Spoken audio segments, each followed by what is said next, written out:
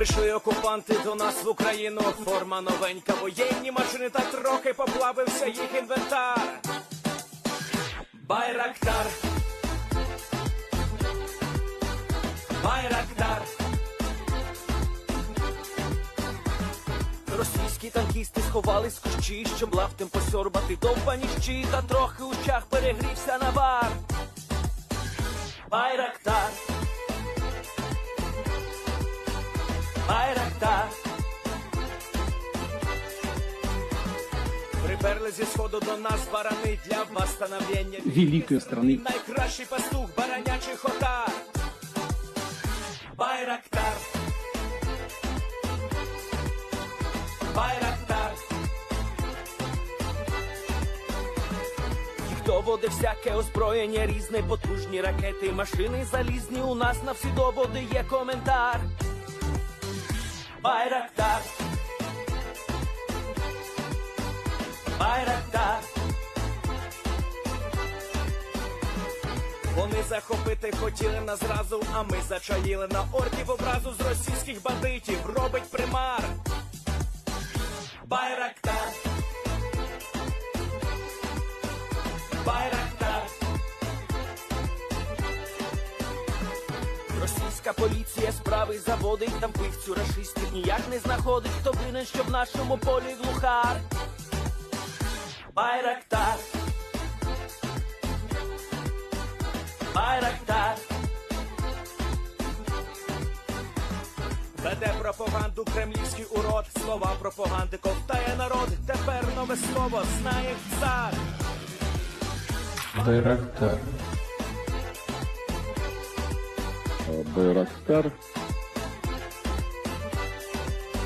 Байрактар. Байрактар. Байрактар.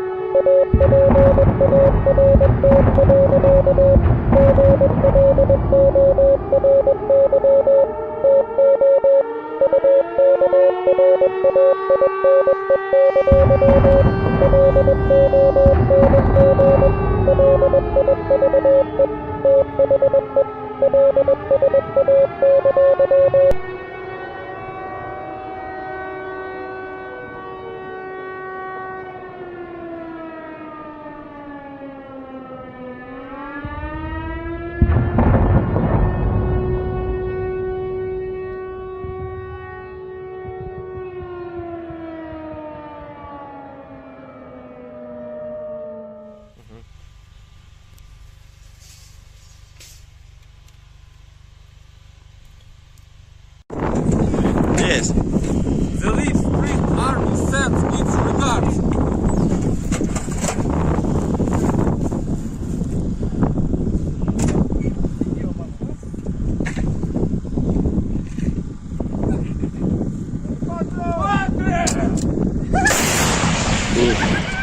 Русский военный корабль. Предлагаю сложить оружие и сдаться. Русский военный корабль, иди нахуй.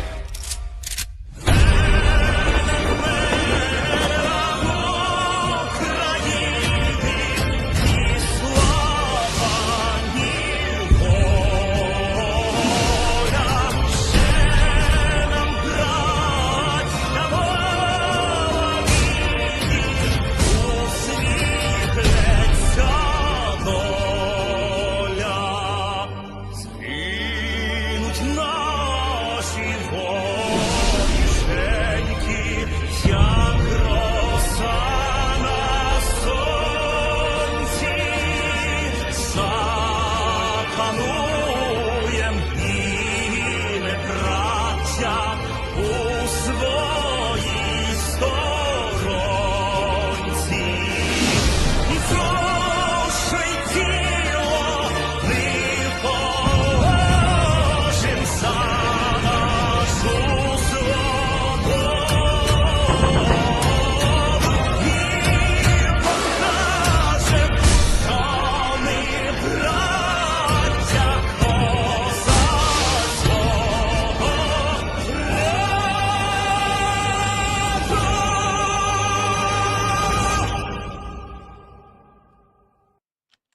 Hello, everyone. I'm the Enforcer, and I'm accompanied by Enforcer Matt. And good evening, folks. It's Enforcer Matt, and welcome back to day 485 of the news, and it's good to see you all again. And tonight, we have probably the biggest news since the start of the Ukraine war. Tonight, the Russians have entered a civil war. Y'all heard that right. The Russian Civil War has begun, and there is currently Russian soldiers, both Wagner and Russian Ministry of Defense soldiers loyal to Wagner, as well as the Ministry of Defense soldiers inside of Rostov-on-Don, fighting for control of the southern area of Russia. This is massive news. I don't even think I need to tell you all that. This is the biggest news that we have seen over the course of this war so far. The Russians are tearing themselves apart from the inside out, and I'm not even going to talk about that for too long. Let's just get right into the news as to how this is happening. So we're going to be moving on up into the area of Moscow first, because we actually have laid out a small sequence here of the sequence of events that occurred leading up to today's beginning of the coup d'etat and then the civil war that now appears to be coming from it. The first clip we had, well, the first report we had was from the Chernovoka Wagner claiming that the Russian Ministry of Defense had actually slammed some missiles into their rear camps and ended up killing loads of their own soldiers, and we can see this post right here. And this actually comes from Denis Davidoff, believe it or not. It says, Russian Defense Ministry raised... Wait a minute, hang on, that is the wrong one. Did I put that out of order? Oh my god, we're moving on to the next one. 1 second, we've got to make sure to put this into the right order because that marker was wrong. So we're going to be moving on into this clip here, which is actually from the Wagner field camp that was bombarded by Russian missiles. And so here's the video. We see a Wagner soldier getting up and running around the camp. You see the trash pile over there. This clearly denotes it is a Russian position.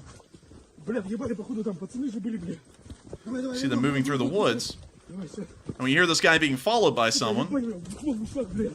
And we can see bits of limbs that appear to have been cut by shrapnel laying down here on the path. We can see a little bit of that. And we now see them making it into an open area where it appears that something struck the base.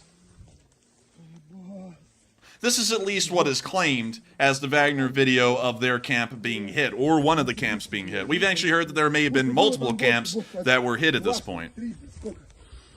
Now, I'm not going to be able to play it beyond this point, because they actually start to show some other stuff later on in the video that we can't show on YouTube, but if y'all do want to see it, there is a link to the, map I'm using in the description below, where you can go and click on this exact link, and you can go and see what exactly happened, supposedly on this video, to the Wagner camp.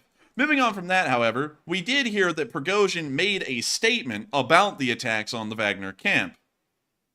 And so here is Prigozhin's statement. This was actually recorded by Prighozin and then released online. It was immediately shot down as far as being circulated amongst Russian circles, but the Western circles have been able to maintain an audio recording of this clip, and we have it right here. And so I'll be reading off the translation, and you'll be able to hear Prighozhin in the background. And so here's the clip.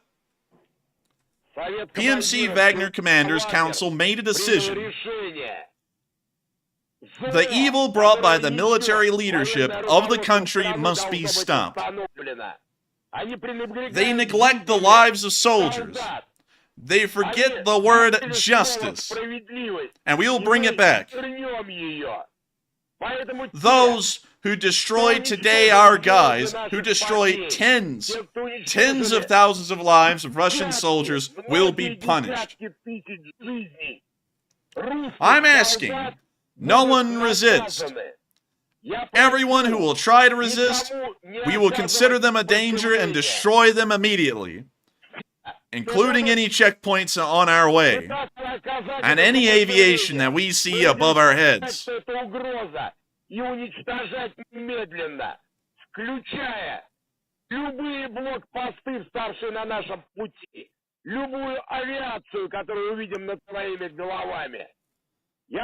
I'm asking everyone to remain calm, do not succumb to provocations, and remain in their houses. Ideally, those along our way do not go outside. After we've finished what we started, we'll return to the front line to protect our motherland.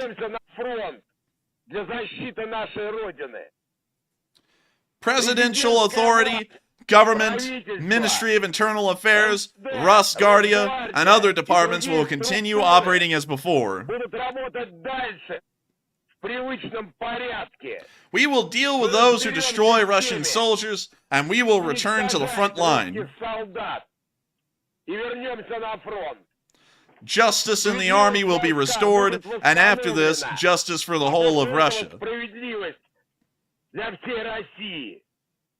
And that is the end of Putin. Well, I'm sorry, not Putin's. We'll get to that in a minute because he actually didn't give an address. That is the end of Prigozhin's address that he made on a recording before this whole entire coup started to kick off. And interestingly enough, this also came after Prigozhin claimed that the entire war in Ukraine starting in 2022 was nothing but a bunch of lies. I couldn't show that clip because it was 8 minutes long, but in this 8-minute long manifesto that he pretty much laid out, he said that the entire Russian public had been lied to, there were no Nazis in Ukraine, the war goals were bogus, and he practically put the entire Russian government on the spot.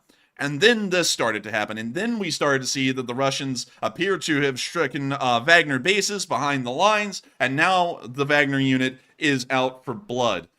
The Wagner unit immediately started to move after this message was made off the front lines in two 20-kilometer-long convoys heading back into Russia, and from what we understand, they are hell-bent on reaching Moscow. As this started to unfold, the Russians began to apprise Putin of the situation, and the city of Moscow was put under a fortress mode, as it's been called. We can see this right here. This was the post from earlier. Denis Davidov posted that the Russian Forces Defense Ministry, or the Russian Ministry of Defense, raised the Russian Guard, called the Rosguardia, for combat readiness in Moscow. After this statement was made, multiple videos started to come out from the city of Moscow showing Russian forces and FSB forces preparing road blockades and patrolling the streets of Moscow. Moving into our first bit of news, all the way out on the very outskirts, we've probably seen one of the largest checkpoints at this point. We can see it right here. See it right down there. It appears to be some kind of a police checkpoint on one of the major roadways heading into Moscow.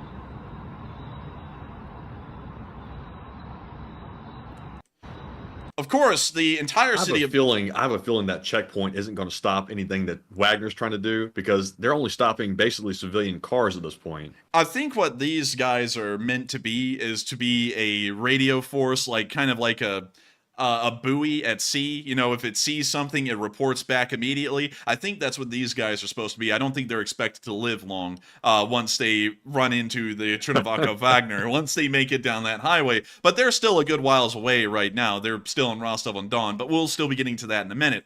Of course, the Russians are not trying to secure the entirety of the city of Moscow. They are really going for a few key places. For example, the Ministry of Defense, where we saw that they have now set up infantry armed with mostly machine guns mounted around the Ministry of Defense. We can see one right here with an AK. I believe one of these guys in the pictures earlier, I believe it may have been this guy, was actually said to have a PKP, but we can't really see that on film. We can also see that they've set up some Russian military trucks near the MOD, and getting a better wide shot of the MOD, we can once again see that pier where the machine gunners were standing on, and we can see this one Russian military truck carrying a trailer set up in front of the MOD building. This is not the only building that they have been securing inside of Moscow, and of course it's not the only one important to the Russian military's operation. We have also seen that they've been preparing the Kremlin as well as the State Duma buildings for a possible defense if the Wagner was to show up. From what we understand, while Prigozhin has not made a direct statement condemning Vladimir Putin,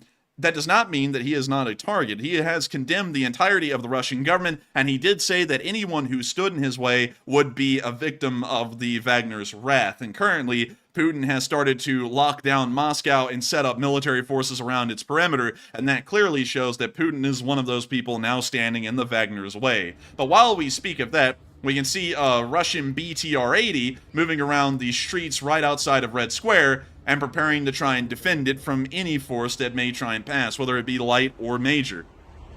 You know what I'm most shocked by is that they have any equipment left whatsoever to protect Moscow or any domestic Russian city at this point. It is pretty interesting to see. I think that these are mostly part of the FSB, from what I'm understanding, because from what we do know, around 90% of the Russian armed forces are currently operating in Ukraine, at least the fighting parts of it. And these also don't appear to be using similar camouflages to the army. Most of the BTR-80s and Russian vehicles that we see operating in Ukraine have solid dark green camouflage colors, or they just have a single monotone camo. These are actually dual or tricolor, and that's a pretty decent amount of expense that the Russians have put into these camouflages compared to their normal tanks, and these may be suggesting that these are in fact FSB or special forces that may have actually been withheld just in case if something like this happened, or if there was civil unrest, they would be pulled out to deal with it. And we can see that they're finally getting their time to shine here, as they're now going to start setting up the border checkpoint, well, more so the checkpoints throughout the city. And from what we can tell, checkpoints like these, the one that's about to be formed right here, are incredibly extensive. Probably some of the most extensive we've seen so far in the war, in any city for that matter, even when Ukraine declared martial law at the beginning of the war. Google Maps, and all of its glory, is actually giving us about the best idea possible as to how many checkpoints there are inside of the city of Moscow that have just been set up. And it's unbelievable. Here is a road map of central Moscow. This is where the Kremlin is. And all of these red areas and orange areas along the map are supposed places where either Russian military convoys are moving or checkpoints are being set up. We can see that there are a large amount of checkpoints, mostly being set up leading directly towards the Kremlin. And we can also see that there are checkpoints being set up sporadically throughout the rest of Moscow, from what we can assume. Or those may be convoys on the move that will be setting up checkpoints in other parts of the city of Moscow. And we've seen a lot of footage to back up that there is a massive amount of military movement within the city. Moving on into our next clip, we saw some security forces once again on the move, moving through the city of Moscow here in this clip. We can see a BTR-80 on the move out there. We can see some police cars set up in a blockade. And we can also see them pulling in some Ural 4320s that have an armored cab on the back of the truck. Moving on into some of our other clips, we also heard some very interesting stories about a military base on the very outskirts of Moscow near the town of Prighozin, which is a part of the city of Moscow, or the Moscow metropolitan area, but it isn't really in the center of Moscow, and of course you can see that on the map. From what we've seen out here, there was a unit called the 45th, and this is the story we have right now, so we are trying to get the story as it comes, and we're not really sure if this one is correct or not, but this is the story we've understood so far. There is a airfield out here, and let me go and find it real quick, and I put down the marker exactly where it is. There's Prighozin, there's Shilikovo, and there is a base out here, and let me make sure I got the right Prighozin. I think that one may be. Here we go. Here it is. The air base here at Shilikono is actually a Russian military air base and is used by the Russian Air Force to operate some of their heavier lift aircraft like the IL-76s that you see here on the runway. There has also been a unit here that was stationed called the 45th Infantry Motorized Rifle Brigade, which was stationed at this airfield.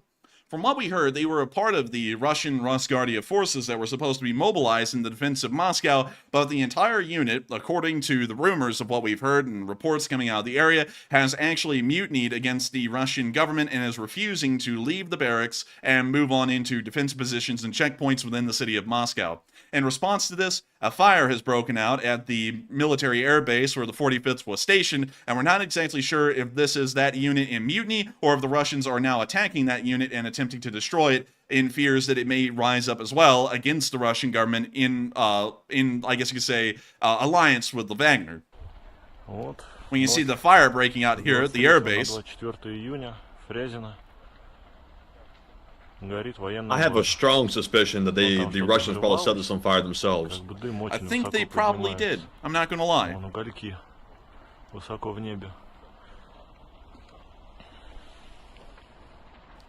The fire continues to blaze. Unfortunately, we don't know what kind of damage that this fire is creating. We don't know what part of the airfield this is on, whether this be an aircraft on fire, or whether it be the barracks and installations on fire. We're not exactly sure at this moment, but a fire has broken out of that airbase.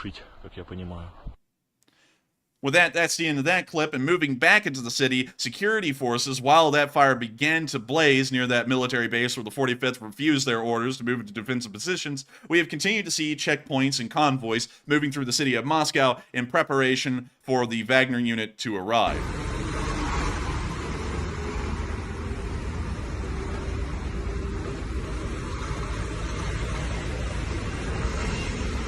I would also like to make a quick note that before the stream ran, I decided to keep this marker out here regardless. This marker is misplaced. This is actually a road directly alongside the Moskva River in Moscow. It's not as far out as the marker suggests. Man, I'm sure the Russian army that's mobilized in Ukraine right now is wondering where all this equipment came from. You know, I bet you they are. It's like, where the hell was all this stuff? And you can notice they kept the best stuff for those security forces behind the lines. Notice this. Look at the priorities. The Ural 4320s being used in Ukraine are from the 70s. These Kamazes, like we're seeing right here, these things are from the 2000s. They've been keeping some of their best stuff behind the lines in the fear that if the Russian army rises up, they need to keep that best stuff so that way they can sit there and put their own army down or put down any revolters or dissenters. And that's why we're seeing such great equipment here, and it's never arrived in Ukraine.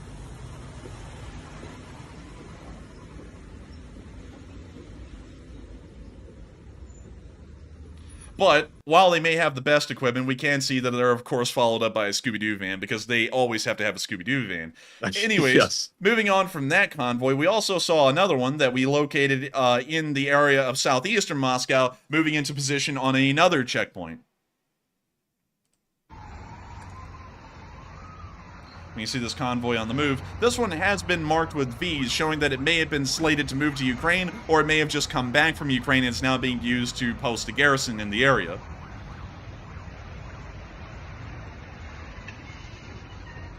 I have to be honest, watching all this footage, it's almost surreal that we're actually seeing this unfold. We sort of saw it coming with Prighozin saying all the heated statements he's been making over the months, but to actually see it happening is another thing. I've got to be honest with you. I feel like we're living in a fantasy reality. It doesn't even seem like it would have ever been possible that the Russians would have a civil war in the middle of the Ukraine war. It always seemed like it was going to happen, and everyone's been talking about this for a long time. I would be a complete liar to say that everyone so far, including us, has not been talking about some kind of a coup d'etat attempt or a civil war breaking out in Russia. Everyone's been talking about this practically since the war began. But to see it actually happening right in front of our eyes on multiple videos is truly unbelievable. And moving on through the rest of this, we can see that this still extended right beside the MOD, where we saw another small convoy passing on the other side of the river near the MOD building. We can see a BTR-80 right there. You see some kind of a van. That actually looks like one of those mobile crematorium vans that we used to see at the beginning of the war. And then behind it, we can see some kind of a armored up... It's not an Akhmat. We actually thought this was an Akhmat before the stream ran. It looks to be some kind of a heavily armored transport truck. We've never seen one of these before in the war. But we can see that on the move, and soldiers, of course, riding in the armored rear cab while I stutter my way through that. But I would be completely amiss to say that the problems only lie in Moscow.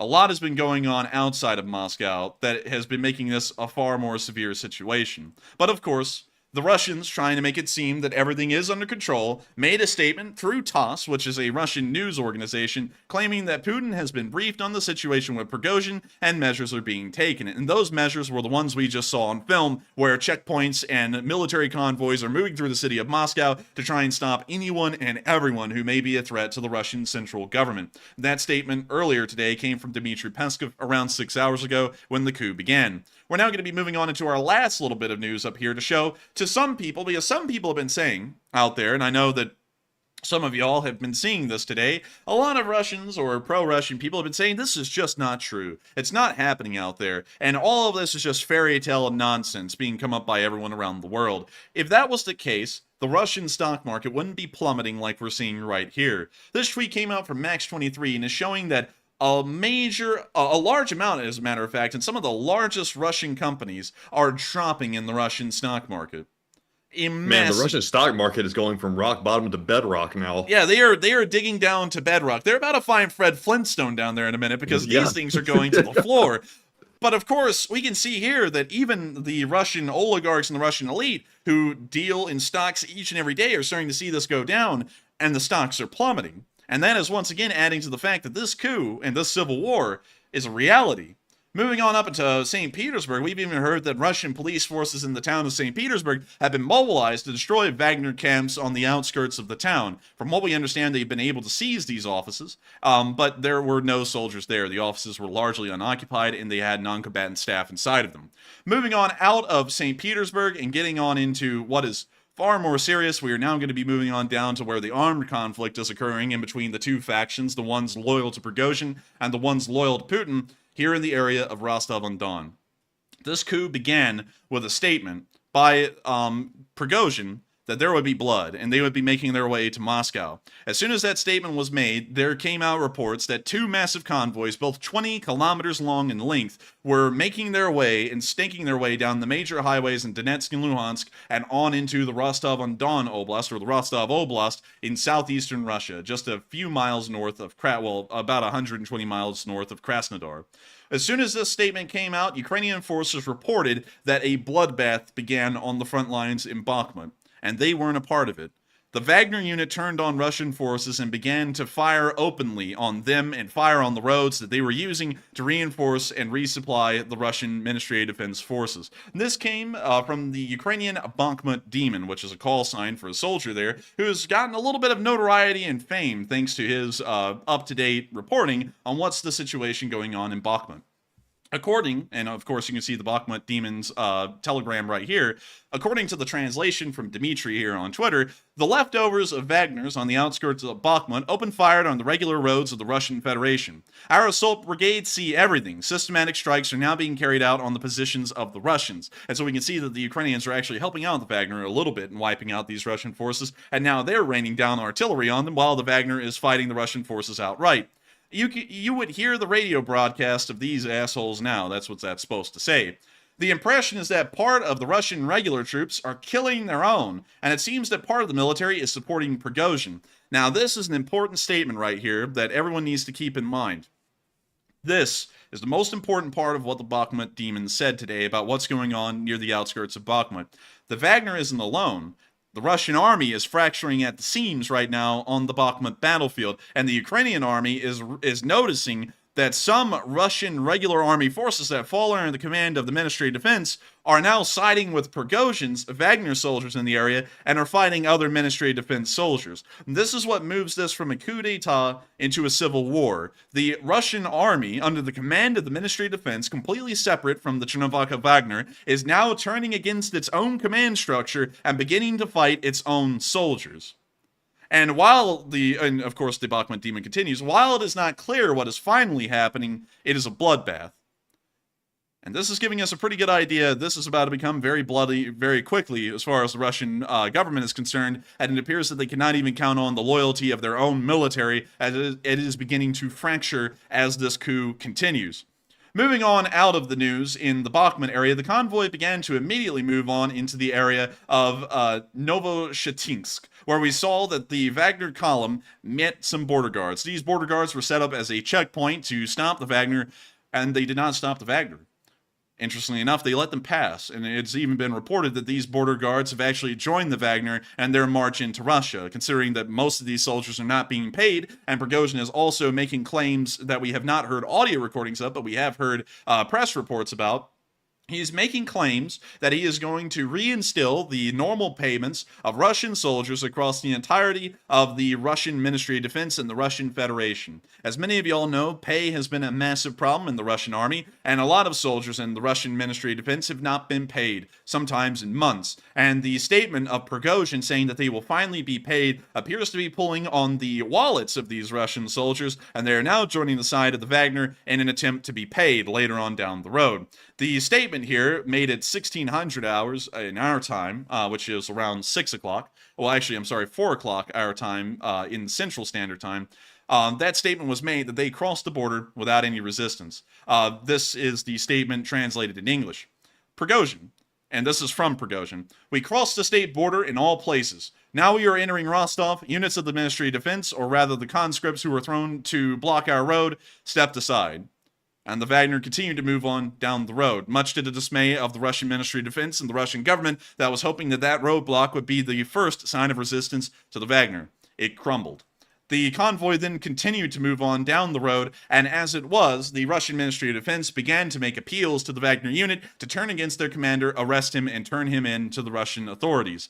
The Wagner then got back on Telegram and made a response as their convoy was on the move to the town of Shakti, and made this address to the Russian Ministry of Defense, apparently representing the entirety of the Chernovaka Wagner. All the generals who, with trembling hands, appeal to their musicians to stop have actually signed their own sentence. There will be a tribunal. Surovikin will answer for the surrender of Kherson. And now we can see that it's not only Shoigu that has been thrown into the equation, it is now also Surovikin, who is the overall commander of the Ukrainian theater. We're now going to be moving on from that little bit of news as the convoy began to make it further down and into the area of Rostov-on-Don. Russian police forces and the FSB began to mobilize to prepare to meet the Wagner unit and to finally put an end to what was considered madness. We can see that a Russian highway patrol was set up along the highway and was preparing to move from the Ukrainian border through the town of Rostov-on-Don into the other side to meet the oncoming Wagner convoy. We can see a car passing by this convoy right here.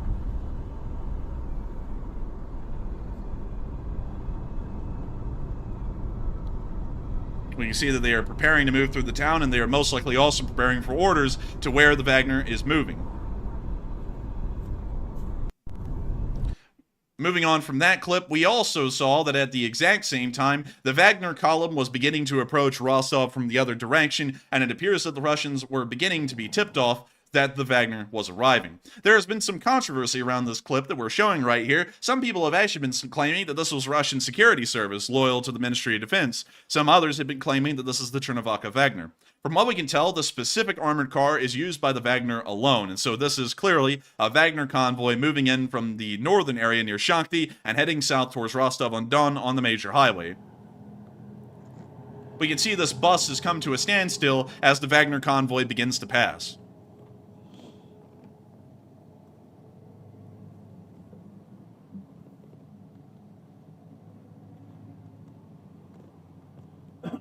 The convoy is moving at a slower speed to make sure that it keeps cohesive. Moving at higher speeds is far more difficult to keep a normal formation and to also keep track of the entire convoy.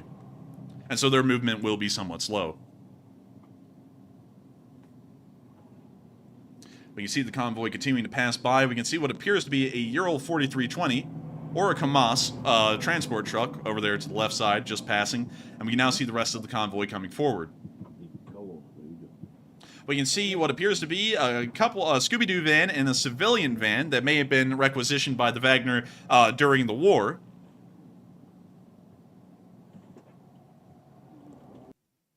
And that's the end of the clip of the Wagner convoy moving in.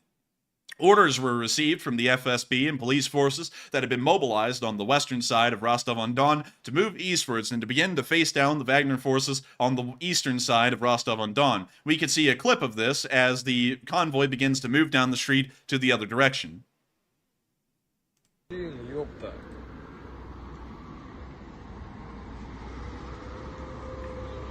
We can see a BTR-60 accompanied with a BTR-80 that'll be joining up with those police forces we just saw on the western side of Rostov-on-Don in a moment. Moving on into our next clip, we also saw those same police vehicles that we saw on the western side of Rostov-on-Don on the E-58 now breaking through the town at full speed to race on their way to the very outskirts of Rostov-on-Don to meet the Wagner convoy.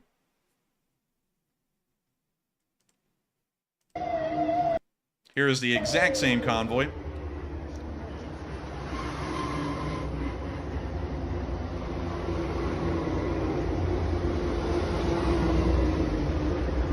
And you said these are Russian convoys? This is a Russian, from what we can tell, FSB or police convoy moving through the town of Rostov-on-Don. I'd also like to make this clear as well. There has also been some confusion about where this clip originated from. Some are saying that this is actually a clip from inside of Krasnodar City, about 120 miles south of Rostov-on-Don. Other people have been saying that this is a clip from inside of Rostov-on-Don. From what we can understand, these are the exact same vehicles we saw on the E-58 west of Rostov-on-Don, and so we are locating this clip at the moment inside of Rostov-on-Don until we get hardcore confirmed information that this is in fact in Krasnodar instead. The convoy then began to race to the other side, and at the same time, chaos began to break out as Russian security forces began to try and batten down the hatches of the town and prepare it for a siege against the Chernivtsi Wagner.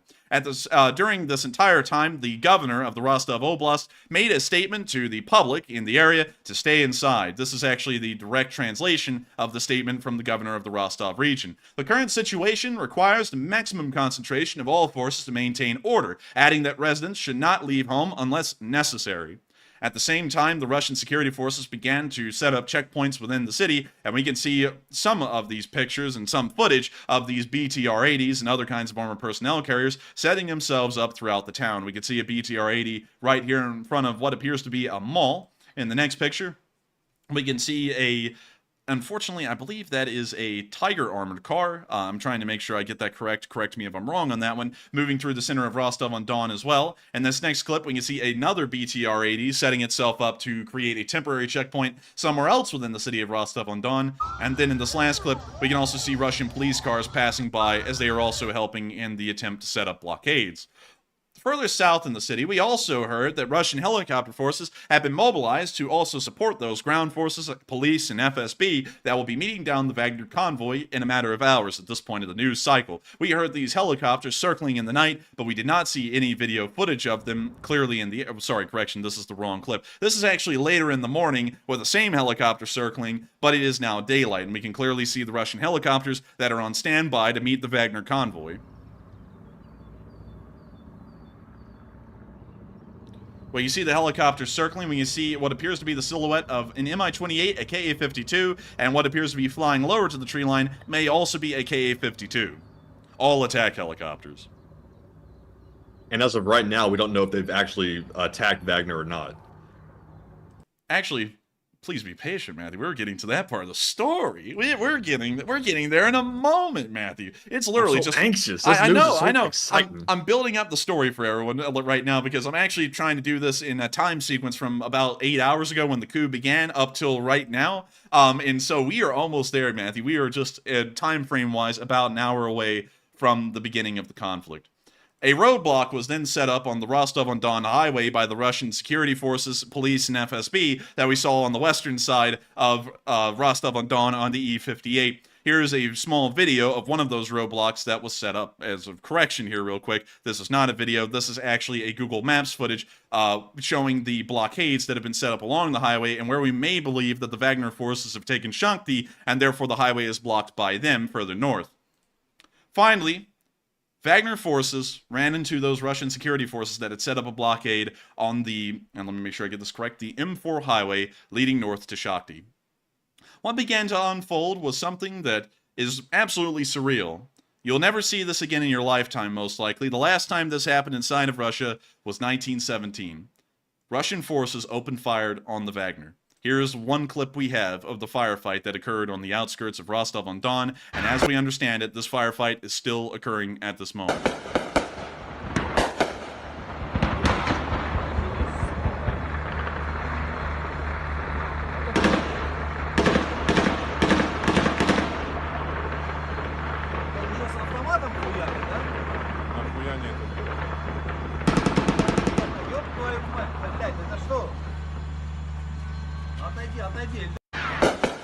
And that's the end of that clip. Oh. But this is the first time ever in the course of 100 years that the Russian government and the Russian army has faced down a revolting part of their armed forces. Of course, some people may say that the Wagner is not an actual part of the Ministry of Defense. However, due to a technicality, just a few weeks ago, the Wagner unit officially became a part of the Russian Ministry of Defense and was being required by Shoigu, the Minister of Defense, to sign contracts with the Russian Federation, or the Ministry of Defense. And I've got to say, it is pretty wild to see that they are now firing on their own men. Also, from what we were able to understand, helicopters then began to arrive over the Wagner convoy and began to fire down on them. This is a clip from that same firefight, but in a different location where one of those Russian helicopters was flying. We hear the Russian helicopter circling overhead. From what we understand, this may be a citizen of Rostov-on-Don. He's looking up into the sky, and the helicopter firing a missile in the direction of the Wagner convoy. Оттуда уебали откуда-то.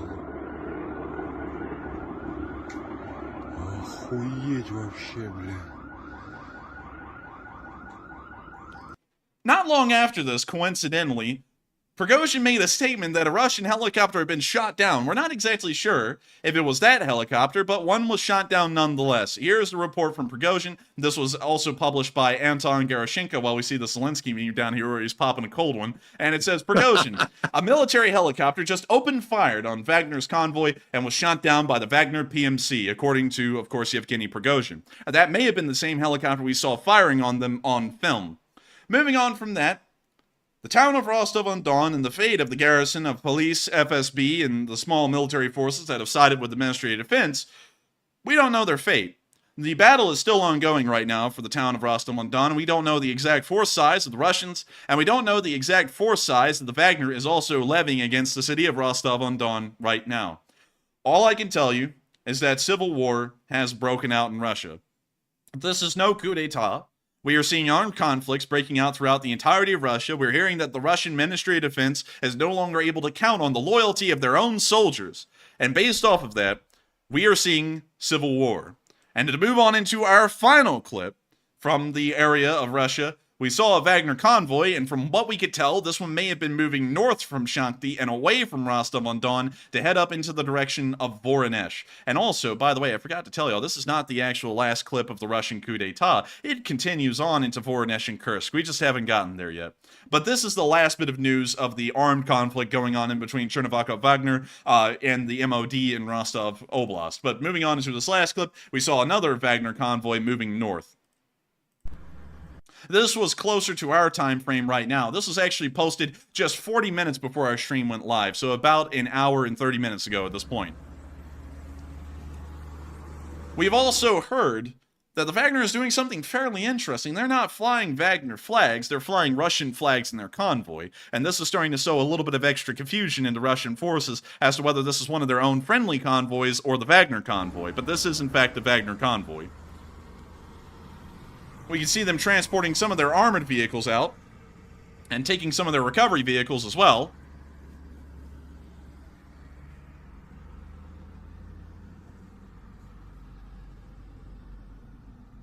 We see the rest of the convoy following forward.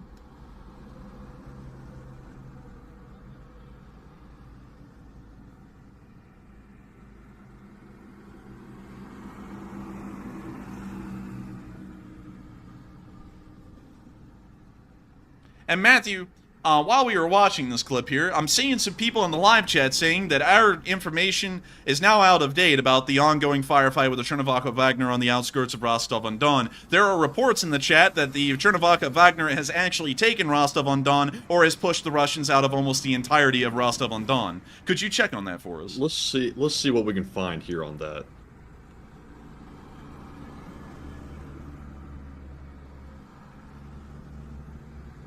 Let's see. It appears that the Wagner PMC has announced that they have captured the Southern Military District headquarters within the city of Rostov-on-Don in southwestern Russia. And as y'all may hear, they have taken the Central Military District headquarters of the Southeastern Command in Rostov-on-Don. We'll be going to find where that is exactly in a moment and see where that is inside of the city of Rostov-on-Don. We can see the convoy continuing to pass by, and from what we assume, this may be a part or a trailing end of the 20-kilometer long convoy, or it may be the very beginning of it. We can't exactly tell. Also, I see video clips here. It looks like Wagner's occupying the Southern Military District headquarters, and they're inside the building with tanks around it.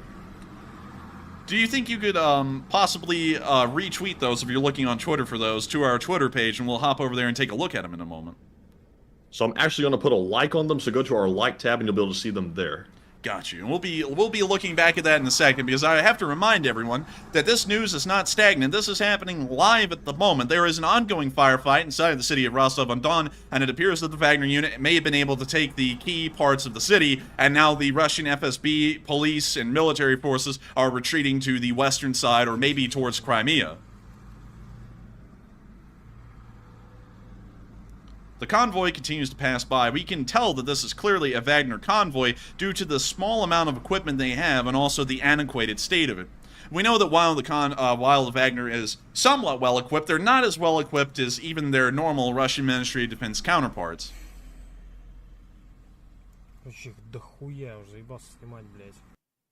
That's the end of that clip, and we're now going to be moving on to some live updates from the city of Rostov-on-Don. In case of y'all are wondering, y'all can follow our Twitter. We're about to be going to it here, and the link is in the description below, where you can actually see some live updates that we've been making throughout the day on what has been happening inside of Rostov-on-Don. And it also appears that, according to OSINT Defender, mass confusion outside of the Southern Military District headquarters, where it appears that the Russian National Guard and Wagner forces have met. We'll be going to this video here real quick. And putting it full screen. Wow, it's a lot of them. That's a lot of them. We can see a T-72B3 and a T-80BV in the street, and we can also see an armored car advancing forward with a large column of infantry following behind it. We can also see infantry moving further down the street. It appears that the entire area is being overrun with military personnel of an unknown kind. We're not exactly sure if these are Wagner at the moment, or if these are Russian Ministry of Defense forces. We're not exactly certain.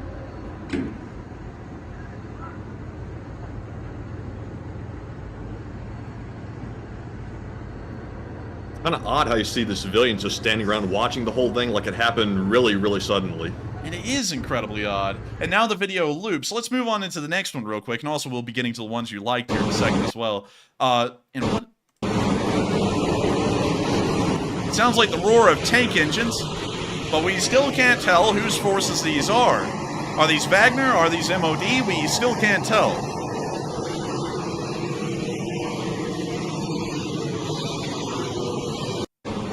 We're going to be moving on into the next clip that OSINT Defender has also put out, which appears to possibly be pictures of the Russian defense forces in the area, and they are poorly equipped.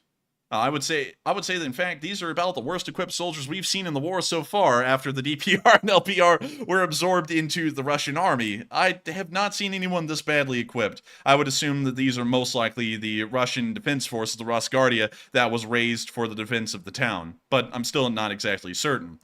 With that, we're going to be moving on to our profile here and going to the like section so that way we can see some of the live news that is coming out. Let's see. A journalist in Rostov claims that the soldiers in Rostov have confirmed to her that they belong to the Wagner PMC. So what we just saw right there was actually Wagner aligned forces. The Russian army is defecting from the Ministry of Defense, and they are in fact joining the Wagner and giving up the town without a fight. Now that's interesting. I will say, though, the Russians don't appear to be equipped to fight off Wagner. It looks like they just have police forces and maybe SWAT teams or something to that effect. Maybe so.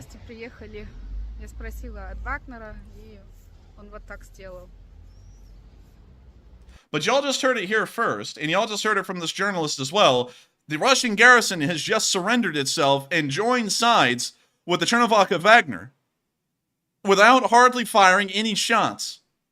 And so now the Russian government has lost its garrison in the city of Rostov-on-Don. Moving on into our next clip, we can also see here those forces once again near the front of the Southern Military District headquarters inside the city of Rostov-on-Don. We're also going to pull that up and try and geolocate it. Southern Military District. Military District of in Rostov-on-Don. So let's see here. Looks like we had a marker there for a second. Let's see here. Where the hell would this be? There's the Don State Technical University. Kadyrov must love that one. And let's see. Where in the world would that be? I have a feeling it would most likely be towards the center of the city. But once again, we don't exactly know where it would be. So if anyone knows where that building is, let us know. Because I would like to find out where exactly that is in town. But we can clearly tell at this point, it doesn't even matter if we get the exact geolocation as to where the Southern Military District headquarters is. The Wagner has taken over control of the entirety of Rostov-on-Don and has in fact grown its force by however many soldiers were a part of that garrison. And so with that, we're now going to be moving on from that little bit of news and further on down. And it appears that those are about the only two clips that we have at the moment that are coming out live from the area. And for just a quick moment, I would like to take us over to some of the leading questions of the night, because we've been asking many of y'all about what y'all have been thinking about the ongoing coup d'etat and civil war in Russia, and I would like to hear some of y'all's thoughts and inputs on this situation. So with that, Matthew, what do we got? All right, so addressing our first poll that we have of the night, the question is, in Russia, Wagner is currently conducting a coup attempt against the Russian government, and what are your thoughts? 53% said it's a full-blown coup attempt, 27% said unsure, 12% said it's just a minor skirmish, and 8% said there is no coup attempt. And from what we've seen in the video evidence and also the statements made by Prighozin and several Russian leaders, it appears a coup attempt is certainly underway. It's unclear exactly how far it's going to go at this point, but it's definitely a major operation, and it looks like 25,000 Wagner soldiers are dedicated to this operation. But Enforcer, what say you? I would have to say that up until this point, you could have actually asked that question and said that it was a coup d'etat or it was a small armed rebellion. At this point, it is clear civil war. There are Russian Ministry of Defense forces loyal to the Putin regime that are now turning over and joining the Chernivtsi Wagner. There is no question at all at this point. It is clearly a civil war. And so with that, hope that does address that fairly well, at least in my opinion, from what we're seeing at the moment. And with that, we are on to the next one.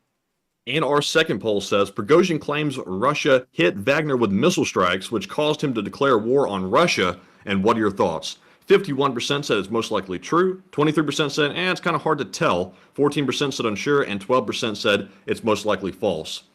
And I will say that since Prighozin has a history of exaggerating statements and also lying, it's really hard to tell.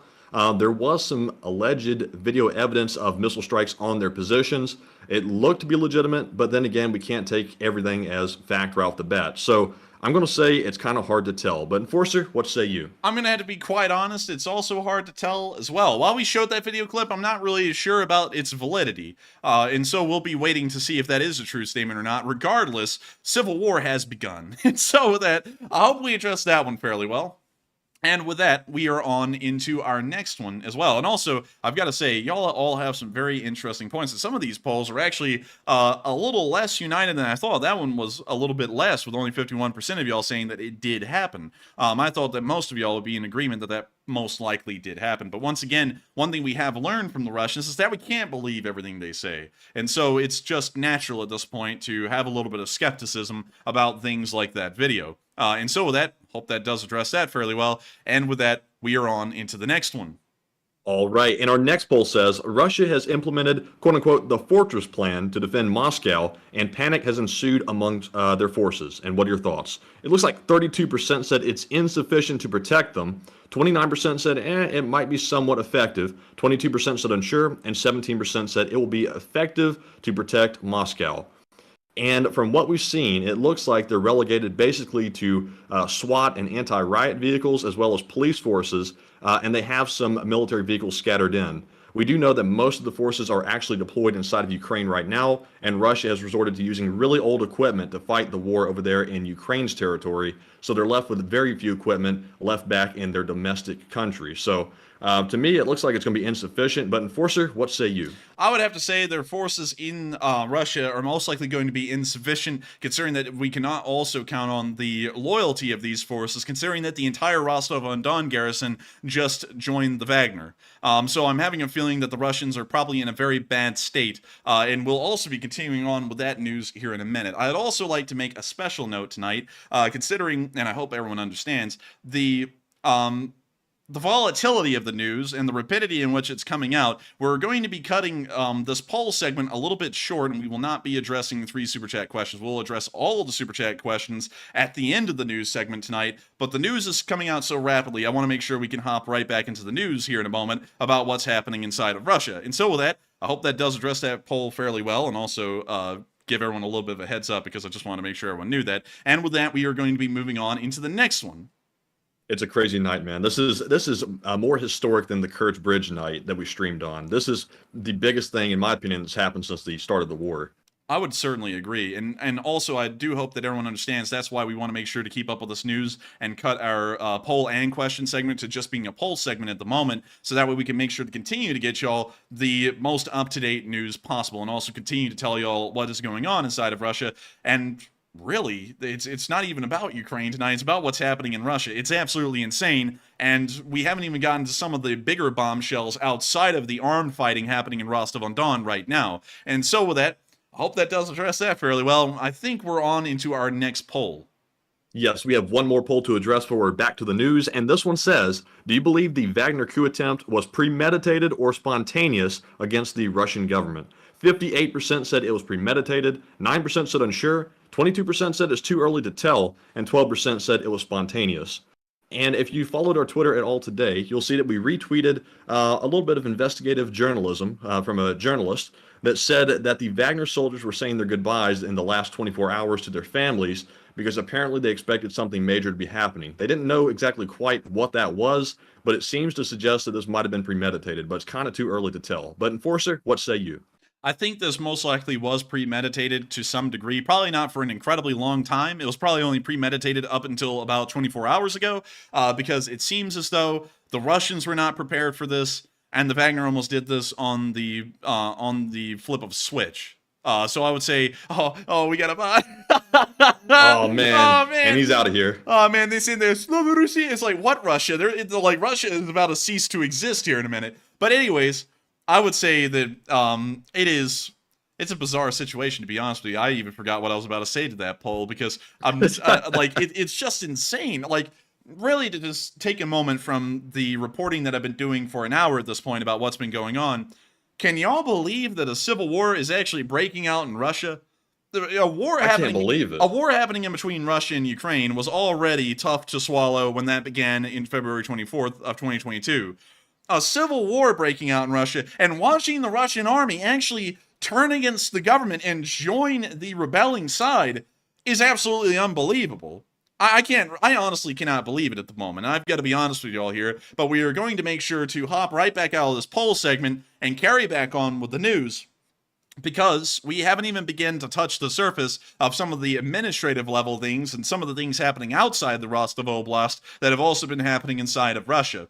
So moving on. Real quick, I just want to make a quick announcement real fast. I see a ton of new viewers here tonight. So the way it works is if you have a live chat question for us, you can @Enforcer Matt with no space in the username in the live chat and put your question behind it, and I'll add it to our list that we'll ask at the end of the stream. Also, if you want to support our work, you can put in a super chat with your question attached as well, and we'll also add that to our list to answer before the stream's over. But once again, thank you all for the support and hitting the like button.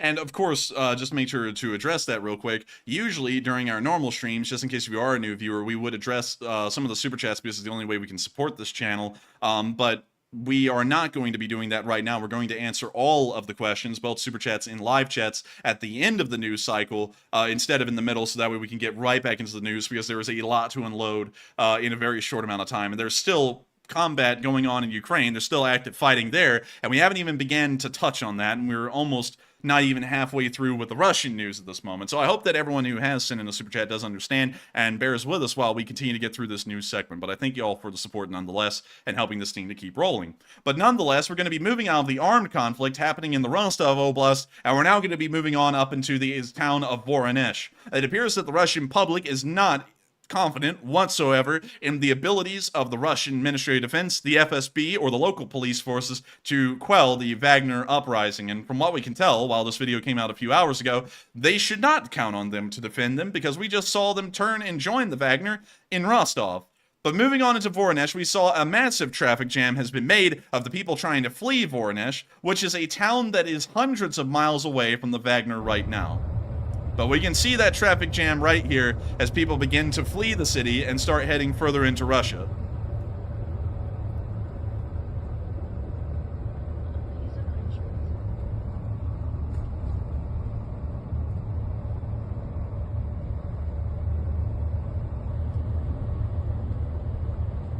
And we can see the traffic jam goes on into the horizon. Moving on into the next clip, we can also see some men walking around in the traffic. Well, actually, we can see that there was a roadblock set up on the major highway leading from Voronezh and further on into Russia, which may also be leading to the reason why there is a traffic jam, is because there's now a blockade stopping anyone from leaving the city of Voronezh. Meanwhile, an unidentified explosion happened inside of the city of Kursk. We're not sure if this is the Wagner blowing up the airfield or pro-Wagner forces that are blowing up the airfield, whether this was Ukrainian action, whether this was a Russian unit mutinying. We're not exactly sure which it is at the moment, but we did see a massive explosion right here. A flash.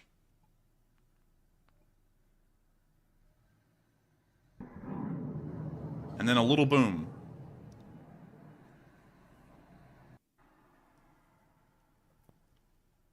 Once again, we really don't know what that explosion was. We have really no idea. It sounded like a missile, possibly.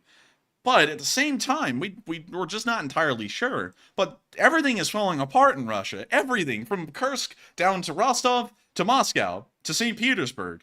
Everything where the Russian people live, where the actual people of the Russian Federation, which is around 110 million of them, and around 80 million of them live west of the Urals, so they live in this part of Russia, everything is falling apart. The Russians said that there would be a statement on TV a few hours ago by President Vladimir Putin to address the situation and to quell the fears of the public. That address never came. In fact, it was not the address that was supposed to be planned and what was stated to the public that they would be addressing the concerns. They did not address the concerns. In fact, there has been no communication with Vladimir Putin several hours after the coup began. The last time anyone talked to Vladimir Putin was 2 hours after the coup began, and now all contact has been lost with Vladimir Putin. Nobody knows where he is. Nobody knows where his staff is. At this moment, it is a complete mystery. And not to be one to come up with conspiracy theories here, but a private jet of Belarusian origin that is usually used to transport dictator Lukashenko from Belarus to other countries took off from Minsk, and it appears that it's making its way to Moscow.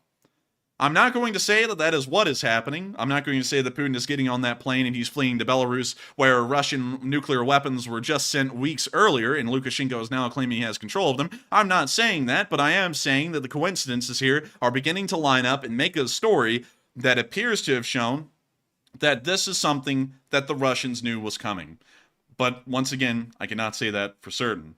Nonetheless, the situation is continuing to evolve, and we are hearing right now in the live chat even more reports and even more stories that there has been further incursions by the Wagner, there is further news from the Wagner, and they are continuing to push on even further into Russia, completely unopposed. We are going to be trying to get that news as we continue on, and I know, Matthew, that your hands are full. We have 140 chats coming in per minute, Yes. But I would love to ask you, Matthew, in the service of journalism and in the service of getting this news out there, could you try and find us some of this breaking news so that way I can make sure that we get on into our location unknowns? Yes, let me see if I can find some of that grade A fresh news. And so while Matthew tries to find some grade A fresh news coming live out of Russia, we're now going to be moving on into our location unknowns inside of Ukraine. I'll also have you all know that the news coming out of Ukraine has been incredibly sparse today, but well, actually, as a matter of fact, I forgot one big important thing that happened, and I'll be making sure to circle back to this before we get into the location unknowns, that is marked down here in the silvery color. It's the only marker we've ever put on this map in an all-silver color, because this is probably one of the biggest game changers in the war in Ukraine. Once the announcement was made that the Wagner was committing a coup, almost all Russian artillery along the line of contact throughout the entirety of Ukraine fell silent. And at the exact same time, the Ukrainian Ministry of Defense made a statement that they were launching an offensive along the entire contact line, from Vasilivka all the way up to Svatove, and all the way up to Troitske even. The Ukrainian offensive is beginning in full on every part of the front lines. Of course, we don't have any exact news or information about how far this offensive has made it, or how successful it has been, but we have been told by Ukrainian commanders that the losses are significant and the Russian army is completely disorganized at this moment. We can see here, according to Global Military Info, that he stated Russia's Ministry of Defense is saying that Ukraine is taking advantage of the situation involving Prigozhin's action. Several Ukrainian brigades are reportedly taking offensive actions within the Bakhmut direction, and this also extends along the entire line of contact, from north to south. Hopefully we'll see that the Ukrainians make amazing progress. But moving on from that and on into our location unknowns, we had one clip today that was not of Russian losses. We saw an improvised Ukrainian technical mounted with a Dishka that will most likely be used to help support Ukrainian infantry moving forward. Here's the clip. We can see that it's made on the back of one of those Chinese import trucks that's about the size of a go-kart, and they mounted a Dishka onto the thing. Pretty neat, I gotta say. And once again, showing off Ukrainian ingenuity.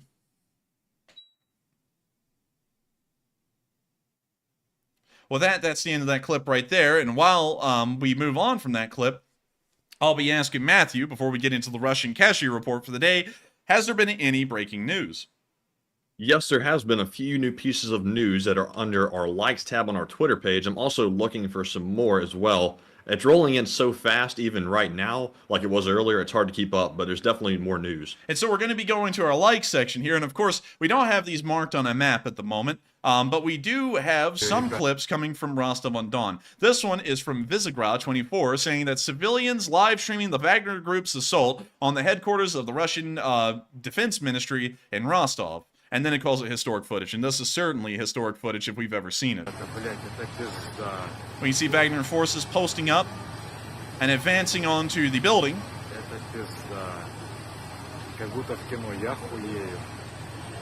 We can see civilians standing by as the command headquarters is under siege.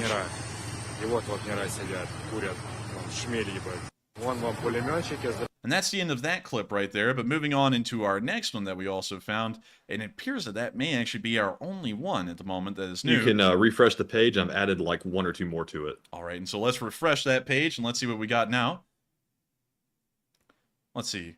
And this is from OSINT Defender. It claims footage of a technical with a machine gun on the back shooting at something near the M4 highway in the Voronezh region. There are some claiming this is fighting between Russian National Guard forces and the Chernivtsi Wagner. And to show y'all where the M4 is, and assuming, holy moly, they made it a lot further than I thought. The M4 inside of the Voronezh Oblast starts here. The last time we heard of the Wagner forces, they were here at Shakhty. They have already made it several hundred miles north and are almost to Voronezh. That must seem to suggest that they're not really facing much resistance. That must show that they are facing no resistance at all. They may even face no resistance once they reach Voronezh. But here's the small clip. And we hear the technical over the fence firing. But that's all we have at the moment in that clip. But that is all the way, it only says Voronezh region, but if we were to take the most conservative estimate as to where the Wagner is, they have most likely made it to the town of Bogachar, considering that there is a fence near the M4 highway, and the sound of gunfire was coming from the M4 highway. That means that they have made it, if we were to measure as the crow flies, so let's measure the distance here, they have made it 154 miles north over the course of the past few hours. That is a lot of distance. That is a lot. That's shocking. They have practically taken over the Rostov Oblast entirely. So that means the footage we're looking at that's just now coming out is outdated probably by a few hours. Probably, most likely by a few hours, I'm not going to lie. And also, moving on into this clip, we can see the Wagner moving through the streets of Rostov-on-Don again. Of course, this is coming on top of the report that the Rostov-on-Don garrison has already turned itself over and has pledged loyalty to Prighozin and his men. But they have brought in the entire Wagner unit.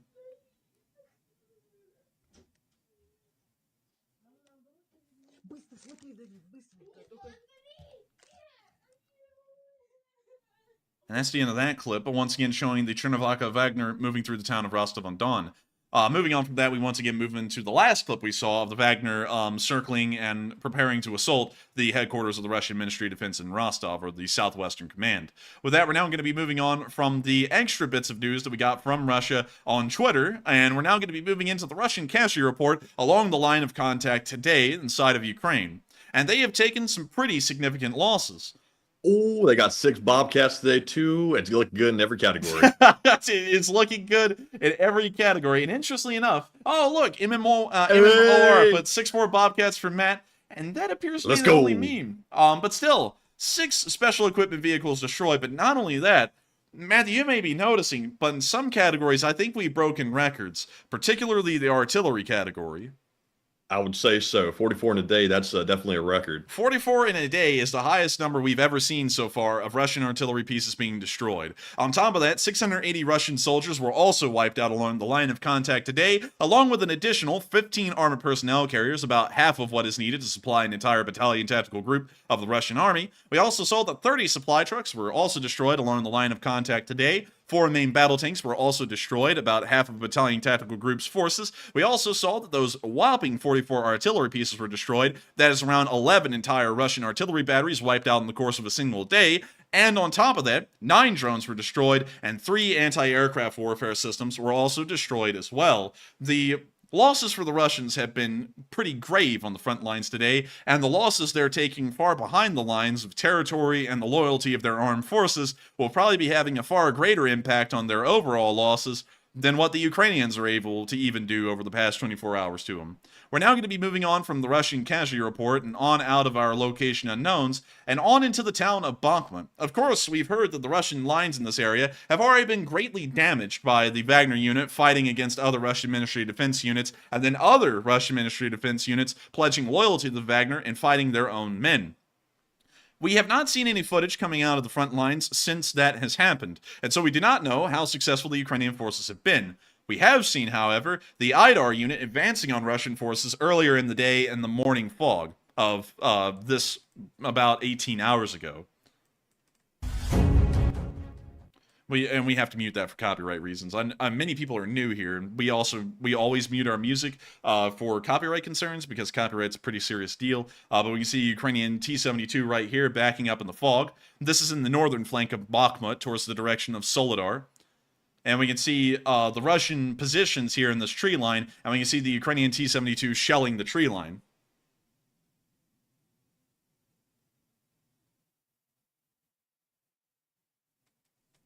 You see the tank continuing to shell the tree line, with the YPR-765s we just saw earlier most likely advancing towards it.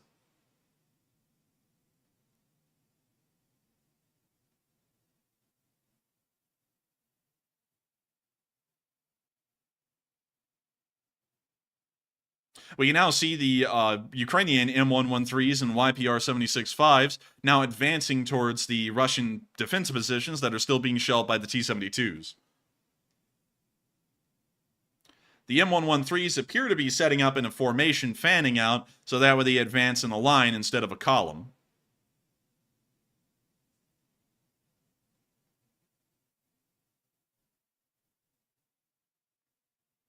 I got to say, this almost looks like a movie set with the way that fog's out in the distance. It almost does. It kind of looks like the morning scene in the movie Fury. I mean, it's a really well shot video here with the drone. It is. We now see them Also, folks, real quick, also a quick note. I do see there are quite a few bots in the chat tonight. I'm trying to get them as fast as possible, but sadly the chat is moving at a rate of 170 a minute. So if you see them, give me a second and I'll probably be able to get them in just a minute. And so please have patience. We are trying to get the bots. We always keep the chat civil, but of course tonight it's incredibly difficult considering that there is 20,000 people watching right now. We can see the M113s now advancing onto the Russian positions at full speed, getting ready to drop off their infantry. We can now see some guys taking a nap out there. They're just taking a nap, everyone. And with that, we're now going to be moving on from that clip where we can see that the IDAR was able to make some successful advances today. We're now going to be moving on down into the area of Volodar, as we heard no news from the northeastern area or Donetsk, although we have heard that there are advances along the entire front line right now. And in the Volodar direction, we saw the Ukrainians firing a peon.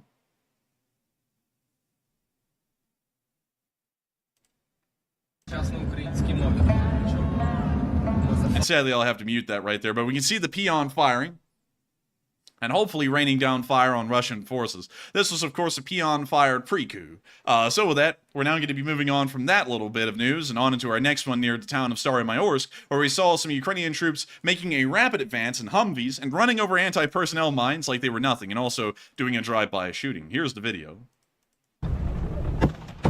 We can see these Ukrainian soldiers riding in the back. What you just saw right there at the very beginning of the clip, where the smoke flung up, right there, that was actually them running over an anti-personnel mine. We can see the Humvee behind them also hitting an anti-personnel mine, as they now get ready to aim their rifles outside the Humvee and fire into the Russian positions alongside the road.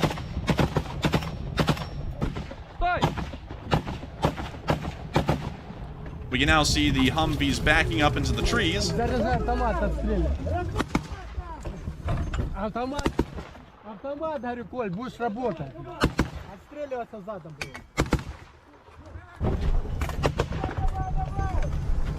Мы пробили колесо, блядь, не?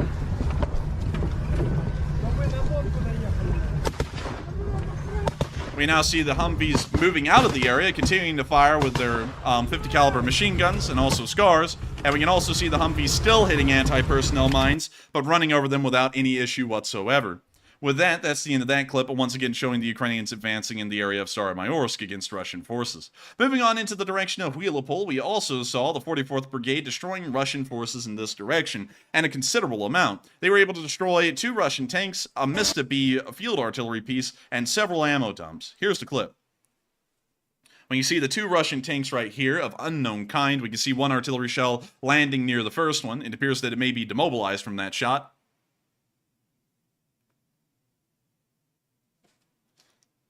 And we can now see the tree line also coming under fire as well.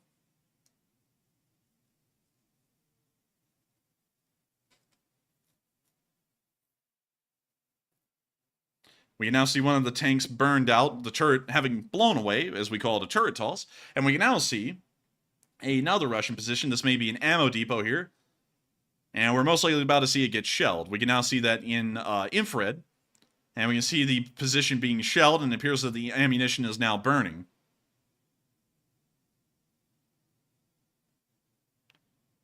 And it's burning quite nicely now.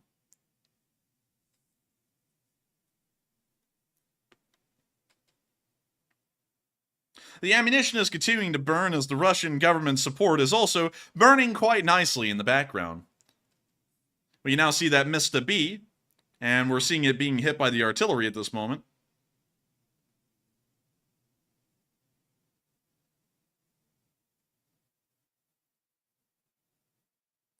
And we can now see the Mista B going up in flames. And man, look at that thing roast. It is roasting. That thing is roasting. You know, Matthew, I think there's going to be a new kind of coffee out there. You know how there's like a fine Colombian roast? I think there's going to be such a thing as a fine Russian roast by the end of this war.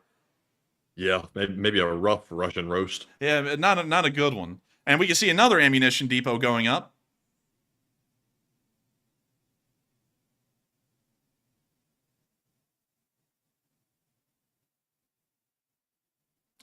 And that one appeared to have been a little bit larger than the last one. With that, that's the end of the clip, but great to see that the 44th Brigade was able to lay down some effective artillery fire in the southern front today. Moving on into the direction of Molotov near Arikiv, we also saw the Ukrainian soldiers inspecting a disabled Leopard. It appears to have not been destroyed, but abandoned by the crew, most likely to be recovered at a later date. It most likely will end up being recovered and reused, considering that Ukrainian forces have now claimed control of this position. We can see the Leopard 2A4 over here. We can now see these Ukrainian soldiers going up here to inspect the abandoned Leopard.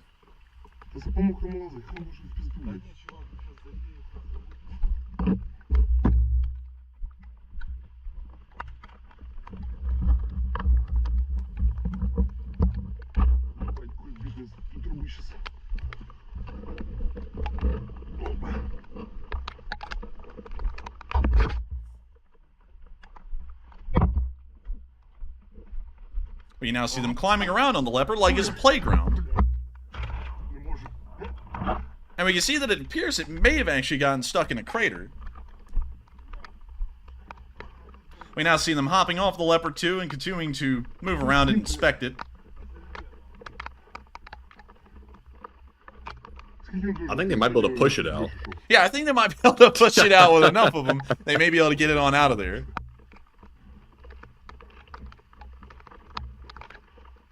You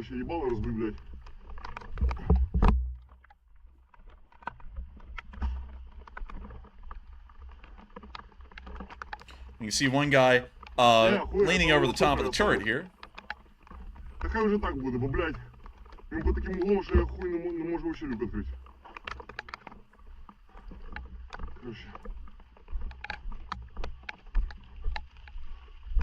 We now see them moving back into the position, grabbing some gear.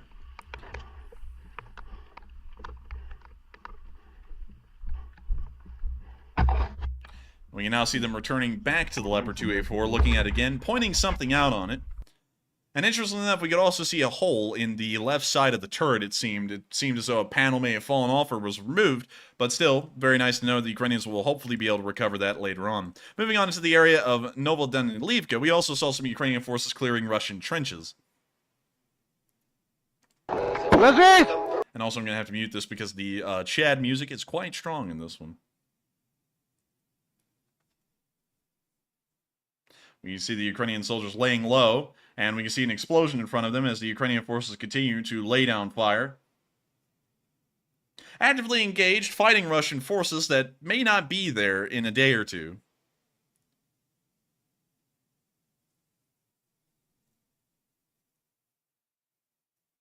We can see another large artillery explosion occur over there as they continue to fire at Russian forces.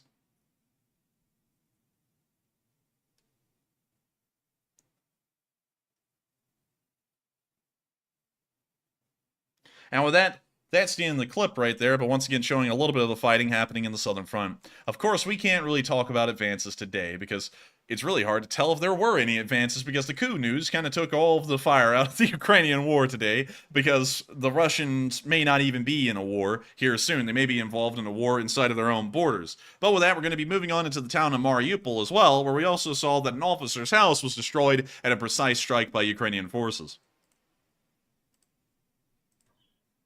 You see the fire roasting right there, and from what we understand, this was an officer's house shared by multiple officers in the Russian army. It was hit, or, creatively arsoned while they were inside of it.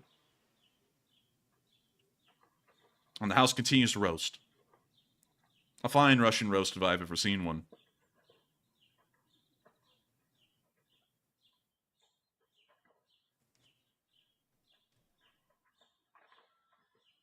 I like how it's so peaceful, the birds in the background. Meanwhile, the house is on fire and burning to the ground. Yeah, dude, it's literally the situation around the world. Russians in a coup, houses on fire, everyone else just chirping. But anyways, that's the end of that clip for the most part. But very nice to see that they were able to get a Russian officer's building. We're now going to be moving on over into the Kherson area, where we also saw some really interesting pictures. We don't really know the exact story behind these pictures, but according to the caption, in the Kherson region, the ATESH agent destroyed the communication complex of the Russian armed forces. The occupiers were drinking at the time. The Ukrainian partisans, quote-unquote, joined the ranks of the occupiers and set fire to their equipment. I don't really know what the join part means, but we did see that they burned down all of this pretty high-end Russian electronic warfare equipment, from what it seems. So really nice to see. You don't see that often. Moving on down into the area of the Crimea Peninsula as well, near the town of Hinichesk, we also saw that a Russian base was destroyed today by another precise Ukrainian strike.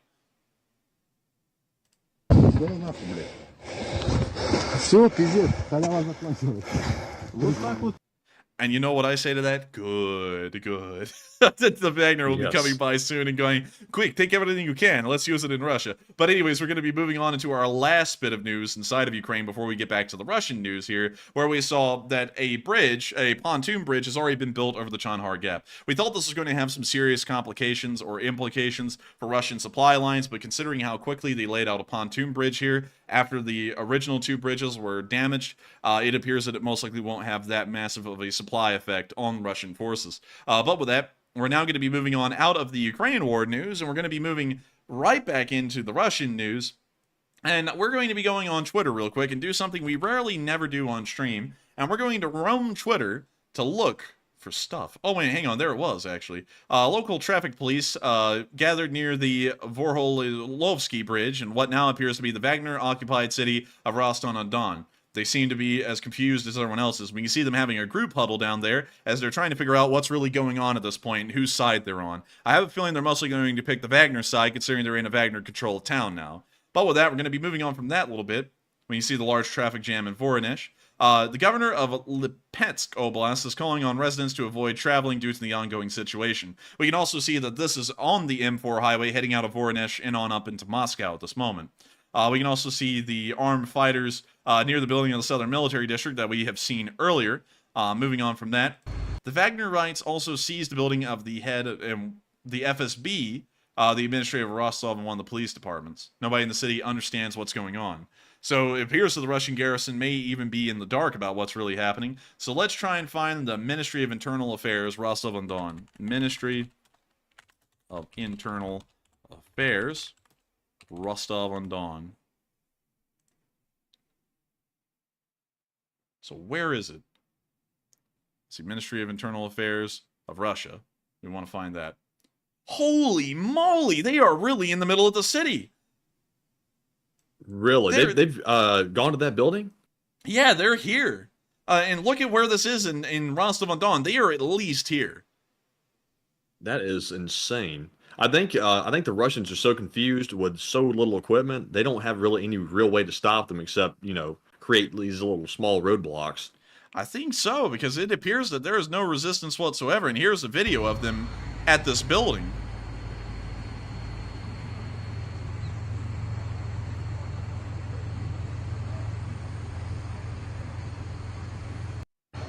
Man, I can't believe this. This is insane. Anyways, moving on to our next clip. Also, by the way, if you go check the likes tab, it looks like some prominent anti-Kremlin figure has endorsed Russians to support the Wagner chief at this point. So I'm not sure if you recognize that name or not. Anti-Kremlin figure Mikhail Khodorkovsky urges Russians to support Wagner chief. Let's go pull him up. Mikhail Khodorkovsky, sometimes known as initials MBK, is an exiled Russian businessman and opposition activist now residing in London.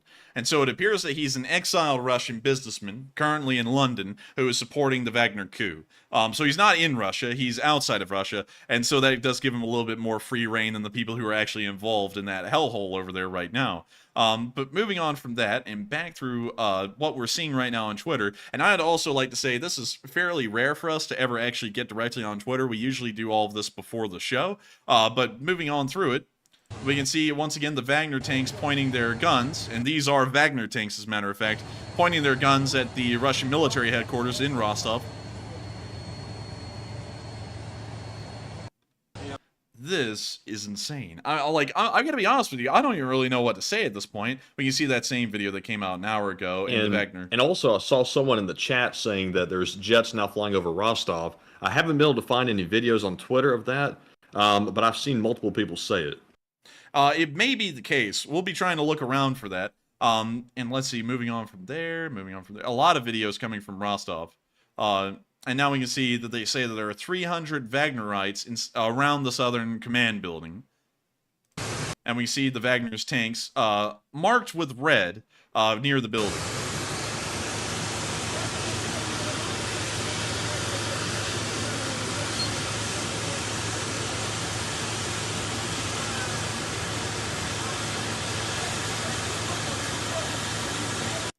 Do you ever see coups in Russia often? Not really. I mean, well, armed coups, really. No, you don't see those often. You see coups. Not recently. Yeah, not recently. Someone actually pointed out the last time a armed, well, not really, it wasn't really an armed coup, though. Because someone said in 1993, the army was pulled out to deal with a coup. But that wasn't an armed coup. That was really just Yeltsin firing on the Russian parliament. And they were completely unarmed, from what I understand. So it wasn't the same as this. This wasn't Russian Ministry of Defense forces going up against the coup. Or more so entering a civil war. This is completely different. And so wait a minute, hang on. Russian. Oh wait a minute, that's the guy Khodorkovsky in London. And we can see the Wagner soldiers once again near the Southern Command building in Rostov.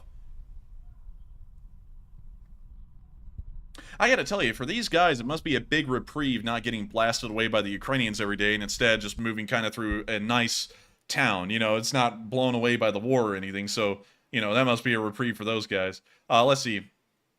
Big Russian Telegram channel turned on Z-War. F people, stay at home. Do not approach people in uniform with weapons. Okay, that's typically good advice, I would say. I would say that's pretty good advice considering you don't know who's who at this point wearing a uniform. Moving on from that, there's the same video from Rostov again. The plane belonging to the Lukashenko family, miscorrection there, Lukashenko family, took off from Belarus a few hours ago and is now over Turkey. It's time to make the Russian army leave Belarus and for Belarus to join the family of democratic European states.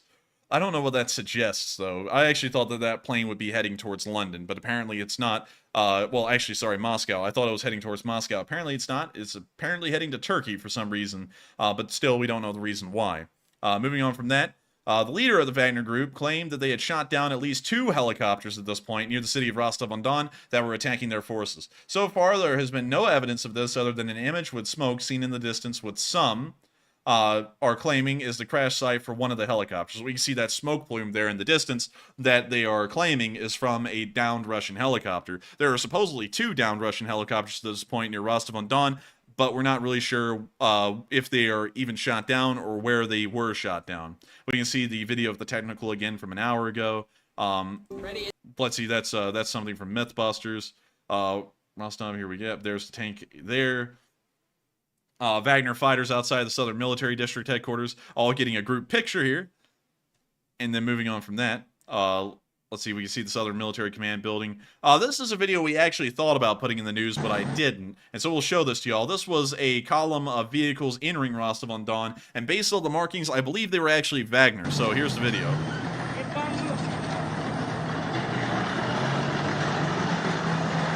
You see one tank rolling in, passing the gas station. We see some soldiers here standing at the gas station as the BTR-80 passes by.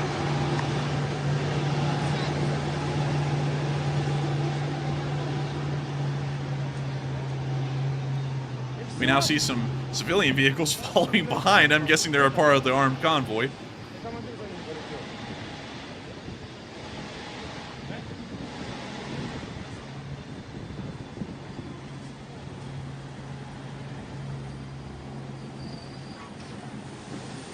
We now see another MBT rolling forward. This one appears to be the T-80B. And this is, in fact, the Wagner convoy. We now have a clear telling of that because the T-80BV we saw near the Southern Military Command that was controlled by the Wagner had the exact same red Z markings painted onto the side. And so this is, in fact, the Wagner convoy that was entering Rostov-on-Don earlier. If these soldiers are a part, and I think they are, of the security force of Rostov-on-Don, they are sitting there watching the Wagner column pass by going, what the scoundrel? They're like, what the hell is this? We now see another BTR-80 passing by, followed by a Nissan pickup truck.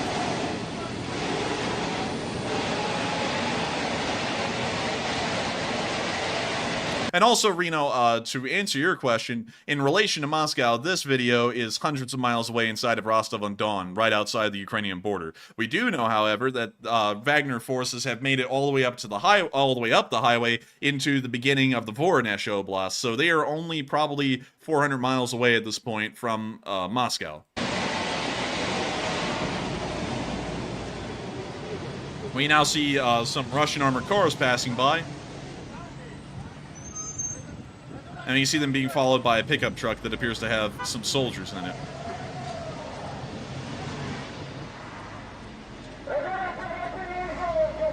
We hear them announcing something on speaker as well. I gotta tell you, man, I can't even process this stuff, really. I know I've been reporting on this for an hour and a half at this point. I can't really believe we're watching it, though. It's hard to believe. And real quick, I've seen a lot of people in the live chat. I'm not sure if they're bots or there's people that are confused or don't know what's going on, but they're saying that this isn't real and isn't happening. But we have confirmed through the US DoD that it is indeed real and happening, and the US is watching it as well. So the footage we're seeing also corroborates what the DoD is saying as well. Yes, and I would also say that Russian forces shoddily dressed in military gear, wearing stuff from the 1960s, moving around inside of Rostov-on-Don with tanks aiming their guns at the military headquarters for the entire regional district is most likely our best suggestion that this is a real coup. There is nothing fake about this. If this was fake, why is the Russian Ministry of Defense, such as like generals such as Surovikin, which is actually in charge of the entire military operation in Ukraine, why in the world would he be coming out and addressing it? Why in the world would Putin have gone missing? We don't even know where he is right now. Why in the world would there be multiple blockades being set up in Moscow and fires breaking out at military bases where units have refused their orders? Why in the world would the United States be saying that the situation is very grave? Why in the world would the Ukrainians be saying that Wagner forces and MOD forces are now fighting against each other on the front lines? Why in the world would the Ukrainians announce a front-wide attack? There's just too much stuff to say that this is fake. This is actually happening. You may not believe it, and I know that a lot of people in the modern world don't believe this kind of stuff whenever they see it, but what you are watching right here is the beginning of a civil war inside of the Russian Federation. That is what you are watching. Whether you want to believe that or not, it's here, and it's coming. And that convoy, one of them, is currently probably halfway through Voronezh right now, and about halfway to Moscow. It's probably at Bugachar, from what we can tell. It may have even made it as far north while we're talking to Losevo. Hell, it may even actually have made it to Voronezh. Who really knows? it's reality. And to some of those people, I say, I hope you go back and watch the beginning of our stream where we laid all of this out start to finish. And to the Russian bots, which I know there must be countless of because we have 20,000 people watching right now, I say yes, cope. indeed. So I say cope. But that is, and let's make sure we're keeping track of all of the news. Is there any way, Matthew, that we can filter these to the very latest posts instead of them being the hottest posts? Click that blue button at the top you see there where it shows, show 105 tweets, and I'll show you the most recent ones. There you go. Well, at least the street sweepers are out there. We can see a street sweeper at work wearing a Mercedes hat while the Wagner faces down the military command. Man, that is like denial and action psychology right there. Look at that. That person said, I get paid regardless, I must do my job. And they went out there and swept streets. Let's see. Here's a new picture of Rostov-on-Don. We can see Wagner tanks lining the street. We can see what appears to be one of the Russian security forces' armored cars that was originally seen preparing to fight or face the Wagner once it was entering the city, and now it's joined the Wagner forces here on this picture. Moving on down from that, we can see the client support is here, and moving further on down, let's see, they have reached Bataysk, or Bataysk. And let's go see where Bataysk is. They say it's 15 kilometers. Oh, they've reached down here. They're going to Krasnodar. They're taking over Russia. Oh, they're not going for Moscow anymore. They're going everywhere. That's crazy. And how many have entered Russia? Do we know if all 25,000 are going in, or is it just a portion? From what we know, they're all going into Russia. They've all left the lines. That's astonishing. And Maximilian, in the live chat, just said there are clashes in Moscow. Maximilian, if you can, message us on Twitter. Don't everyone do that.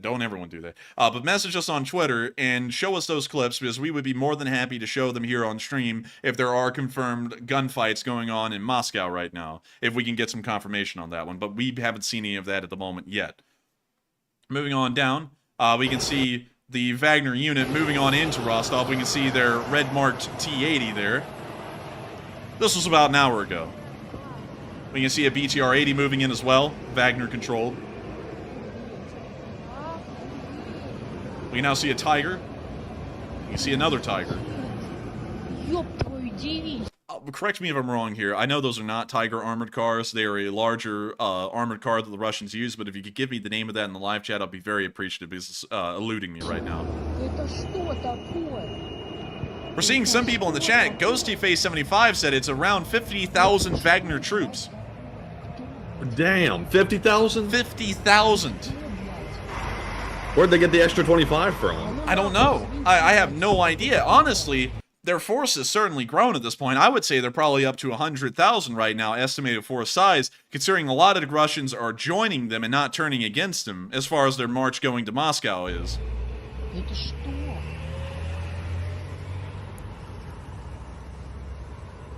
And we see some of the civilian cars that the Wagner uses following the convoy.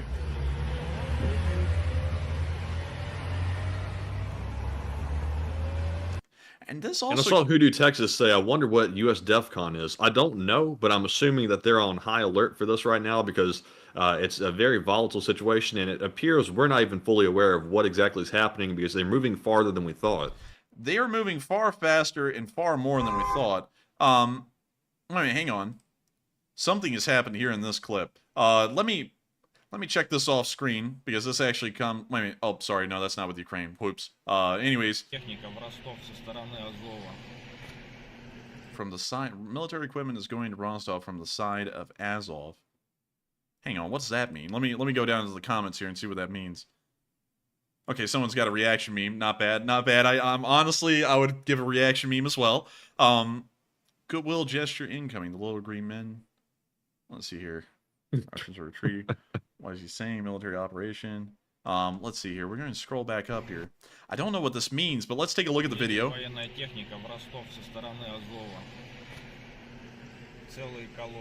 And Nick Anderson said the CNN reports that shots have been fired. Shots have, in fact, been fired. We cover that, I believe, in the first 40 minutes of the stream, outside of Rostov-on-Don.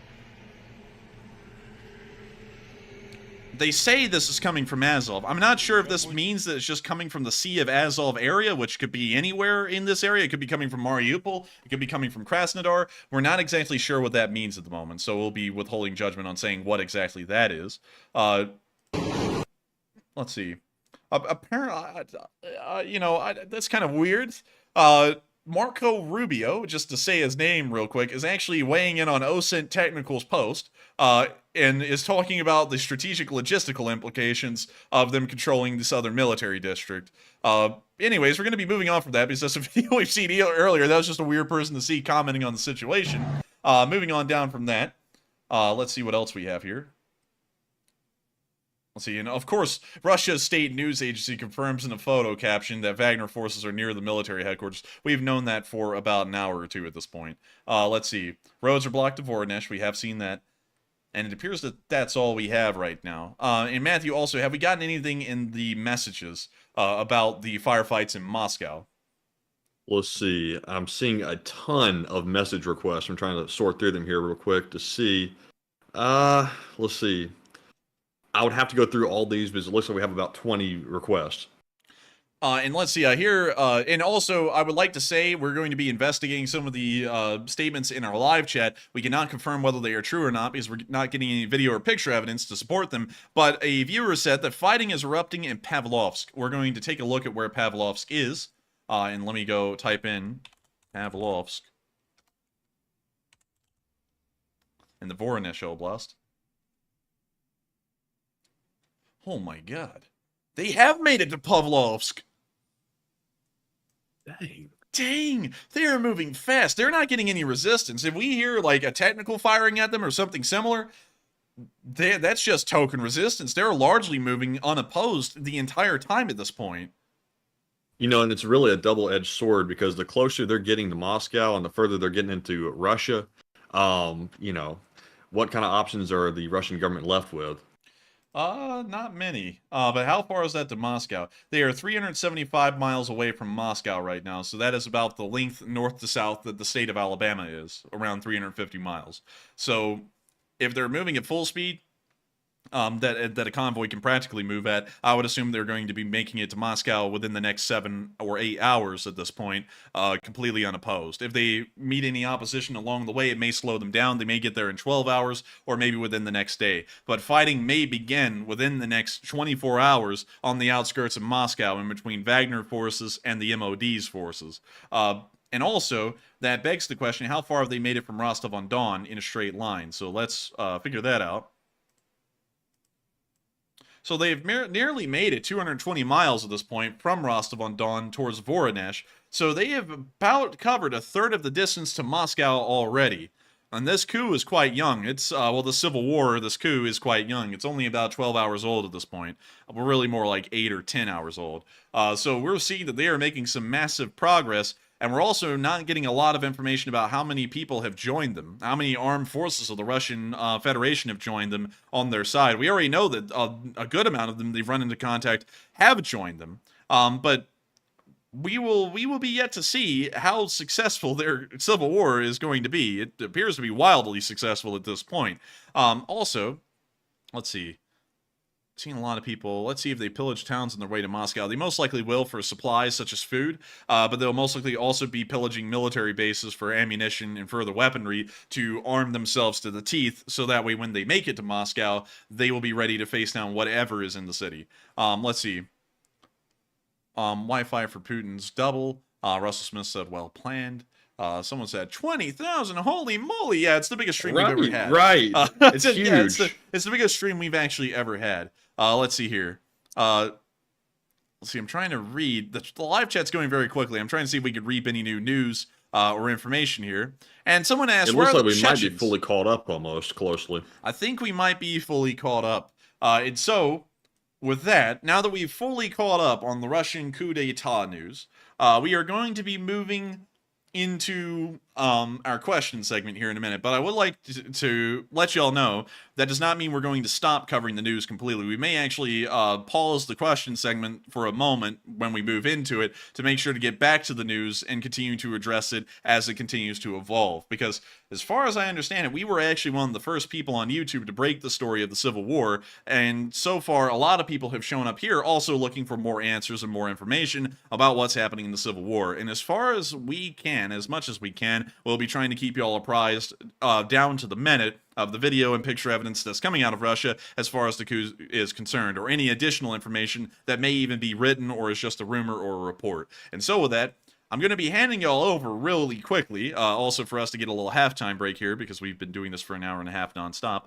Well, actually 2 hours now nonstop. Here's the speech from President Volodymyr Zelenskyy from day 485, and when we come back, we'll be continuing to cover the news, and we'll also be continuing to answer questions, both super chats and live chats. And so with that, here's the speech. Dear Ukrainians, I wish you health. The summary of this busy day. The meeting, based on the results of the London Ukraine Recovery Conference, is a powerful event. Good gains for our country. The support from the United Kingdom, the United States, and the European Union is crucial. Long-term support programs for the future, for years to come. About 500 global companies, strong companies, are interested in investing in Ukraine. Clear support for Ukraine's EU membership. We are already perceived as an EU member politically. Separately, we are working on the mechanism for the confiscation of the assets of the terrorist state and its associated persons. I thank everyone who prepared the conference and participated in its work. It is really important. A very meaningful meeting of the National Security and Defense Council today. I have already reported on it separately. I just held a Supreme Commander-in-Chief's staff meeting. Justice is also a very important point of our discussion at the staff meeting. Issues concerning military commission chiefs, in particular the scandal with a figure in Odessa. This person should definitely not be in the recruitment system of the armed forces. It is very unpleasant, frankly immoral, and wrong that this person remained in his position despite everything. I've instructed Commander-in-Chief Zelenskyy to remove this person from his post. And First Deputy Minister of Defense of Ukraine, Pavliuk, has been instructed to organize an inspection of this entire system of military commissions. It is a pity that the staff meeting's attention and time now have to be spent on such issues. Of course, the situation on the front line was discussed in great detail. All the main directions, ammunition supply, artillery, everything that requires the staff's attention today. Commanders, Generals Zaluzhny, Syrsky, Tarnovsky, Moskalyov, Vice Admiral Nijpapa, General Malyuk, and government officials reported to the meeting. All. I had the honor to congratulate the officers of our military educational institutions on their graduation. 6 higher education institutions at once. Kharkiv National University of the Air Force, Military Institute of Tank Troops, of Kharkiv Polytechnic Institute, Military Institute of Taras Shevchenko, National University of Kyiv, Krudy Heroes, Military Institute of Telecommunications and Informatization, Ukrainian Military Medical Academy, and the Department of Military Training of the National University of Life and Environmental Sciences of Ukraine. I thank each and every one who chooses to be a Ukrainian officer, and I wish for 2 absolutely fundamental things: to destroy the occupiers as much as possible and win as soon as possible. And 2 more things. Today, the Civil Service Day is celebrated in our country, the day of those people without whose integrity there is no effective state. Of course, we still have a lot to do so that the civil service in Ukraine gets closer to the models we are aiming for in our policy. But now I want to thank all our people who, under the existing conditions and with the available resources in the state, are doing everything that depends on them to make the state effective. Thank you to each and every one. And I congratulate you on the Civil Service Day of Ukraine, and of course the front. Knowing our heroes and being grateful to them is a must. Today, I would like to pay particular attention to the soldiers of our 35th Separate Marine Brigade, a brigade that performs extremely difficult tasks. Guys who fight exactly the way Ukrainian soldiers should fight. Senior Sailor Vyacheslav Imanhulov and Junior Lieutenant Serhiy Penov, thank you guys for your exemplary strength and courage in the battles in Donetsk region. That's what our soldiers, Ukrainian soldiers, need to be. Well done. And I ask each and every one, please honor the memory of our 2 paratroopers of the 35th Brigade. Especially brave, especially strong. They gave their lives for our state, for our people right now, in the battles in June, and Ukraine must remember them. Captain Ivan Kotzer, eternal memory. Senior Lieutenant Oleksandr Kazanji, eternal memory. May Ukraine's victory in this war and the successful transformation of our state institutions into ones as strong and effective as our soldiers are. May this be the best tribute to the memory of all our heroes of different times who fought and died for Ukraine's freedom and strength. Glory to Ukraine. And with that, And Hiram Slava. And with that, that is the end of the speech. It's Slava Ukraini. I had to make sure I wasn't muted there. That is the end of the speech from President Volodymyr Zelenskyy. And of course, I have to reiterate to everyone, tonight's a little bit of an exception, especially to our normal format, where we usually do not cover news during a question segment. We will be making sure to address every single super chat and almost every live chat that we can that has come through tonight, and we'll be making sure to keep apprised of live and breaking news as it continues to occur in the background. So, of course, the news is not over yet. The news will probably not be over until this stream rounds out in its final minute. But with that, guide us through some of the polls that we've had up recently, Matthew, and tell us what people have been thinking about some of those leading polls. All right, so jumping back into our polls, our very first one says, do you believe that Wagner has at least some support from leaders in the Russian military? A whopping 75% said yes, they have friends in the Russian army. 11% said it's hard to tell. 9% said unsure. And 5% said no, they are operating alone. And I think it's becoming very clear at this point that Wagner is definitely not operating alone. They certainly don't have the support of the entire Russian military, but they do have, in my opinion, at least 20% of it, would be my just guesstimate on that. But Enforcer, what say you? I would say they most likely have friends, but the loyalty of the Russian Federation's army, or the Ministry of Defense, is certainly being shaken. There is no doubt about it. The forces in Rostov-on-Don were loyal to the Ministry of Defense until the Wagner arrived, and then they changed sides. And that starts to beg the question, how much of the Russian army would do that when they come into exposure with Wagner?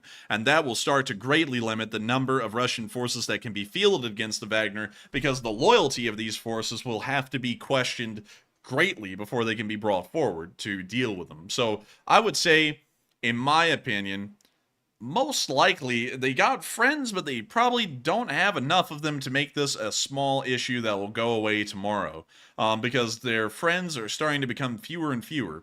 And so with that, I hope that does address that fairly well, at least in my opinion. But very interesting here. A lot of you all would believe that they do have friends, and I think they do, but I don't think they have enough of them. And I think a lot of the friends may be fair weather friends. But with that, I think honestly, some of the people that you could probably qualify as friends at this point are simply Russian soldiers that aren't sure what to do. So out of fear, they simply side with the Wagner because they're caught off guard. I think it may be that. I think it may also be very dependent on who's paying them. Because if you notice, a lot of the of the Russian army doesn't get paid. The ones that do, so far, they seem to be loyal. Like the helicopter pilots, we know that they're being paid, and they seem to be loyal so far. At least most of them do. And there's been some minor reports, some smaller reports, that helicopter pilots are refusing to fire on the Wagner, but that's a fairly small amount. But the ground forces that aren't being paid, they're easily switching to the side of the Wagner. And we have to remember, Prighozin made the strongest statement ever when this coup began. He made a statement, and of course this wasn't recorded, so sadly I don't have a recording to show you all this, but he said, I'm going to restore justice to the Russian military, and I'm going to restore pay to the Russian military.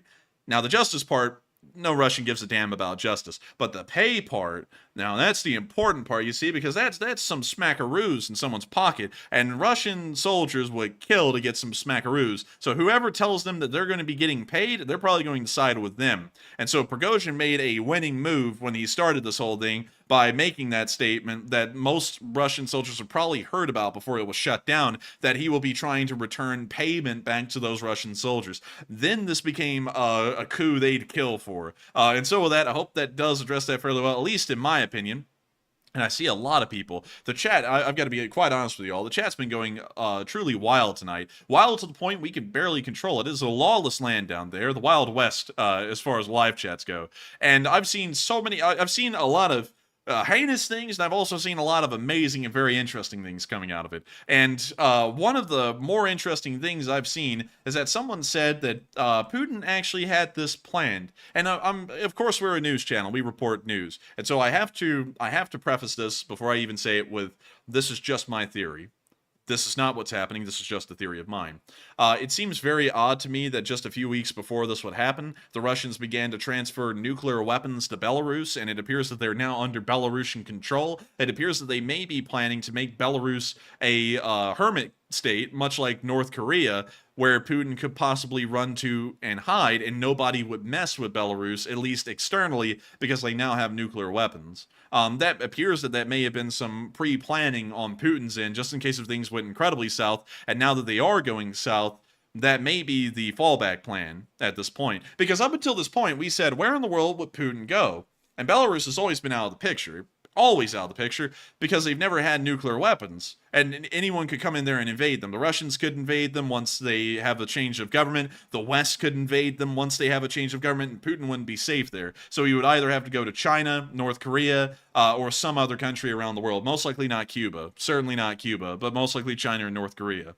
And now that Belarus has nuclear weapons, and they may not have to give them up, that starts to throw into the equation, Belarus may be the go-to place now. That just, to me, it seems like the pieces are falling into place where this appears to be what is going to happen. And I see some people saying Putin isn't fleeing, but at the same time, I would believe you there, but we haven't heard of him in several hours. We don't even know where he is right now. He was supposed to make an address to the nation, and he didn't make the address when he was supposed to. So we don't This seems like the time a leader would probably want to pop up and reassure the public that the situation's under control, but the fact he's been missing for so long suggests either he knows it's out of control or either he's in bad shape. And we have to remember, everyone, when the war in Ukraine started, Zelenskyy was out within, I think, 2 or 3 hours after the war had started, and he was giving addresses on TV telling everyone to stay calm, no one was leaving, no one was going anywhere, they were going to face the Russians down, and they were going to fight them where they are. Nothing has happened like that with Putin. In fact, there's no inclination that anything like that is going to be happening with Putin. He's just gone. Nobody knows where he is. Nobody's talking to him. Nobody even has any correspondence with him anymore. The last thing anyone heard from Putin was that he had been apprised of the situation and that security measures were going to be taken to secure Moscow, and that was the last thing that was ever said where Putin had been told or talked about will talk to on anything. So at this point, he's missing, and we don't know if he's fleeing the country or what. I also have to remind y'all that when the president of Afghanistan fled Afghanistan during the collapse of 2020 there, we also didn't hear from him for a long time either. We didn't hear from him for about a day or two, and then he popped up outside of Afghanistan with hundreds of millions of dollars. So we have a pretty good idea this may be the path that Putin is heading down, is that he may actually be attempting to flee the country, considering that the loyalty of the military appears to be greatly in question beyond the inner circle. And so with that, hope that does address that fairly well, at least in my opinion. I have to say at the end of it, this is all a theory. Not a game theory or anything. We're not doing a MatPat thing here, but this is just a theory. So we don't really know if that is the case or not, but that's kind of what I'm thinking in the back of my head may be the case. But anyways, I hope we addressed that poll fairly well. I'm very interested to hear what all of y'all are thinking. And with that, we are on to the next one. All right, and our next poll says, reports say Ukraine is seizing upon Wagner's coup by launching offensives on all fronts. And what are your thoughts? 61% said that was Ukraine's big break. 13% said, it's good, but I'm uncertain about it. 14% said it might be a trap and use caution, and 11% said unsure. And I have to be completely honest here. If we're being completely real, Ukraine's counteroffensive was not going the exact way they had planned it before this event took place today with the Russian situation with the civil war. It was going a little bit slower than expected, and it was kind of concerning U.S. officials and also NATO leaders as well. So I think this could be Ukraine's big break that they needed to get an advantage over Russia. And if it keeps going the way it's going, it looks like they might have a much bigger break than expected. But Enforcer, what say you? I would say this is probably, oh man, this is a diamond in the rough as far as things go in history. This is unbelievable, really. I mean, like, really, there's no way for me to even describe what's happening right now. like, can you all believe the reality that a war that Russia started that was supposed to be 3 days to a week long and was supposed to conquer all of Ukraine has now dragged on to be 485 days long and has resulted in a civil war? I mean, like, who would have ever thought that that would have happened? That would have, like, I expected that the Russians would not do well. I expected that the Russians would most likely not win. Never expected that a civil war would truly start over this. I thought that it would probably start after the war, or not at all, really. And it's happening right now. It's happening right now. I don't even know what to make of that. So I would have to be honest, reread the poll prompt because I completely lost it in my head. I'm really honestly, I feel like I'm living in like fantasy world right now. I feel like this is like a dream or something that a civil war is happening. So let's reread that prompt again. Yeah, I think most everyone's still in disbelief at this point. But the poll said, reports say Ukraine is seizing upon Wagner's coup by launching offensives on all fronts. I would say this is the best opportunity for the Ukrainians to do it, and I hope they give them hell. And so with that, I hope that does address that fairly well. And also, before we get on into the next poll, let's go to Twitter. Peter, the Twitter's here. And let's go check out what's going on in Russia right now. Let's see. Prigozhin's released a statement. Let's see. Prighozin says that fighting has taken place with Russian forces when the leadership has given false information. He adds that 60 to 70 soldiers have joined Wagner and that most waved their hands cheerfully when they met. That's according to Prighozin. Let's see here. Let's move on to the next one. That's the convoy. Let's see. These forces are driving from the city of Azov to Rostov, which was taken by the Wagner group a few hours ago. So let's go find the town of Azov, which is actually right here. And so they're driving from Azov down this highway here, the R-268, to the town of Bataysk, which was just taken by Wagner forces just about an hour ago. I don't know what they're going to do. I mean, they're not going to fight them, clearly. They're probably going to join them. Maybe so. I'll be honest with you, that number that Prigozhin just cited is much lower than I thought. And I really don't know how that can add up with the 50,000 claimed troops that they're using at the moment. I don't know. 60 to 70 guys, that is way lower than I thought. But at the same time, we're not seeing anyone giving them truly heavy resistance, because they did take the town of Rostov-on-Don in an hour. So we know that there's no massive firefight that happened there, even with the garrison we saw. So I'm guessing that a lot of Russian soldiers are just remaining idle. They're not joining their side, but they're also not supporting the Russian government either. Interesting. Yeah, that's fairly interesting. It appears that the story is kind of clearing itself up as we keep going here. So let's see here. What else do we have? We got the street sweepers again. Everyone's kind of in disbelief about the street sweepers doing their thing in the middle of a coup. But, yeah, it's a little bit weird. Let's see here. Authorities in the Voronezh region of Russia say that a Wagner convoy is heading towards the city of Voronezh. It's 7 hours by car from Rostov-on-Don to Voronezh and another 6 hours to Moscow. So it's right now they're within our 10-hour timetable of reaching Moscow if they're unopposed. Let's see here. There's the downed helicopter, and then we have nothing else. Let's see if we can pull up Russia civil. Hey, there we go. Trending that Russian civil war. Let's go to the latest. Let's see what we have here. Okay, we don't want to read that. That's political. That's in Portuguese.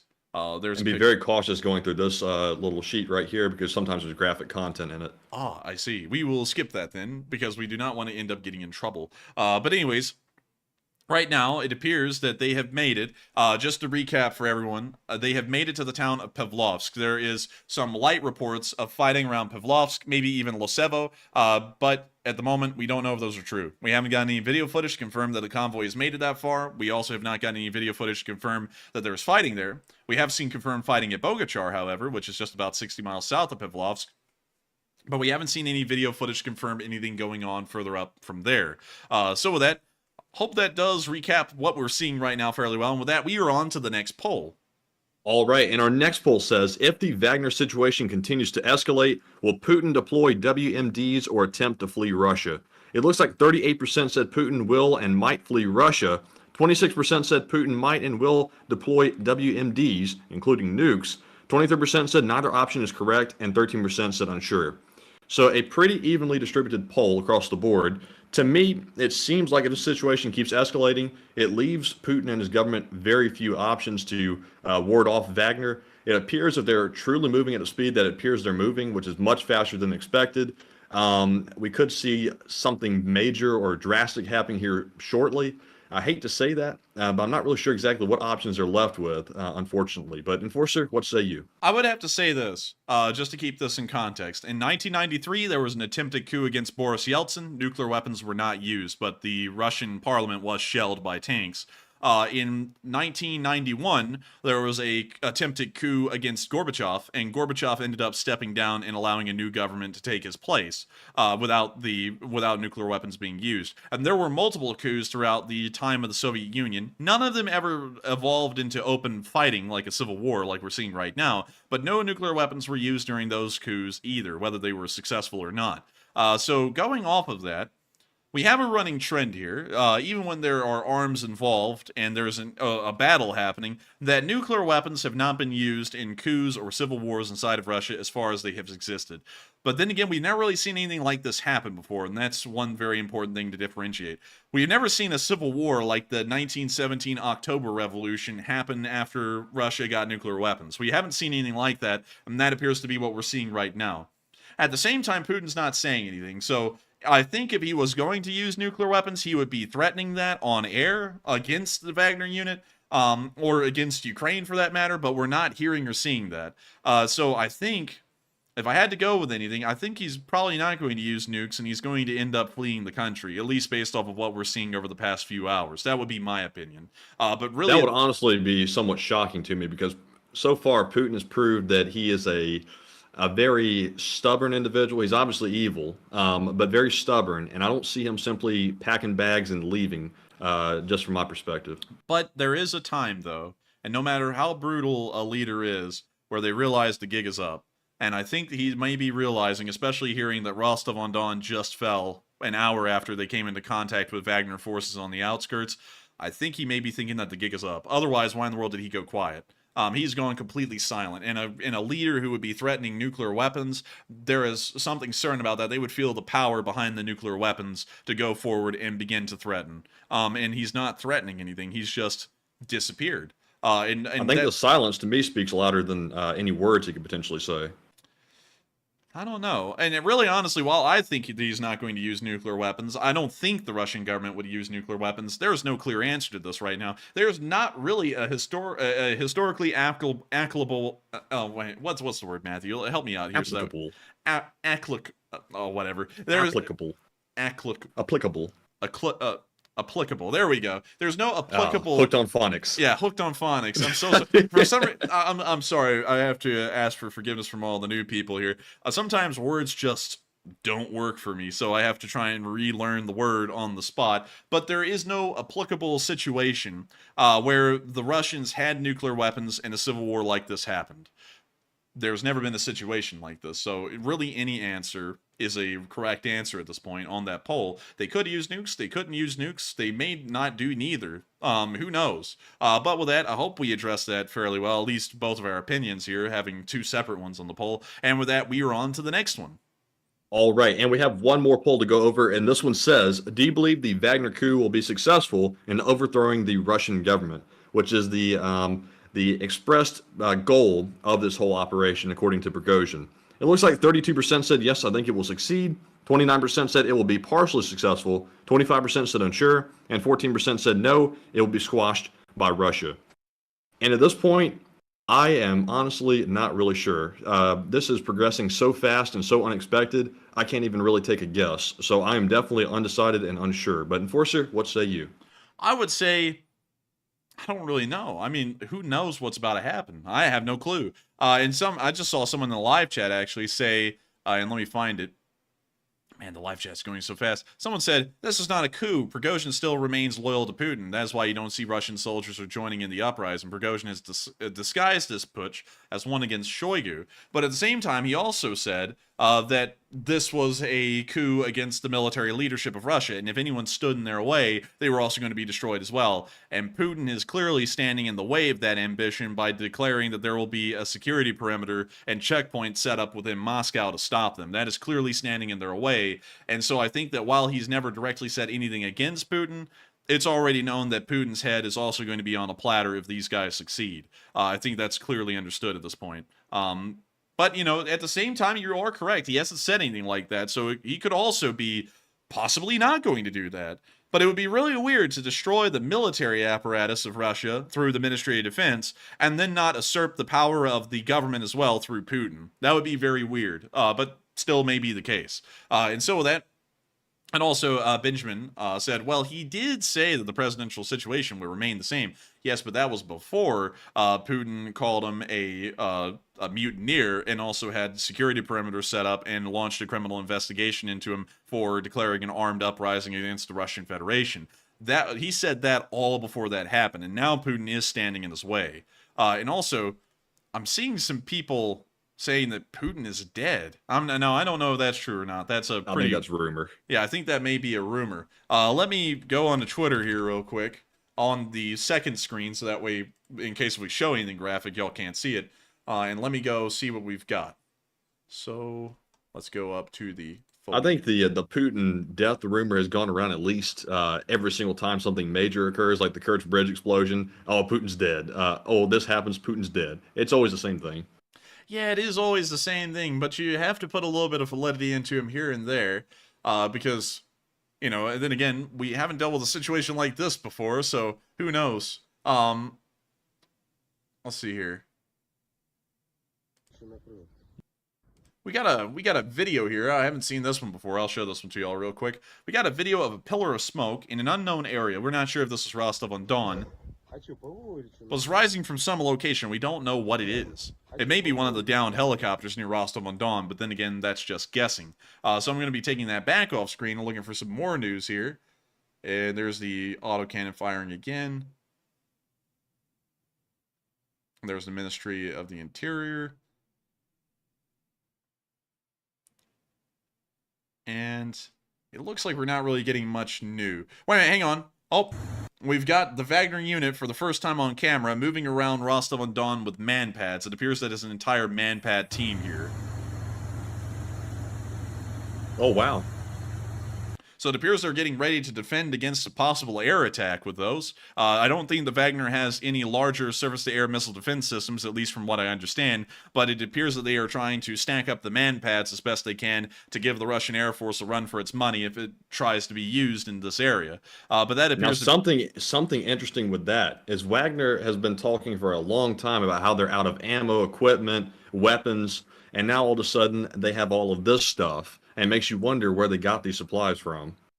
Probably from bribing quartermasters in the Russian army. That would be my guess, because, those quartermasters are easily bribed. That's how we get a lot of, Russian crap for the airsofters over here in America, is that they are just so easily bribed, they'll send anything you want as long as you pay enough. So I think that... It seemed like they'd had to do a ton of bribing to get all that equipment. Believe it or not, it probably wasn't that much bribing involved. It was probably just a little token thing here and there, and then stuff was sent their way. Because you got to remember in the Donetsk area, and also in the northeast around Bakhmut, people were complaining the entire time Wagner was fighting at Bakhmut that they were bribing the quartermasters to send all of their equipment and ammunition up there. Yeah, I mean, it's possible, but I wonder if they have had external support from somewhere. I wouldn't put that past it. That's right now it's theory, but I wouldn't put that past it. Oh, you're saying the Americans were involved? Oh, if we were involved, we would have given them American weapons, and they're using nothing but Soviet weapons. Oh, well, no, we definitely would not give them American weapons. Absolutely not. We'd give them weapons that blended in like they just had them. Oh, Matthew, that's silly. I'm sure that Matthew, come on, that's just surely unreal. You're joking. Yeah, I'm kind of joking on okay, that. I was about to say. It's surely that's unrealistic. It's not like there's a whole bunch of former Warsaw Pact countries with loads of old Soviet equipment that we could have bought from them and then just given it to them. Oh, come on. Anyway, and also I have to say this: if this is some kind of a backed coup by the United States, hell, when this is over with and if it succeeds, we ought to own that, because this is probably going to be one of the most impressive coup d'etats that has ever been seen in the history of mankind, at least in the modern age. But anyways, with that, we are going to be moving on into the next poll. All right, so we are fresh out of polls. So with that being said, we are now on to our Super Chat questions, if you are ready. And I believe we are ready. All right, and tonight we have a ton of Super Chats and live chat questions. This is the longest their spreadsheet has ever been in months. So starting off with our first one, we have a very generous $55 donation from Sylvester the Cat, a longtime channel viewer, and thank you, Sylvester, for that support. They said, hello, Matt and Enforcer. If Wagner captures the next major highway intersection to the north, would that not all but cut off the entire Russian army in Ukraine from almost all supplies and leaf spring tanker?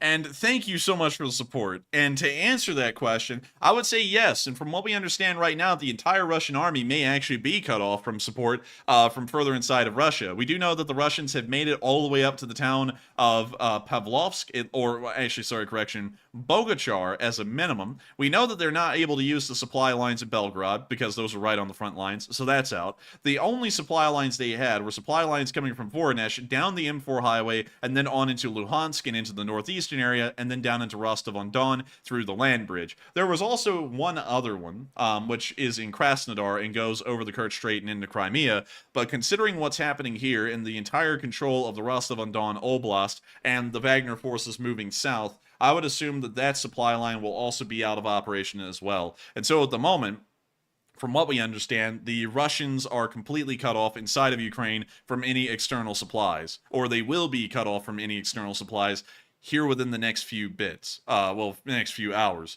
And so with that, thank you so much once again for the support. I hope that does address that fairly well. And with that, we are on to the next one. And our next super chat is from Paul Powers, who puts in a very generous $50 donation as well. And thank you, Paul, for that support. He says, might as well donate now since this war might finally be over any day now.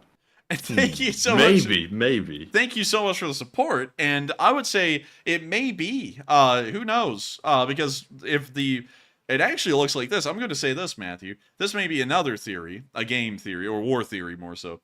It may be that the Wagner is actually not planning on reaching Moscow. They just plan on wrapping around the Russian forces on the Russian border and starving them to death inside of Ukraine and holding the entire Russian army in Ukraine hostage.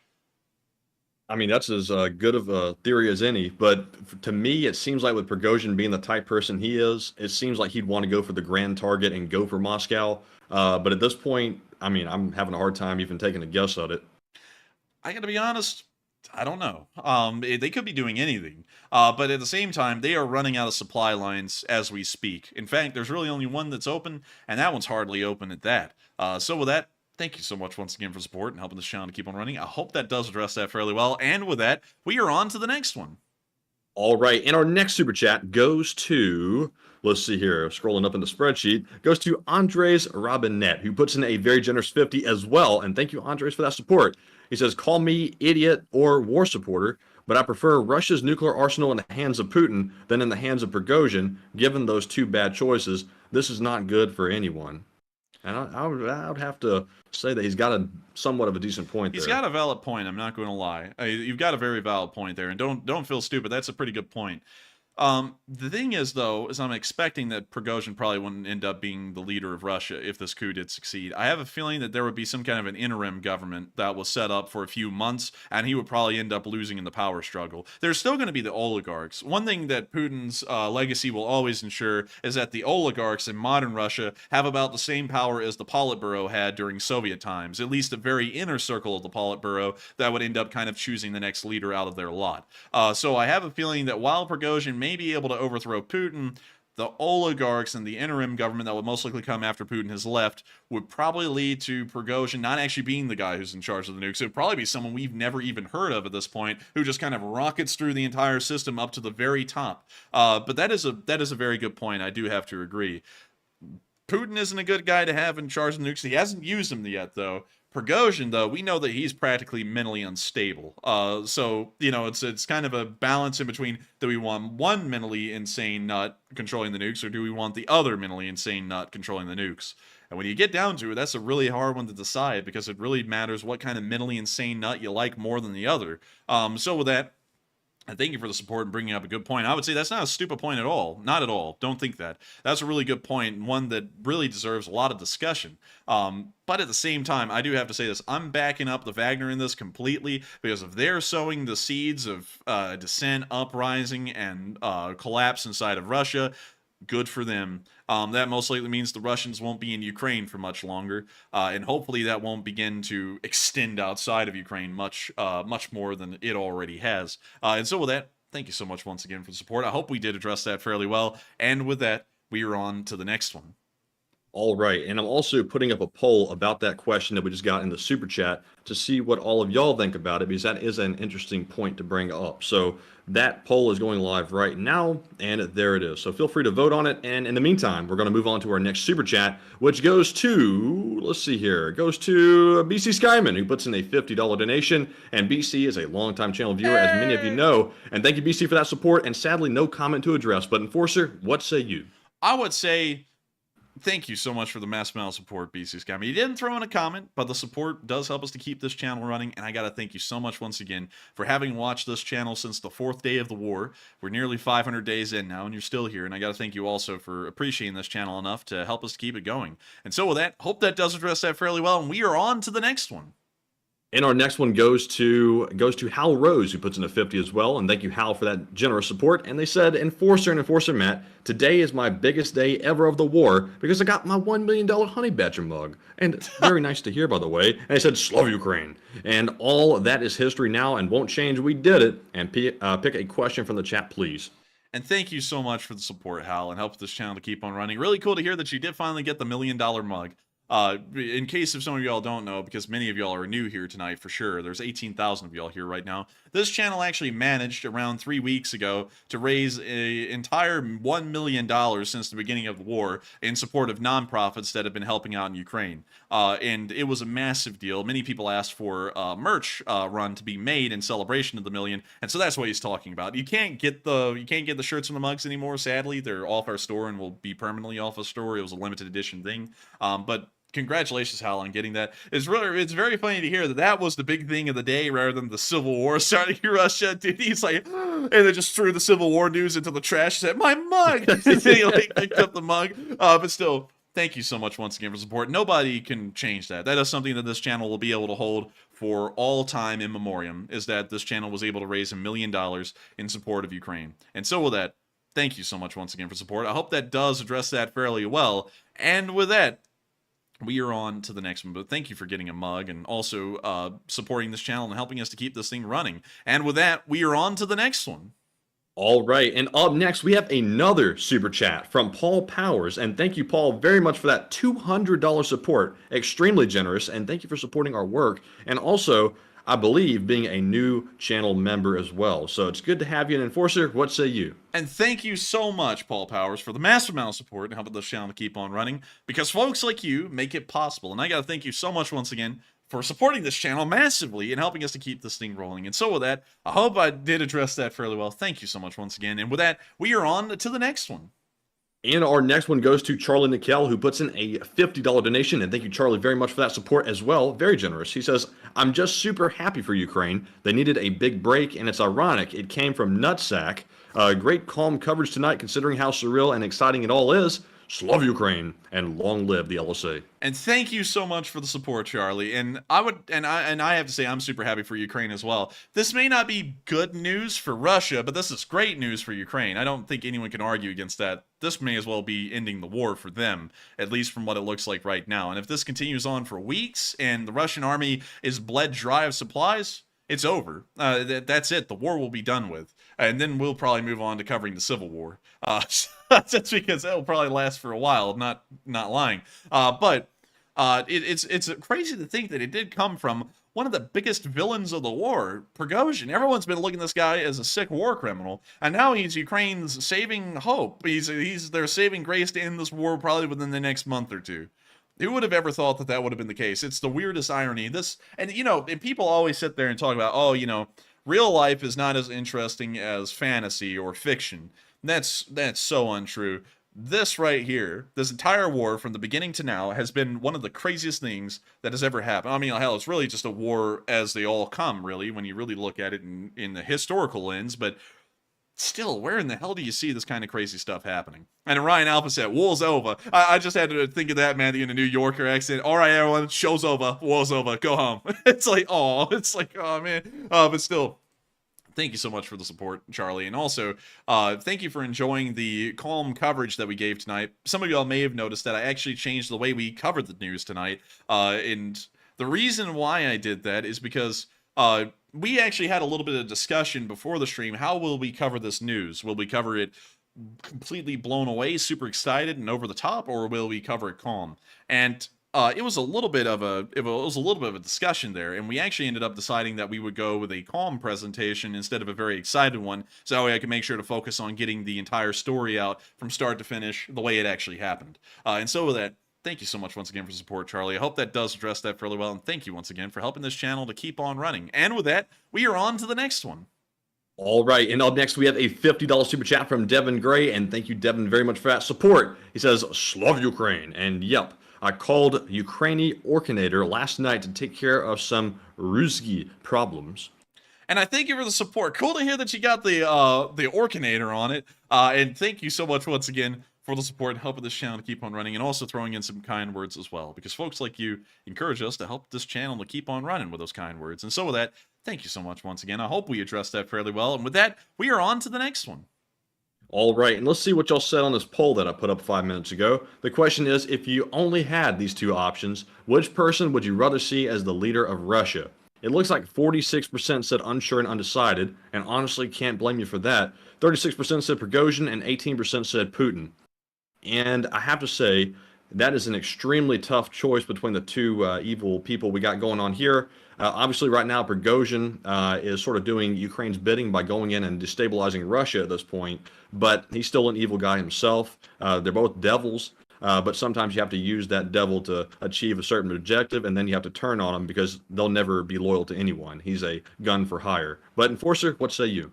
I would say, it's a tough one. It really is a tough one. I mean, we're not even kidding when we say that. It is really tough. Most of y'all, though, want Prighozin over Putin, nearly by a factor of 2 to 1. I would have to be honest with y'all. I would have to go with Prighozin nutsack as well. Here's why. I think that if we are able to overthrow Putin and Prighozin kind of comes in, that government is going to be very weak and fragile, and I think we could possibly mess with it a little bit, you know, if you all know what I mean, if you're catching my drift, to get someone in there that's a lot more neutral. They may not be pro-Western, but at least they'll be neutral, and that's what counts. Hopefully we don't put another Putin in, though. We didn't put Putin in.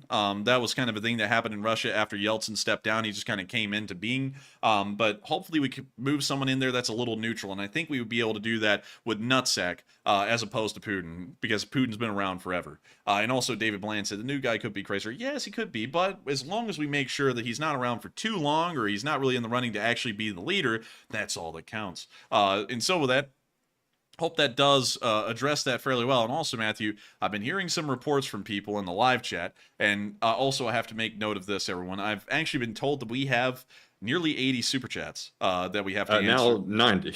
We have 90 super chats to answer now, and the list is continuing to grow. We may have to start to answer these fairly quickly tonight, considering how many of them are, and we're also still trying to cover breaking news as all of these questions are coming in.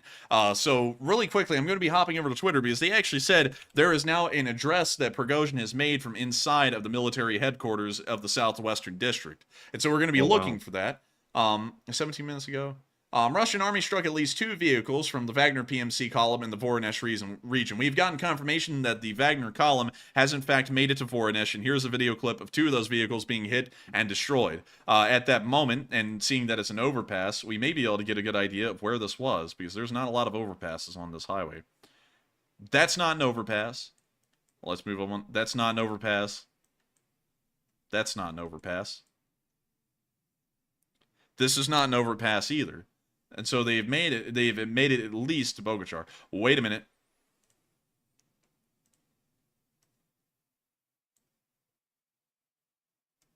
Okay. Yeah. No, this is not it. This is somewhere further up. So they made it past Bogachar now. We can confirm that. So let's see.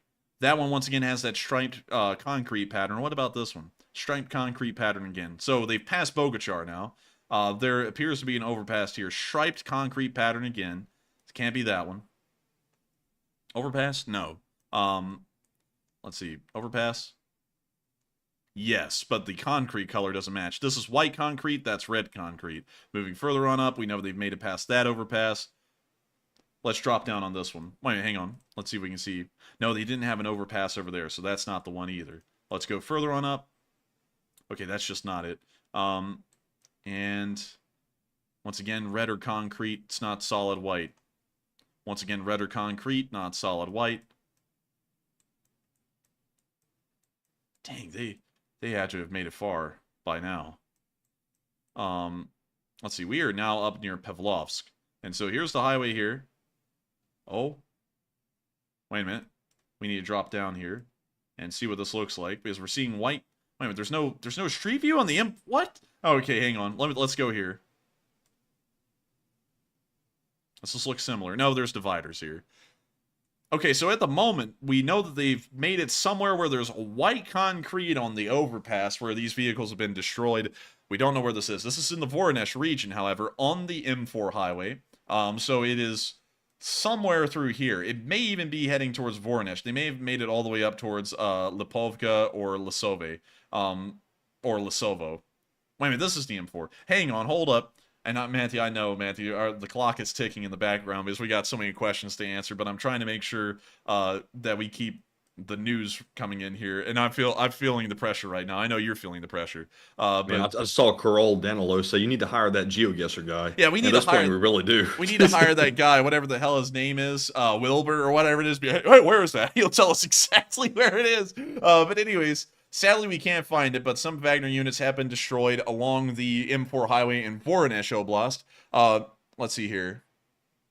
And also, by the way, I'm seeing a lot of folks asking for that speech from Prighozin or the statement.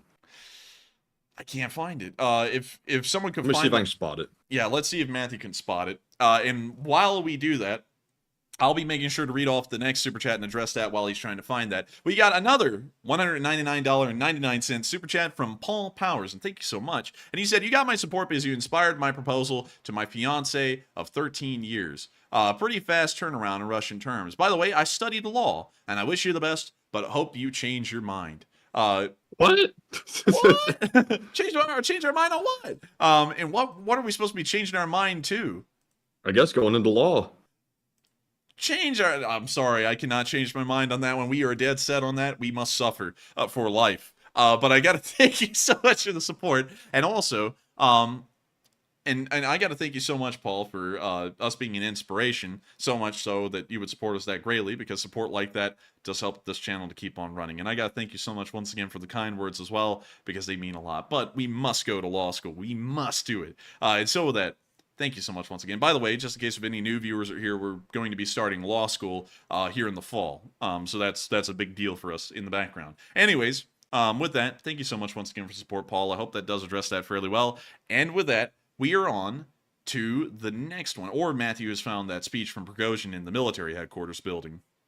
Okay, so here's what I was able to find. I wasn't able to find a speech from Prighozin, but I have found a video of him in Rostov. It looks like around the building they're referring to, and it's in the likes tab on the Twitter page. Roger. We're going to be going to the likes section.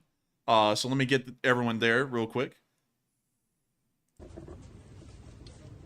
And by God, he's there! He's actually there! So, okay, so if there was any question in anyone's mind at this point, there can't be any more question. Here's the man in the flesh that has started this coup, or the civil war, and he's right outside of the building.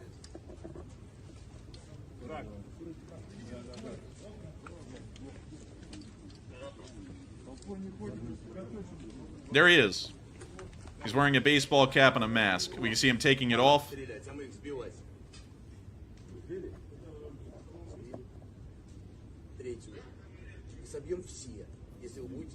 We don't have any translations for this, unfortunately.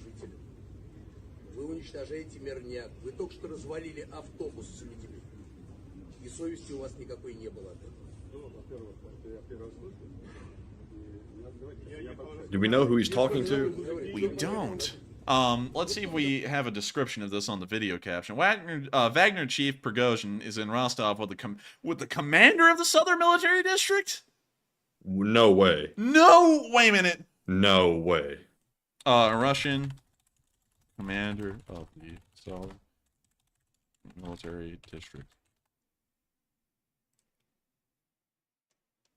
Do we have a picture?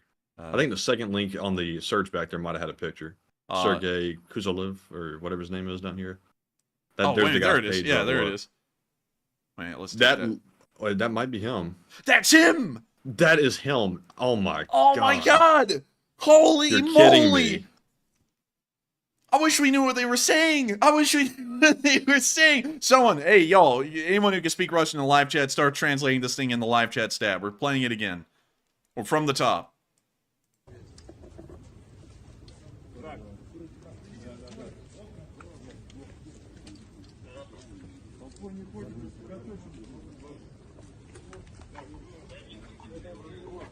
So now we...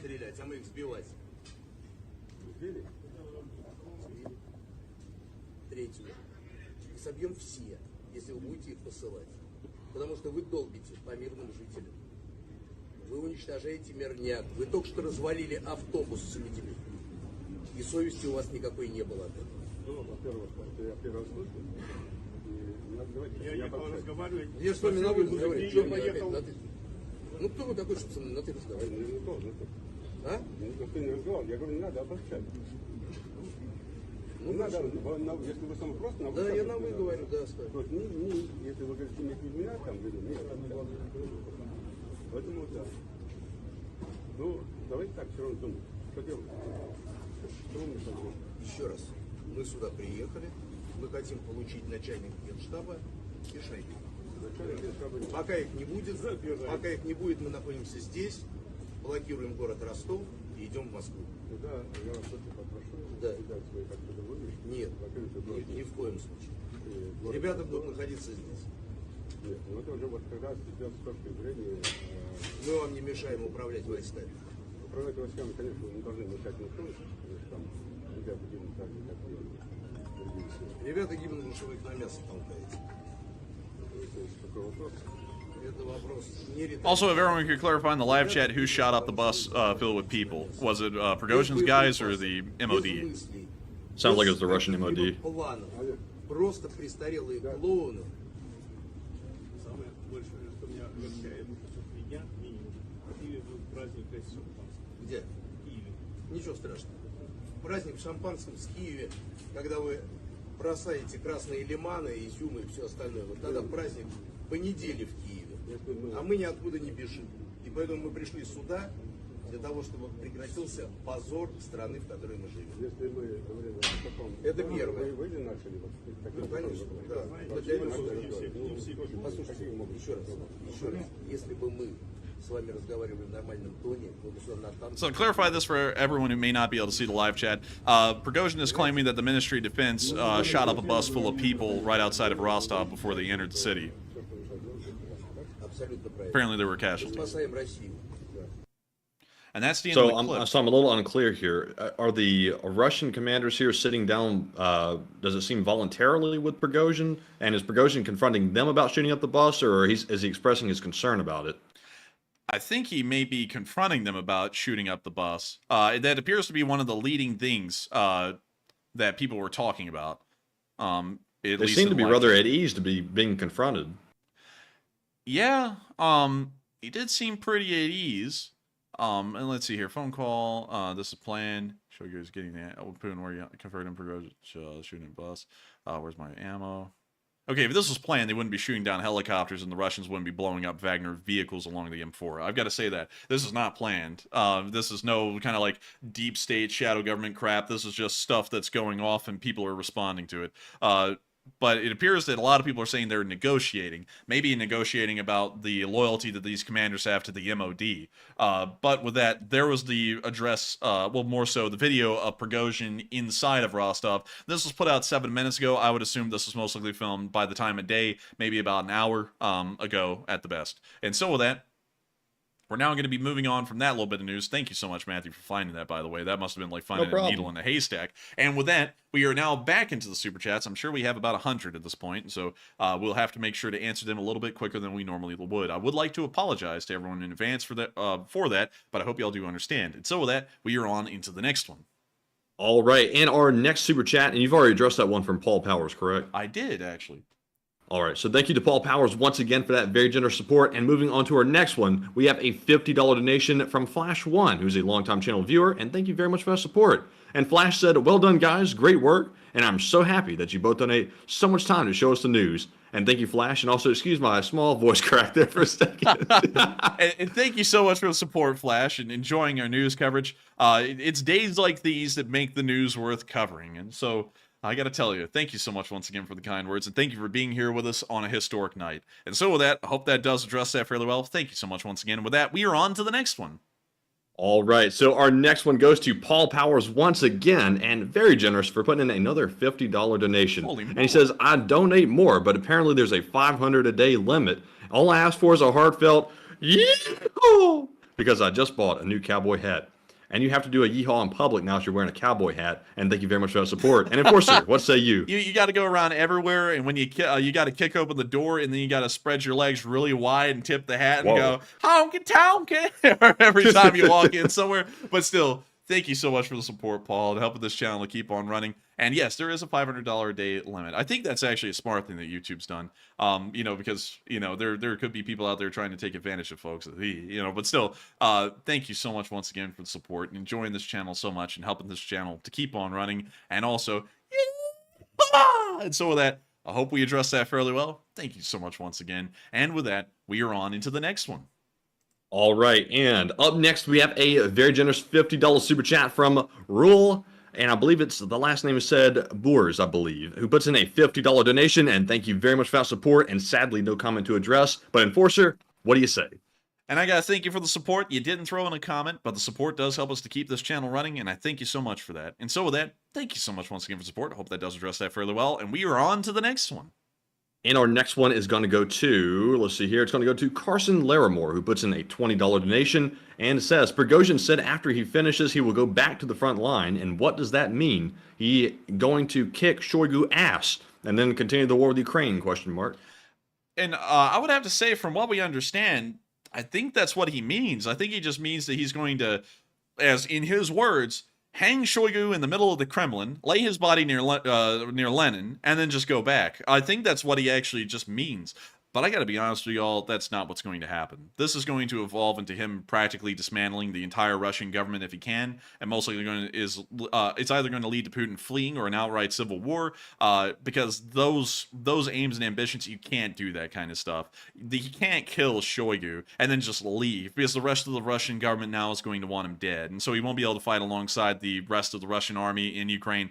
So it's either go big or go home at this point, and he's going to have to go big. And so his original claims were that, but in all reality, that's not going to happen now. And so with that, thank you so much once again for support and helping this channel to keep on running. I hope I addressed that fairly well, at least in my opinion and from what we can understand. And with that, we are on to the next one. And thank you so much once again. And the next one we have is from BC Skyman once again, who puts in another $20 donation. And thank you, BC, for that support and no comment. But Enforcer, what say you? I thank you so much, BC Skyman, once again for the support, with no comment, but the support does help this channel to keep rolling, and thank you so much once again. And so with that, I hope that does address that fairly well, and with that, we are on to the next one. All right. And also, Enforcer, I see some folks asking if you would like to maybe forego the thank you for all that. And with that being said, moving on, they want to know if you'd forego it. In the efforts of moving this on tonight, as long as you can make sure to know when it's rounding out, because we do that as a cue for Matthew to move forward because he's very busy. And so, it's usually my way to let him know that there's a standardized way that we're going to move on, so that way he can prepare for the next one. We will forgo it, though, tonight to make sure that we're not getting redundant here. And so with that, we are on to the next one. All right, and the next one goes to Nylar Bed, who puts in a $20 donation, and thank you so much for that support. They said maybe Putin gave the nod to Prighozin. That way he can put all the blame on Shoigu and the defense ministry corruption. And what's your thoughts?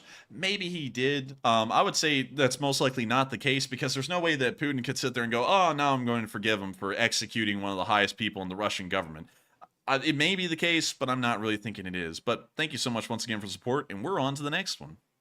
And the next one goes to Surprise It's Us, who's a longtime channel viewer who puts in a $20 donation as well and does not leave a comment. But thank you very much for that support. And Enforcer, what say you? And thank you so much for the support. You didn't leave a comment, but the support does help this channel to keep on running. And so thank you once again. And with that, we are on to the next one. And we have a $20 donation from ABCD, who says, is this a case of, quote unquote, nothing is what it seems to be, a plot with Putin to end the losing war in Ukraine by throwing Shoigu onto the bus so Putin can save face? I would say no. And to bring up another point, to say no to that on, because I actually addressed a question like that just a minute ago. They are jeopardized. They are going to devastate the Russian army in Ukraine to end this war. And why in the world would they end a war in such a bad standing like that? They're going to cut off the Russian army completely from supplies that's in Ukraine, and they are going to die there. So I think this may not be planned. This has got to be entirely unplanned, in my opinion. We may find out otherwise decades down the road, but right now I'm doubting that it was planned. And so I hope that addresses that fairly well. Thank you once again. And with that, we are on to the next one. And our next super chat goes to Marion Deemert, also a longtime channel viewer who puts in a 20. And Marion says, last Friday, my daughter and I watched Swan Lake in Houston, and I never thought it would be Swan Lake for Russia tonight. And isn't that funny? I hope the Ukrainians are sitting back and watching the civil war. Slava Ukraini and Herom Slava. And Slava Ukrainian. Thank you so much once again for the support. And it is pretty funny to hear that they will be watching Swan Lake a lot here in the future. Because if y'all don't know, whenever a coup happened in the Soviet Union or the modern Russian Federation, the Dance of the Swan was played on a endless loop until the coup was fixed. And so I think they'll probably be doing that again in a modern form here in Russia here soon. Pretty funny to think that that started just tonight, and y'all were watching that live in Houston not too long ago. And so with that, thank you once again for the support. I hope that does address that fairly well, and now I'm repeating it again. But anyways, with that, we are on to the next one. And beep, beep, beep, beep, beep. We have a little breaking news here from the live chat. Haven't been able to verify it yet, but see several people saying all of the military facilities in Rostov, including the military airfield, are now under Wagner control. This is from Prigozin's official statement. The coup grows. Well, actually, the civil war grows. Very interesting here, and I thank y'all for sharing that. We'll be trying to see if that's true later on, but as many of y'all know, we are very time-pressed at this moment and are in a fight against time. And so with that, we are on to the next one. And up next, we have a $20 super chat from the return of a channel legend, Trademarks and Patents by Thrash Law. And thank you so much for returning and also supporting the channel. And he says, Wagner doesn't need Moscow now. They only need to cut off Russian supplies into Ukraine, and Putin then risk losing Ukraine, and Wagner can cut deals with the West for supplies and amnesty, and Ukraine is freed, then Belarus, and then Russia. And I thank you so much for the support, Trademarks and Patents. I actually think I said that earlier in the stream, and I would certainly agree with that completely. That seems to be a very viable plan for the Wagner to get what they want without having to go all the way to Moscow. But at the same time, it looks like they're going all the way to Moscow. So with that, thank you so much once again for support, Trademarks and Patents. I hope that addressed that fairly well. And we are on to the next one. And we have a $20 donation from Sharon Flynn, who says, no question and no expectations, just kudos. And thank you for what all y'all do. And thank you so much for the kind words and supporting this channel and helping it to keep on running. And I hope I addressed that fairly well. And we are on to the next one. And our next super chat goes to, it's going to go to, well, I'll stall here for a second to get to the back to the top of the spreadsheet. We have two $20 donations. The first one is from Adam Luke, and we have a second one from James Lisaweski. I'm probably butchering that, but sorry about that. And they sadly don't leave comments. But Adam and Jamie, thank you very much for that support. And Enforcer, what say you? And thank you to all of y'all so much for the support and helping this channel to keep on running. Y'all didn't throw in any comments, but the support does mean a lot and help this channel to keep on running. And so I got to thank y'all so much for that. And with that, we are on to the next one. And we have a 20 from Carol Danilo, who says, make Russia Muscovy again. I mean, like, yeah, that would be pretty cool. I'm not gonna lie. That I've never heard that one up until now. I would agree with that though. And so, thank you so much for the support. That just said fairly well. That was actually supposed to be a real response, and I just went, ah. But anyways, we're on to the next one. And our next one goes to Jamie Lisaweski once again, who puts in another 20 and says, Wagner is Russia's face in the Middle East and Africa. I think the ripple effects globally will be even more than we realize right now. And P.S. Wagner painted over equipment V's and Z's with red paint. And thank you so much for clarifying that. I started to pick up on that, but I wasn't really sure if that was what they were going with now. And you are correct. The implications of what the Wagner is doing in Russia may be worldwide, because the Wagner was the right arm of the Russian government, the unofficial right arm of the Russian government that went around and did whatever they wanted. And now they're going directly against the Russian government. So who knows what's going to be happening in the Middle East and Central Africa now. It will be up to anyone's guess what's happening there. But still, thank you once again for the support. Hope that does address that fairly well. And we are on to the next one. And all the channel legends are coming out tonight. Up next, we have a, looks like a $90 super chat from Mark, the incompetent drone operator, channel legend. And also, thank you very much for that support, Mark. He says, in that chat, Nutsack was confronting the head to say Wagner is here to stop the shame of sending young men without training, ammo, and without plans, just old clowns. I am talking to you as you were the one pushing them. And thank you for the support, Mark, and clarifying what they were saying there, because a lot of people were translating that in the live chat, but I couldn't really get the actual message and sequence as to what they were talking about. But thank you so much once again for the support, Mark, and helping this channel to keep on running. And thank you for clarifying that for us. And with that, we are on to the next one. And our next one is going to go to, James McEldoon, who puts in a 20 and says, better give my support to you now. Who knows? It could soon be the end of the war, and you know what that means. And what do you think? Honestly, if it's the end of the war, I'm going to be happy for it. It's been 485 days now. It's been a very long war. It hasn't been as long as World War I and World War II was. Those were quite long. Well, actually, those were relatively short in the world stage, but if it ends, it ends. I would be happy to see it end. And so with that, thank you so much for the support. I hope I addressed that fairly well. And with that, we are on to the next one. And our next one is going to go to Dirty Diapers, who puts in a $20 donation and says, this is some October Revolution stuff unfolding before our very eyes. It isn't often a generation gets to witness history happen in front of their eyes and even in real time. Hey, man. Dude, this that October Revolution shit. Thank you so much for the support. I would agree with you completely. This is certainly some October Revolution kind of stuff going on here. And I'm really anxious about what will be happening over the next few days. And so with that, thank you so much once again for support. I hope I addressed that fairly well. And with that, we are on to the next one. And our next one is going to go to Tom Exman, who puts in a 20. And thank you, Tom, for that support. He says, thanks for your work, especially tonight. And thank you, Tom, so much for enjoying our streams and what we've been doing for so long. And thank you for helping us to keep it running. And so with that, we are on to the next one. And our next one goes to Greedo the Green, who puts in a 20 and says, I guess we knew were that extra 6.4, I guess I meant billion went into Wagner's pocket, and they turn on Russians now. Well, I thank you for the support. I'm trying to figure out what to say to that. You know, Matthew, I'm imagining Zelenskyy there. You know, he just, Prighozin is sitting there, you know, resting on a tree near the front lines, you know, a few miles away from Bakhmut, and then he hears, psst, psst, hey. And then he looks over and it's Zelenskyy, and it's like a little trap hole in the ground. And Zelenskyy says, you'll need some of this. And he just gives him a suitcase of money. Join our side. And then he closes the hatch, and Prighozin goes, and Prighozin said, what the hell? That money for me? Dude, he went, it's for me. Yes. And then he sat there and he read the note attached to it that said, fight Russia, get more. And he said, Shoigu, I'm going to hang you. And then he went to war with the Russians. Yes, Zelenskyy said, I heard money was the way to your heart. And Prighozin said, no cap, brother, give me that suitcase. Dude, Prighozin sat there and he snatched it. He's like, give me that. And he's like, I'm going to war with them now. But still, thank you so much for the support. That may have been, that, you know, I'm not saying that they gave him billions because that would be crazy. But they, maybe, who knows, maybe they did pay him a little. Or maybe there's a payment incentive in there somewhere. But with that, thank you once again for support. Hope that did address that fairly well. And with that, we are on to the next one.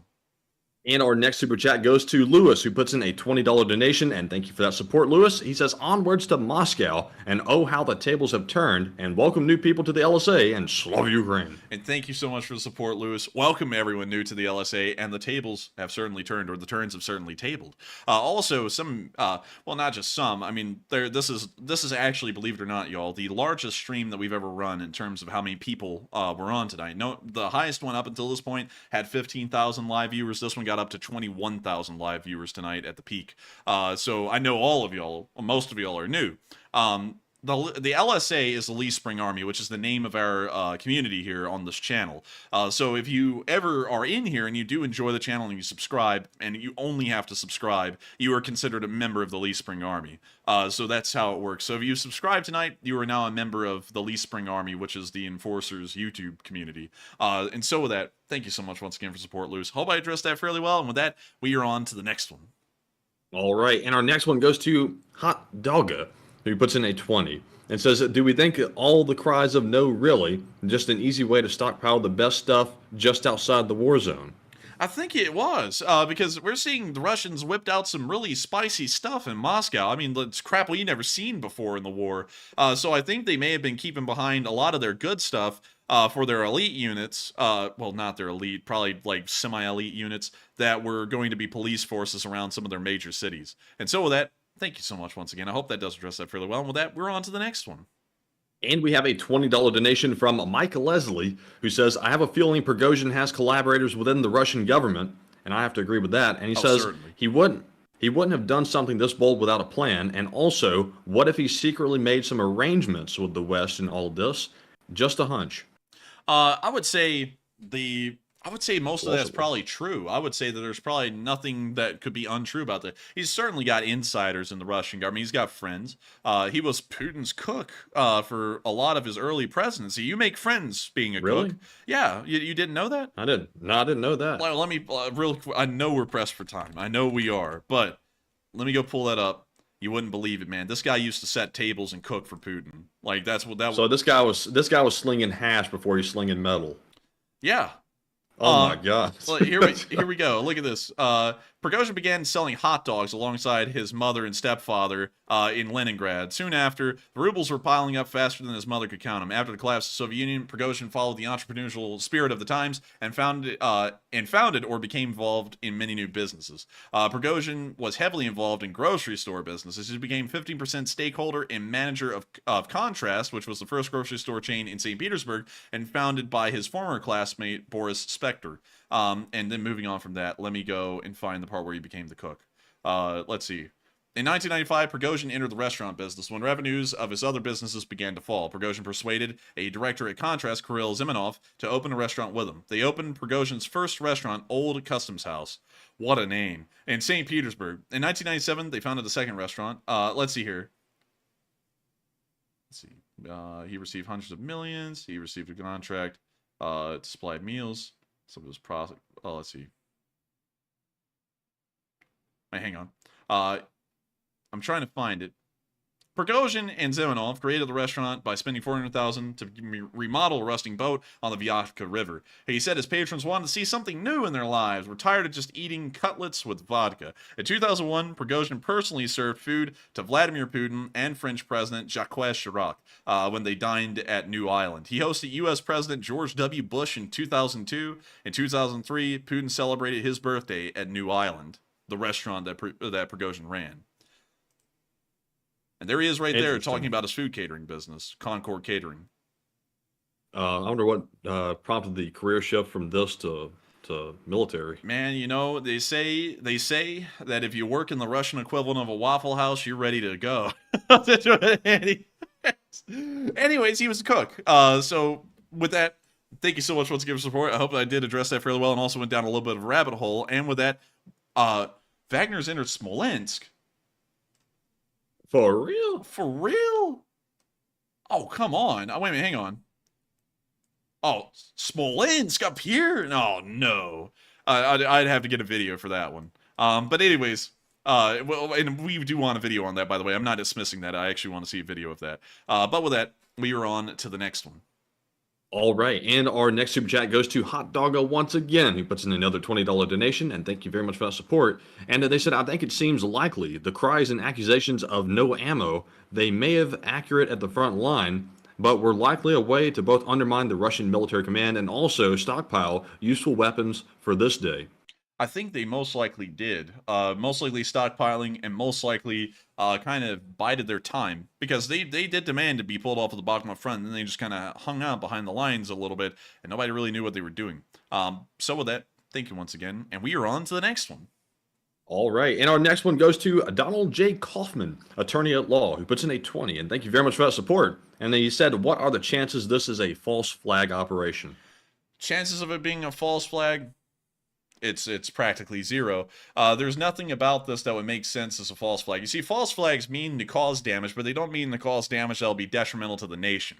Right now, Prigozhin is actually taking over parts of Russia. He's taken over the entire Rostov Oblast. He's also begun fighting, according to Ukrainian soldiers. The Wagner fought with Russian regular forces near Bakhmut earlier today and ended up killing a large amount of them. nothing about this seems to be a coup. He's also cutting off, nothing about this seems to be a false flag. He's also cutting off almost all of the supplies that the Russian army can get inside of Ukraine from Russia, and he's going to be possibly killing off the whole Russian army. Now, if this was a false flag, it would be something small. You know, like the Russians blowing up some apartment buildings and killing 500 people so they can go to Chechnya again. That would be a false flag. This is too large to be a false flag. So the chances, in my opinion, of this being a false flag, you know, of course, it's not entirely out of the picture. I'd say maybe 2.5%. And so with that, I hope that does address that fairly well. And we are on to the next one. And big shout out to Stephen Goldberg, who puts in a 20 and sadly does not leave a comment. But Stephen, thank you very much for supporting our work. And Enforcer, what say you? And thank you so much for supporting our work and helping us to keep this thing going. And I hope I addressed that fairly well. And with that, we are on to the next one. And we have let's see here, a $18 super chat from Chris Summer, who says, thank you for all you do. I really enjoy watching your streams. And do you think if Prighozin takes over, he will initiate a ceasefire and or retreat to pre-February 24, 2022 lines? It may be possible. He may do something like that. We'll kind of just have to wait out the next few days and see, because really everything's on the table right now. It's such a young civil war. It's such a young coup or civil war. It's just really hard to tell where this thing is going to be going here. We know they're taking ground in Russia, but we don't know what that's going to mean for the Russian army in Ukraine. So with that, hope that does address that fairly well. Thank you once again. And with that, we are on to the next one. And also, we heard earlier today that the Wagner building in Moscow was surrounded by police, and now it appears that some folks are saying that apparently the building has been raided. So I'm not sure. I haven't been able to corroborate that yet, but I wouldn't doubt it. So we'll look into it behind the scenes. But moving on to our next super chat, we have a $50 donation from Tom Lange. And thank you very much, Tom, for that very generous support. He says, thank you for all you do and the quality of your work. You guys are an inspiration, and not only for what you provide, but also in how you do it. And thank you, Tom, very much for those kind words. And thank you so much for the kind words, Tom, and being around with us for a while and helping this team to keep on rolling. I hope I addressed that fairly well. We're very, I hate to say this, we are so pressed for time tonight. I think we still have like 80 super chats to cover because we're practically treading water here, because we're getting so many super chats that we're answering them, and then we're getting another one in its day. But thank you so much. We have approximately 58 left. Oh, actually, we are making progress, but we're still going to be running a marathon tonight, that's for sure. I can tell that already. But still, thank you so much for the kind words, Tom, and helping this channel to keep on rolling. And with that, we are on to the next one. And the next one goes to Sully Canuck, who puts in an $18 donation. And thank you very much for the support. He says, you both are doing a great job, and thank you, Sully, for the kind words as well. He says, I was sure that Nutsack said that after he fixed the leadership problem, he was going to return to the front to fight for Ukraine. Fight against Ukraine, excuse me.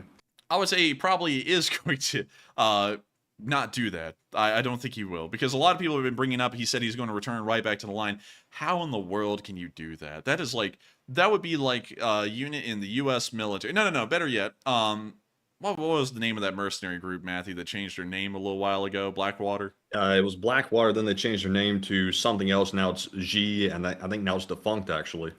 So let's say we're back in the early 2000s and Blackwater's still a thing. That would be like Blackwater saying, huh, screw Bush, and then they came back, and then they killed they killed Powell, and then they just went, okay, we're going back to Iraq. No, you won't. It's like, you're not going back to Iraq. You're dying here tonight. Like, that's what would have happened, and I just don't think that he's going to be returning back to the line and fighting with the Russians, especially with what he's doing.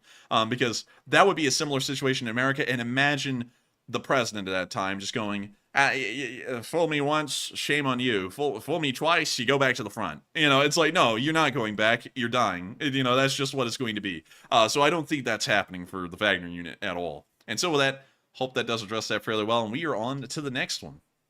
And also, by the way, folks, we are done with our news for now. We will, of course, return to something if we see something important. But for now, we're going to finish off answering our questions and then our live chat questions as well. So moving on to our next super chat, we have a $20 donation from Stephen Goldberg. And thank you for that support. He says, NATO is afraid of giving modern weapons for fear of the technology being stolen, but it may be worth the risk. And good job.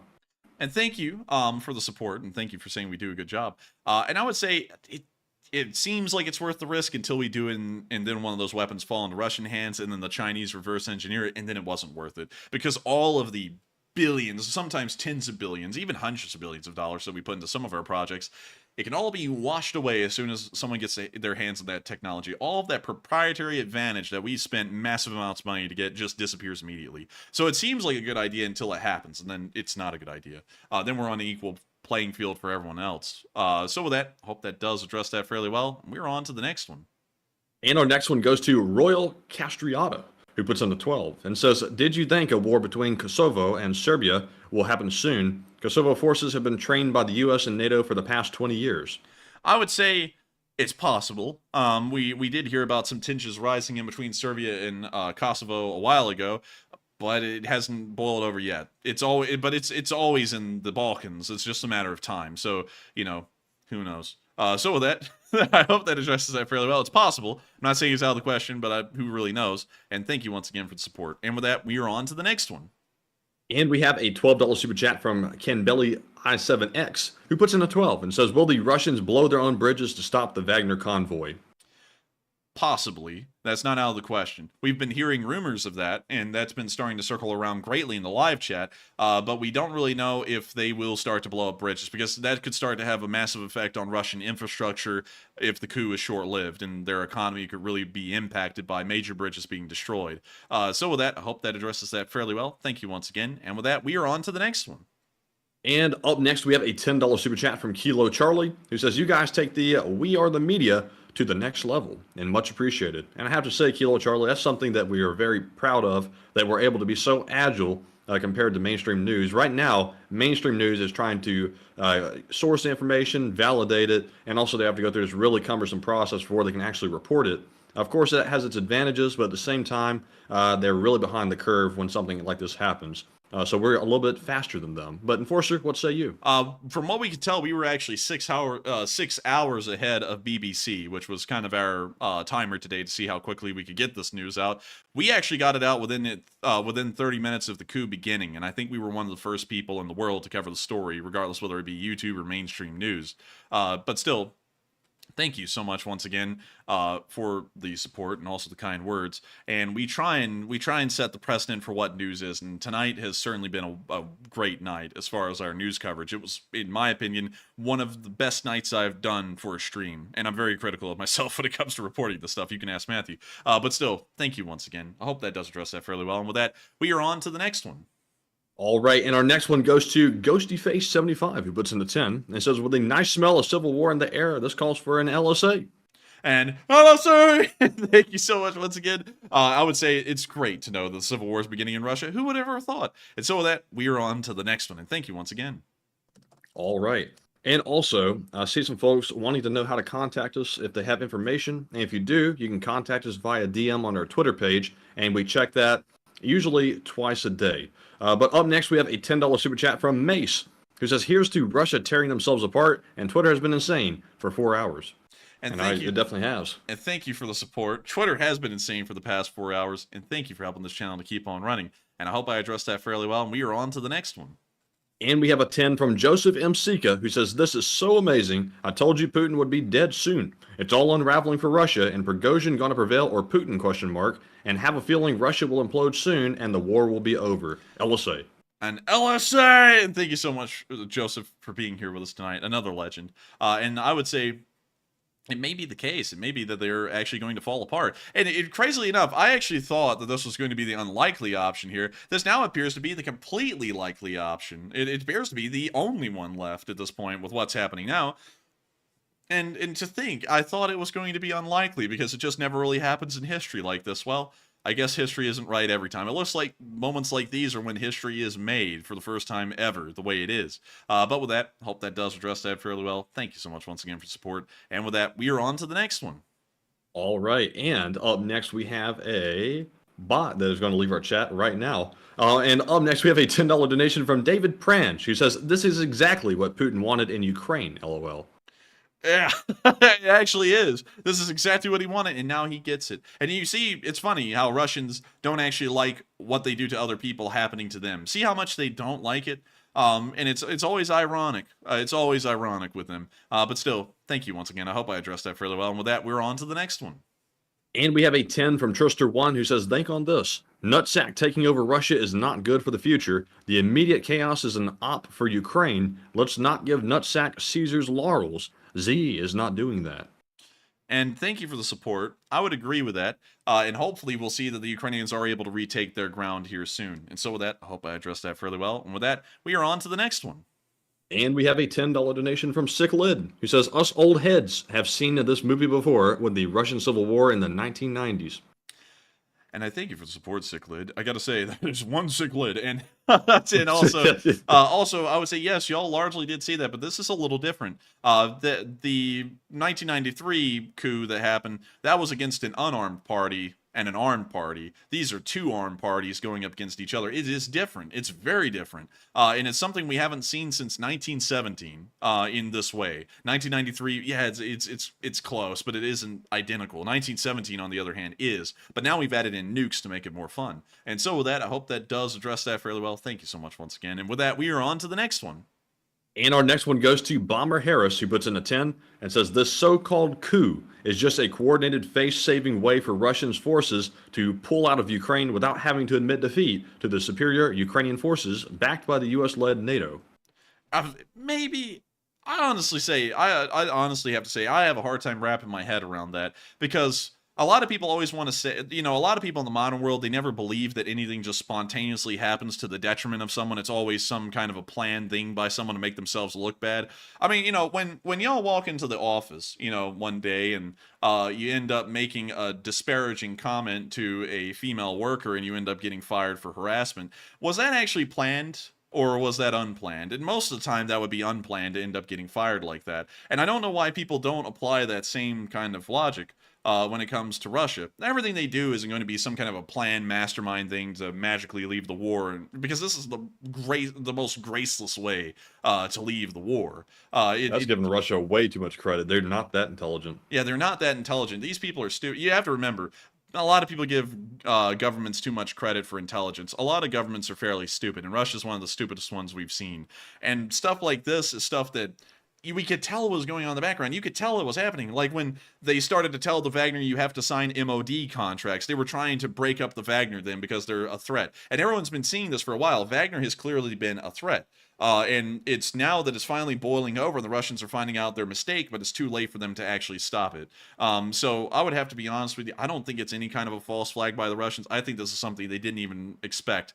And they also didn't expect that Russian forces would start to turn and join their side. And that doesn't do the government any favors in Russia. It makes them look weak, and it makes them look like nobody backs them up, including their own army. And so with that, I thank you so much for the support. I hope that does address it fairly well. I guess we'll have to agree to disagree on that one, but I don't think anything about this was planned at all. And also, someone said, now you're missing the news. It's not a coup. We've been calling it a civil war the whole time. That's the title. It's not a coup. It's a civil war. But anyways, we are on to the next one.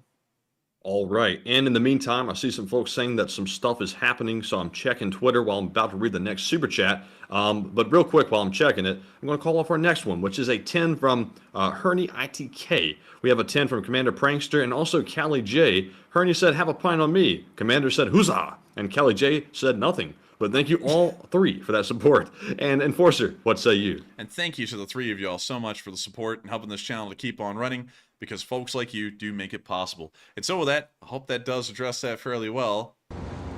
And also, really quickly, Matthew, I'm getting more videos here. 1 second. Okay, so we're getting more videos. I went to one of the Reddit threads I usually look for some videos here, and yes, we are starting to confirm multiple things. I'm going to try and take y'all through some of the most recent videos. I'm so sorry, everyone. Usually we dress these up with their locations on the map and show y'all where things are happening in relation to each other. But due to this being breaking news, we kind of have to address it just here on the Reddit thread. Here is the Wagner HQ being stormed by Russian police just this morning. You can see them going in right here.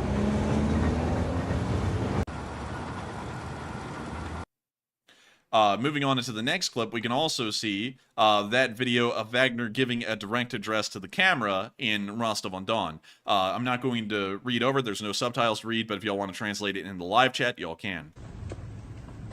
Мы находимся в штабе, 7 часов 30 минут утра, под контролем военные объекты Ростова, в том числе аэродром, самолеты, которые уходят для боевой работы, уходят штатно. Проблем никаких нету. Санитарные борта уходят, проблем нет. Все, что делается, это мы взяли под контроль, чтобы штурмовая авиация не наносила удары по нам, а наносила по украинцам. Главный штаб управления, главный пункт управления работает в штатном режиме. Проблем никаких нет, ни один офицер не оторван. Поэтому, когда вам будут рассказывать о том, что ЧВК «Вагнер» помешало работе, и поэтому на фронте что-то посыпалось, на фронте посыпалось не поэтому. Когда мы пришли сюда, то мы еще раз подтвердили много новое. Огромное количество территорий потеряно. Солдат убитых в 3-4 раза больше, чем это в документах подается наверх. А то, что подается, это в 10 раз меньше, чем говорят по телевизору. Санитарные потери в день составляют некоторые дни до 1000 человек.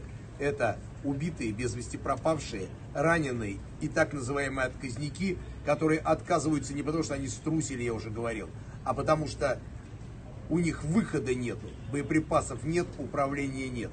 Начальник генерального штаба бежал отсюда, как только узнал о том, что мы подходим к зданию.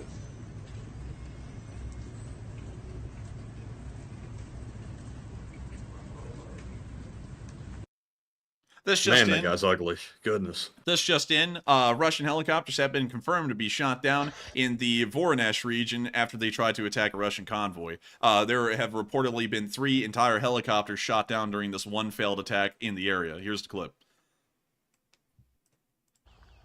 There's one of the helicopters out there smoking, and we can clearly see a tail section there confirming that the Wagner is in fact capable and is shooting down helicopters as they move on their way. Certainly the Russians aren't planning to lose helicopters in this amount in a false flag.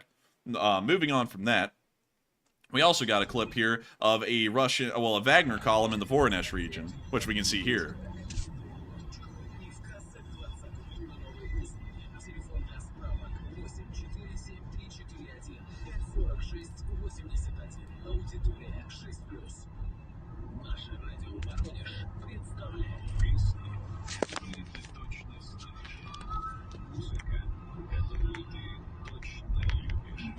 And this entire thing is the Wagner convoy.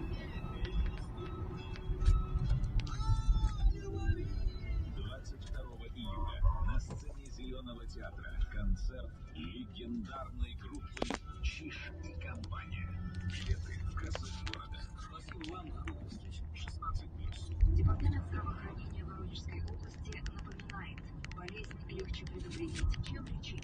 Инсульт, тяжелое заболевание. Его исход зависит... We can see the rest of the convoy passing by, and we can see this appears to be a mostly light convoy, comprised of nothing more than supply vehicles and civilian vehicles that have been commandeered for military use. Запомните признаки инсульта. Человек не может улыбаться, не может одновременно поднять обе руки, говорит неразборчиво, не может произнести свои руки. Что делать? Необходима госпитализация. Требуется срочно вызвать скорую помощь. Обратитесь, и врач поможет. Информация подготовлена в рамках нацпроекта здравоохранения. Воронежская область слушает наше радио. Новохоперск 91,1. Борисоглебск 100,4. Острогожск 103,3. Павловск 104,0. That's the end of that clip right there, but once again showing the Russian column in the Voronezh region. We'll be moving on down from that, past that. We can see Prighozin there. And let me take this back off screen real quick, so that way we can make sure to not show anything sensitive on screen. And let me move on through, and it appears that we have now been caught up to date on the leading videos. Let's see here. And let me go to the Reddit thread again. And let me make sure we keep up to date over there as well, so everyone just stand by and wait for a minute, so that way I can make sure to try and find this stuff, because we're trying to find it live on air right now instead of having it pre-prepared like we usually do. Also something else. Prighozin has said, we were asking earlier whether or not he would go to Moscow or simply surround it. It looks like he said that Wagner PMC will blockade Rostov and go to Moscow until we get the chief of the general staff and Shoigu. So they are heading to Moscow. They're out for blood. It sounds like they're really out to get some folks, like right on the spot. As soon as they get there, pretty much summary executions will be expected. So, let's see here. It appears that we only have... You thought this couldn't get more of a joke, could you? Matthew, this is the best one yet. You need to sit down for this and set down your food and drink. I don't want you to choke or injure yourself. Kadyrov's Akhmat Special Forces Battalion has been tasked to stop Prighozin. Oh, Prigozhin's definitely making it to Moscow. Oh, he's making it now. That's it. They've lost. I mean, like, if you're sending the Chechens to go and stomp Wagner, that's it. And anyways, I don't think Akhmat would listen to that. I don't think they would, because they've been treating Prighozhin and Wagner like they're best friends. Why in the world would they now start killing them? Right, exactly. Yeah, that doesn't make any sense to me at all. But y'all heard it here first. Now, Kadyrov's boys are going to be the one tasked with stopping Prighozhin. That's not going to happen. I can tell you all that right now. That is not going to happen. But with that, we are on to the next one. All right, and our next super chat goes to Apocalyptus Tree, who puts in a $20 donation and says, earlier you mentioned that when Wagner started to make their way onto Rostov, Russian artillery from the front lines started to turn away from the front lines. Can you talk about that? And do we have more updates from the front? We don't really have a lot of updates coming from the front right now. I hope you do understand, but the front line of Ukraine is being drowned out by all of the information of the ongoing civil war in Russia. So there's not really a lot of news that we're getting from there. They didn't turn tail and run, specifically. It appears that they've just gone silent, and they may be getting some kind of orders to conserve ammo, or there may even be mutinies going on in the army on the front lines as people pick their allegiances and sides, and so the artillery is possibly going to be getting turned against other parts of the Russian army. So that's what we know at the moment. We don't have a lot of news to work off of in that regard, but that's what we're seeing. And so I hope that addressed that fairly well. Thank you so much once again. And with that, we are on to the next one. And we have another super chat from Andres Robinette, who put in his second support of the night. He puts in another 50, and thank you very much for that support. He says they will stop him with TikTok dancing. And that's about the only thing the Akhmat has at this point is TikTok. They can pull their phone out and hope that the cameraman little trick will save their lives, but I don't think it's going to work. Dude, they're going to sit there and pull out their cameras and go, "Stop, Wagner, or you'll be canceled." that's what they're going to do. Then that ain't going to work. That ain't going to work. They're going to be like, "Stop!" Hey, you wouldn't stop a soldier doing a TikTok dance now, would you? Dude, the Akhmat gets pinned down to the ground. You hear them going, "Stop! The Wagner brutality! They're pulling out the hammer!" It's like, oh no, not the hammer! Kick it on! That's not going to end well for the Akhmat guys. Not at all. So with that, hope that did address that fairly well, Andres. And thank you so much once again for helping the show to keep on running. And with that, we're on to the next one. All right, and our next one is a $10 super chat from Stefan DeVise, who says, Enforcer, if the Russians are recalled to Moscow, I feel they should be fired on until they just can't fire anymore. And what say you, Enforcer and Enforcer Matt? And who's getting recalled to Moscow? It looks like the Russians. If they are, blast them. That's what I say. And so with that, thank you once again. I hope that does address that fairly well. And we are on to the next one. And the next one is a 10 from GhostyFace75, who says, this makes so much sense. Wagner can seize Russian supplies going into Ukraine for what they are doing, but what does that mean for Russian forces in Ukraine? So much potential things can come from this. And you're absolutely right. So many can. The Russian army will practically wither and die. It will, in a word that Matthew knows fairly well at this house, it will atrophy. On the front lines. Atrophy. It's when you get weaker due to not doing anything. And the Russians will be doing that for sure on the front lines. The implications of this are massive. And that's also why I rule out the idea of it being a false flag altogether. Because there's no way in hell the Russians are going to screw themselves over for decades down the road for a false flag. That would be crazy. And so with that, thank you once again. I hope that does address that fairly well. And we are on to the next one.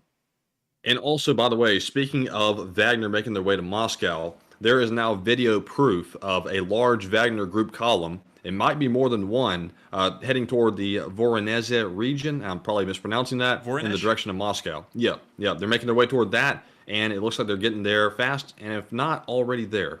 We actually did cover that just a minute ago, but the thing is that they were in a forested area. I don't know where in the world a forested area. Look at Voronezh.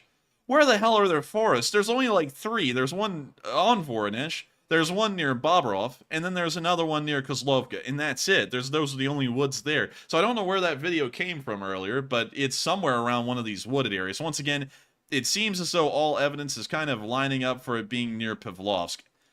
Actually, it's here. It's right here, actually. They've made it past Pavlovsk. That convoy was filmed here because there's rows of trees on the side of the road, just like we saw in that video. So with that, we now found out where they are. They're right near Pavlovsk, at least according to the last video, which means they're a third of the way to Moscow. And so with that, hope that does address that fairly well. Now we know exactly where they are, and we are on to the next one. And we have a $10 super chat from An Unexpected Fire, and those happen quite a lot in Russia. And they said, stop calling it a civil war. It's officially known as a special civil operation. I guess we're going to play the Russians trick now. We're going to turn the tide on them. It's a special civil operations peacekeeping mission, Bled. Buzzwords? Many. Am I buzzed? A little. I'm a Russian. I'm alcoholic. Am I leaving the country? Yes. With money? Lots. Hookers? Maybe few. That's what we always do in Russia. But still, thank you so much once again for the support. And I'd have to agree with you. We're going to have to rename it from here forward. And so with that, we are on to the next one. And thank you once again.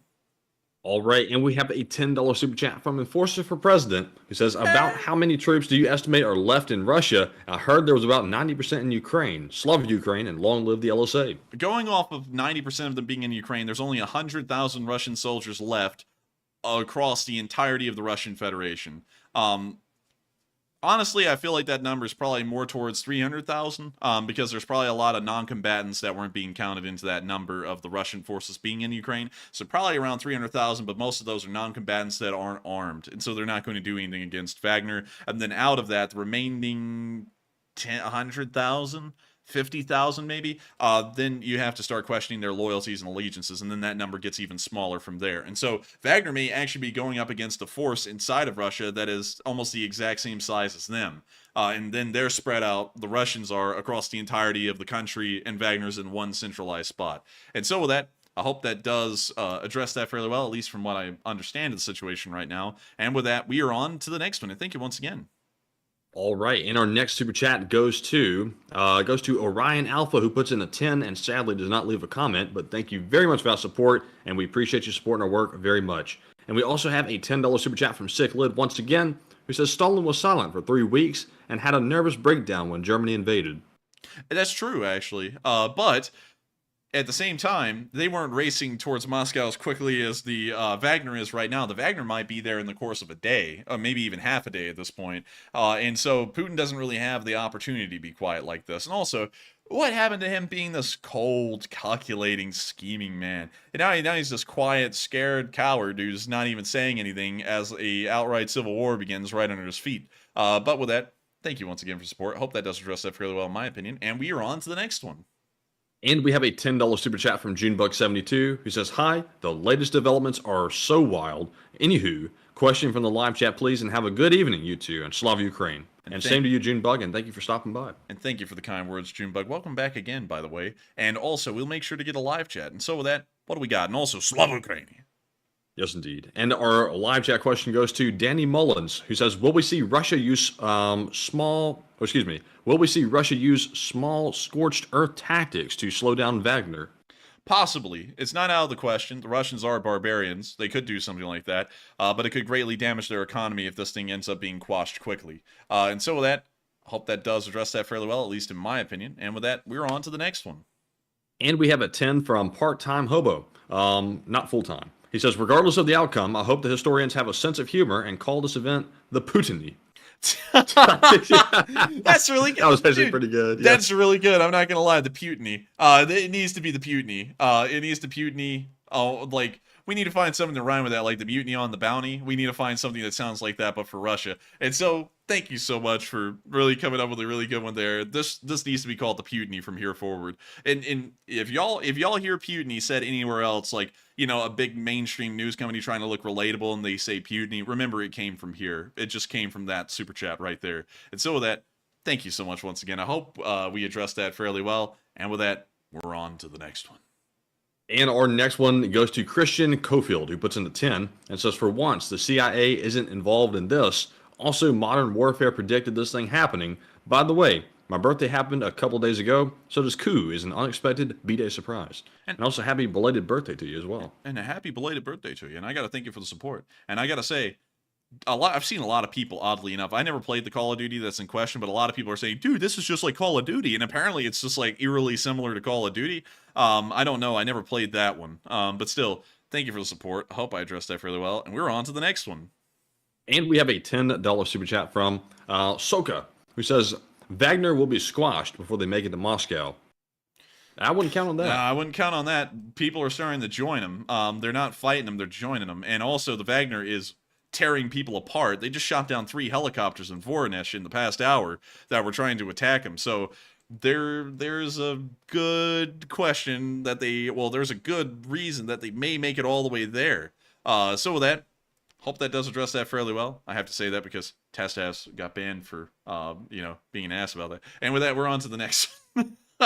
And up next, big shout out to Aqualung58 and also Timothy Kenny. While turning to Mike Tyson for just a split second, and they each put in a $10 donation, and thank you both for the support and helping us keep this thing running.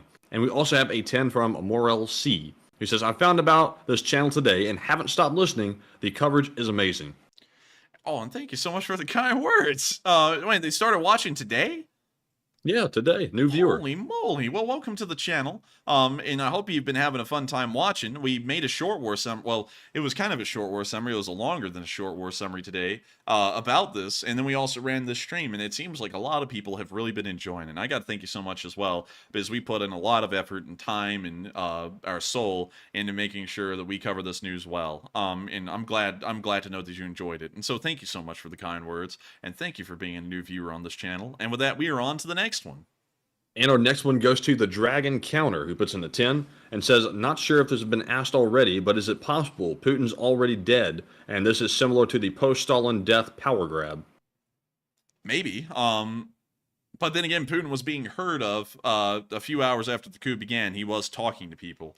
So maybe, but it may also not be. I hate to give you like a half answer on that, but it could go either way. I'm kind of leaning towards not so much, but maybe. And so with that, thank you once again. I hope that does address that fairly well, and we are on to the next one. And up next, we have a 10 from Drogans TV, who says, it would be hilarious if the Wagner group take Moscow faster than Putin was supposed to take Kyiv. And wouldn't that be ironic? Wouldn't that be ironic? Wouldn't that be ironic to see Nutsack standing in the in Putin's office in the Kremlin going, Shoigu, we're going to hang you from the flagpole. And then Shoigu is going, oh, no, man, don't do it to me. Oh, man, I'm telling you. Like, no, I get no respect around there. Oh, man, I'm telling you. But anyways, thank you so much once again. I hope that does address that fairly well. Wouldn't that be ironic? And with that, we're on to the next one. All right, and our next one goes to Persona Incognito, who puts in a 10 as well, and says, hoping the Wagner group hates and prosecutes Sergei Lavrov. Hell, I'm hoping they do too. I'm hoping they do it to everyone. And so with that, hope that does address that. Thank you once again for the support, and we're on to the next one. And we have a 10 from Greedo the Green once again, who says, if NATO was smart, they need to move into Ukraine while all this is happening, and why are they not hitting these columns with SUs? Eee. Reread that one again. They said if NATO was smart, they need to move in to Ukraine while all this is happening, and why are they not hitting these columns with SUs? And I would say simply to that question, never interrupt your enemy when they're making a mistake. And right now, there's a massive mistake going on in Russia right now, and Putin has underestimated an enemy, and we should let this play out. I would agree with Matthew completely on that. We need to sit by and just watch this happen, because it's going to be fun as hell to watch this all unfold without us really having to get involved. Like that, it's not just going to be fun. It's also strategically imperative for us to not get involved and just let whatever's going to happen there happen. Because at the end of it, they're going to be weakened. And if we get involved, who's to say that they both don't stop fighting and they both go try and deal with us? And then we end the mistake right then and there before it could fully coalesce. So with that, hope that does address that fairly well. Thank you once again, though. And with that, we're on to the next one. And we have a $26 donation from none other than Jesus UCSB, the channel legend. And Jesus says, hola. Today I've been in a great mood. So enforcers, do you remember a few weeks ago, I presented the idea of the CIA and UK approaching Prighozin to fight Russia. Jesus UCSB is Nostradamus, LSA, LSA. I do remember that. I do remember that, actually. And I would say, Jesus, you didn't call up Prighozin, did you? Because if y'all don't know, Jesus UCSB is a huge part of this channel and has been in our live chat for a long time. And he has an uncanny knack on Twitter to be able to contact people who are not contactable normally. We've seen it happen several times now. And we're always wondering, how the hell can he do it? And he's still doing it. So if you got in contact with Prighozin, thank you, Jesus UCSB, for starting off this whole thing. And thank you also for being here with us tonight and supporting this channel. And with that, long live the LSA, and we are on to the next one. All right, and the gremlin in the bunker is apparently scheduled to do a speech at 9 a.m. So it looks like in 20 minutes, Putin is supposedly going to address the country. And thank you to Zion for pointing that out. I'm not sure where we can watch it. Is there going to be any live broadcast of that? Because if there is, let's try and find it so that way we can watch it happen live. Yeah, I'm trying to look here. I'm not seeing any links to it right off the bat. I'm seeing a couple of announcements. Let's see here. Let's do some more looking. And if anybody has a link or somewhere where we can find it, that would be a huge help. Let's see here. I'm seeing it on Twitter. I'm not seeing it on YouTube. I'm not seeing anyone preparing to broadcast that here. Maybe. I hate going to RT's website, but I think I'm going to check there next. All right, and we're going to be waiting for Matthew to do that, and while we do that, I'm going to read some live chats. Chad Rex said, "Where's the live? You're on it." Let's see. Wayne O said, "Inside Russia." Now, that's one. That's an idea. Let me go there, and let me see if we can It looks like RT is classifying Wagner's moves as an armed coup attempt in Russia as well. That seems to go counter to what the propagandists were even saying just hours ago. Let's see here. And someone said, "Inside Russia." We'll probably have the speech. Not seeing a speech on RT. So they have a stream live right now. We'll keep that in mind. I'll keep that open, keep that in mind, just in case we need to use it. So we'll be waiting to see that. And let's see here. Trying to see any other options in the live chat. And you said you have RT's live broadcast open? No, we have Inside Russia's live broadcast open, and if we need to, we can possibly hop over there. And I've got RT's open right now. I'm looking at it. Looks like they're interviewing somebody, but they're not showing a speech coming up. Oh, wait a minute. So you're on Russia today? Yes. Let me go see about doing that instead. So we'll go Российский today. Russia. Let's see here. And they have something live. Live. Oh, look at that. It's the Devil's News Network right here at our favorite fingertips. Yeah, right here at the fingertips. Horrors beyond our comprehension. But anyways, we'll wait for the speech to pop up. Matthew, make sure to keep an eye on that and let me know so I can unmute it and then throw it up on our screen. But from what we're hearing, y'all, Putin will be speaking in about 18 minutes. We will stop everything to cover that once it happens. And so with that, we are on to the next one. And our next super chat goes to Craig, who puts in a 10. It says, chances of Moscow deploying tactical nukes to stop Wagner, ? I would say unlikely in my opinion. Matthew thinks it's more likely than I do. We're kind of on opposite ends here. I'm thinking not so much. Maybe it'll happen. I would, if I had to give you a percentage, because I can't really give you a clear answer here, I would say 65%, 70%, no nukes, 30% possibly nukes. And so with that, hope that does address that fairly well. And we're on to the next one. And the next one goes to White Lightning 777, who puts in an 8 and says, hopefully Prighozin is more interested in money and will hand Putin over for the right price. Hopefully he will. Wouldn't that be great? We'd actually get Putin at The Hague at that point. So thank you so much once again. I hope we addressed that fairly well. And we're on to the next one. And our next one goes to Pixeldine, who puts in an 8 and says, good day, mates, and love the coverage. And thank you so much for enjoying the coverage. And thank you so much once again for support. And with that, we are on to the next one. And we have a 7 from Marc-Andre Brunette, who does not leave a comment, but thank you very much, Mark, for that support. And we also have a 7 from Rhino, who says, Reno nice. I've never heard that one yet. Rhino is like Rhino, just a nickname, because my name is Ryan, and I've been watching from early in the war, and you guys are great. And thank you so much for the kind words, Rhino, and helping this channel to keep on running. Because folks like you help to make this thing possible. And so thank you so much once again. I hope we addressed that fairly well. And we're on to the next one. And we have a 7 from Hunter Stevens, who says, staying up late for this one, and don't forget to smash the like button and question from the chat. And thank you so much. Also, if y'all do enjoy, make sure to hit the like button because it does help to promote the stream to other folks. Although YouTube has done a lot of the heavy lifting on that tonight, and we've ended up getting 160,000 views so far on the stream. Damn. While we're live. Yeah, so it's knocking it out of the ballpark. But if y'all do want to hit the like button, it does help the stream to reach more people. So if you enjoy it, maybe other folks will enjoy it. But with that, Thank you so much. I hope that addressed that well. And we're on to the next one. And that live chat question goes to the Green Light 777, who says, how large are the Wagner forces and how many troops and equipment?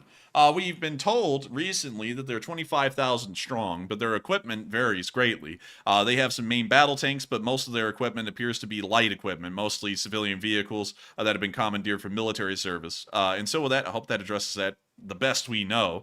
They may even have some stuff in their sleeve that we haven't really heard or seen much of. And with that, we're on to the next one. And we are still keeping an eye on the RT broadcast. Haven't seen anything yet about a speech, but we're still going to keep a look at it. But up next, we have a $10 super chat from Tusoka. He says, the fallacy is believing that the same group which took 9 months to capture one town in Ukraine is going to take the capital of Russia. Well, I thank you for the support, but this is where you're wrong. Because you see, it took them 8 months to go from Herblet to Herblet. It has taken them 6 hours to go from Herblet to Herblet. That is whole, like 240 miles. Big difference. Big difference. And also, they're fighting a completely different opponent. Ukrainians are actually somewhat formidable. The Russians are not. So Wagner's basically fighting their equal in Russia. And they're also going up against the cops. So, you know, it's... That's a big thing, too. Yeah, that's a big difference. They're not going up against an army. They're going up against the cops, pretty much, and some guys who are kind of like the SWAT team, nearly. And so with that, I hope that does address that fairly well. And also, man, I like how they gave you a laugh. I was like, they're going up against the cops. Hey, stop right there! No, boom, it blows them up with a tank. It's like, well, you know, that's going to be a one-sided fight right there. But thank you once again for support, and we're on to the next one. And our next one goes to Raj Kapoor, who puts in a 7 and says, which country would Putin flee to? Belarus. I'm putting my money on Belarus. I heard somebody say he's trying to flee to Uruguay. Oh, hell no. I mean, like, if someone could go down there and get him there. You know, because that's where all the Germans went after World War II, and the Mossad went down there and hunted them down like game animals. You know, it's like, I wouldn't, like, the track record of the Germans fleeing to South America, I wouldn't flee to South America if I was some kind of a war criminal. I would flee to a country that may be able to sustain me. North Korea, maybe, or Belarus, one or the other. Both of them have nukes, so you'll be pretty safe there, and no one's going to invade that country to get you. And so with that, hope that does address that fairly well, in my opinion. And with that, we are on to the next one.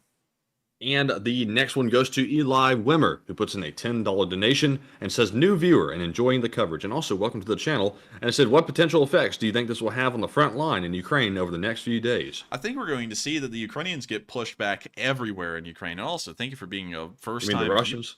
Oh yeah. That's a I was about to say.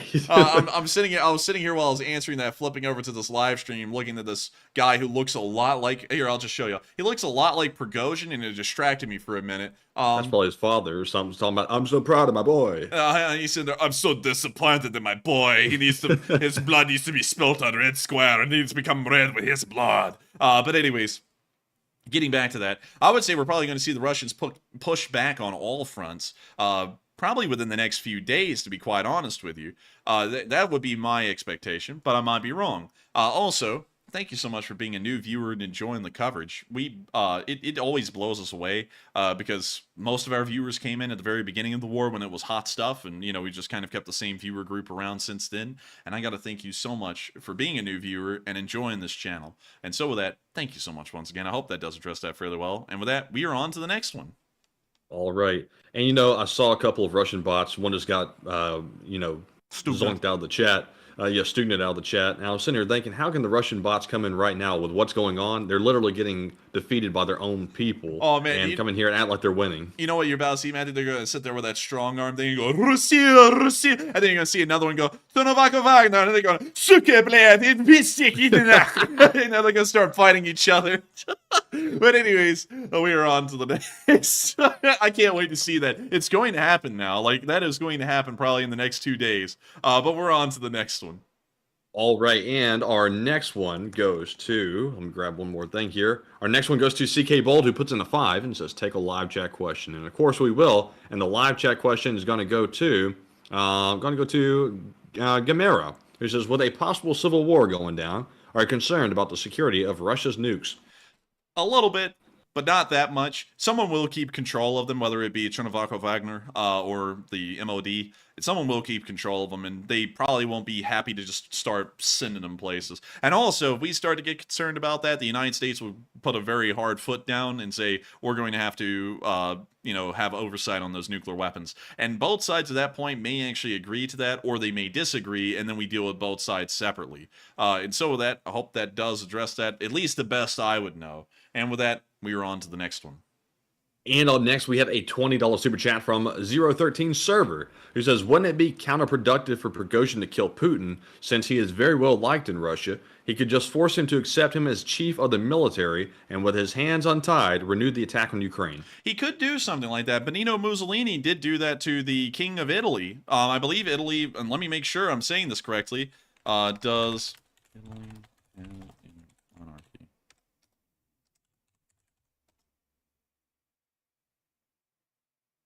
Okay, so the monarchy was actually abolished in 1946. I had to make that correct. But when Benito Mussolini came into power in Italy, as they called him, Il Duce, he actually kept the monarchy around, although that didn't really have anything to do with his fascist ideology, because the the royal family of Italy had a lot of sway over the Italian public, and so he kept him around so that way the king would go up there and go Viva il Duce, and then he would get the popularity of the public. So he could do something like that, and he could end up wielding all of the power in Russia, and Putin's just kind of there as a figurehead. That could be what happens. That's not out of the question. And so with that, thank you once again, and we are on to the next one. All right, and still no mention of any speech coming soon on RT. I do see on, it looks like, Twitter, that a channel called Russian PMC channel is the one who announced that Putin will be speaking. So I'd assume it's going to be aired on that one. So, unfortunately, would you like to try to see if you can find a live broadcast of that one? Maybe. Where is that again? It's a PERVIY channel, Russian, and that spelling. Pervy Canal? It says Pervy channel. All right, I think I found it. All right, everyone. We're okay. I was getting scared there. I was about to say, is this something not good? To be honest, it sounds a little pervy. Sounds a little pervy. Not going to lie. Gotta be honest with you. I'm not finding their live. I'm on their website, not finding their live. That's channel 1 in Russia, by the way. Oh, okay. Let's see. Can't find their live. I will stay on RT for now, and also in Russian. Oh, this guy is actually like legit. Okay, anyways, that guy's actually like an English-speaking professor. What a traitor. Anyways, we're on to the next one. All right, and we have a $5 super chat from GhostyFace75 once again, who says, "Holy moly, there's vids of Wagner now in Rostov, tanks, armored vehicles, etc. Oh my, am I happy." And I gotta tell you, am I happy too? The wars may be over soon. And so with that, thank you once again. I hope that does address that fairly well. And with that, we're on to the next one. And we have a 5 from Badger Resistance, who says, will the CIA arm the Wagner group and use them as the Mujahideen? Oh, that would be diabolical, wouldn't it? Man, you see the freaking Wagner out there with a stinger or a javelin or something. It's like, oh man, that would just be insane. I don't know. I don't think we would in this instance because Russia's a nuclear armed country. That would be meddling with them directly. I think we'll probably stay out of it for the most part, but that would be funny if we did. And so with that, we're on to the next one. And our next one goes to Jermaine, who puts in a 5 and says, it looks like Rosgvardia uses a tricolor camouflage and not the pixelated Ratnik uniforms. Source, Wikipedia. And you are correct. The Rosgvardia does actually have a different camo pattern than the normal regular army. By the way, because I don't think you know this either, Matthew, and a lot of viewers may not know this as well, the Rosgvardia is the Russian version of the National Guard. Yeah, I didn't know that, actually. Yeah, and that's what it actually stands for. It's Rosgvardia, which is like Russian Guard, like, the Russian National Guard, but it's just shortened down into Rosgvardia, and that's what it's called. So that's what he's talking about, right? There's just a case if any viewers didn't know that either, because a lot of people don't know what the hell the Rosgvardia is, and I didn't know that either until I started reading about the Russian army a few years ago. But with that, hope that does address that fairly well. Thank you so much for sharing that with us. And with that, we are on to the next one. Also, I see the host here of Russia today. It appears that he's talking to this professor guy in the studio. Still have not seen a speech from Putin yet. So with that, we're on to the next one. All right, and let me just punch in speech from Putin on Google and see if we can find a live stream here. Let's see here. And also, thank you, Sebastian. Warren, let me make sure I get your whole name. Actually, it doesn't give your whole name. I'm so sorry. But thank you so much, Sebastian, for the 5 Canadian helping this channel to keep running while Matthew looks for that. Yeah, I'm not seeing any links to it here. Kind of weird. You can't find that anywhere. Let me see if Twitter has any links posted at this point. Not seeing any links to it. So our only hope at this point is that RT is going to show it, which you'd think they would because that's Russia Today. But it seems like they're knee-deep in a conversation with a guest, so it's unclear if they will or not. I think, knowing how Russia worships Putin, at least the media circle does, I think they'll probably smack that guy silly and then just throw him off the air and then put Putin on. I honestly think they probably will, but we'll have to wait and see. And if that's not the case, we'll have to quickly scramble to search Twitter and find if anyone's streaming that live on Twitter. But with that, we are on to the next one. And up next, we have a $5 super chat from Cal, who says, do you think there's a chance of nukes falling in terrorist hands if Russia goes into a full-on civil war? I don't think so, at least not soon, because much like the power plant gets a lot of attention right now, we'll probably have nuclear inspectors on both sides going around trying to take a look at these nuclear weapons to make sure that they're not being stolen or absconded with. So I have a feeling that the chance would be low. And so with that, hope that addressed that fairly well, and we're on to the next one.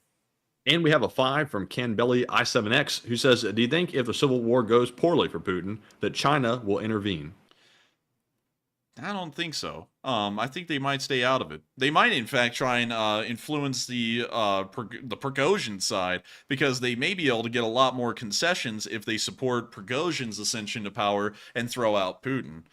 So I hope that addresses that, in my opinion, fairly well. And we're on to the next one. Thank you once again. And we have a 5 from Mr. E-Man, who says, here's hoping that the civil war within Russia does not result in another humanitarian disaster. Hopefully it doesn't, and I gotta agree with you there. I haven't really talked about that much. Hopefully it'll be quick. But then again, kind of hoping it's long as well, because then that'll be much more beneficial for Ukraine. And so, thank you so much once again for the support, and we're on to the next one. And up next, we have a 5 from Matthew Halsberger, who says, from one Matthew to another, you're killing it. And thank you, Matthew, very much for that. I am the only mod on this channel right now. So also I'm the co-host on the side, and also I do some research on the side, and also I run the polls on the side, as well as moderate the chat and get the bots out of there on the side. So I have quite a few jobs, and tonight has been a challenge, but very fun, and tonight is a very historic night, and I'm glad I was able to be a part of it here with the Enforcers. So also big thanks to everyone for hitting that like. We're almost up to 7,000, by the way. I just realized that. But thank you very much for the support. And up next, we have a $5 donation from Terrence Custer, who says, for your soup for the cup fund, and great job, guys. And thank you so much for helping us out with the soup fund.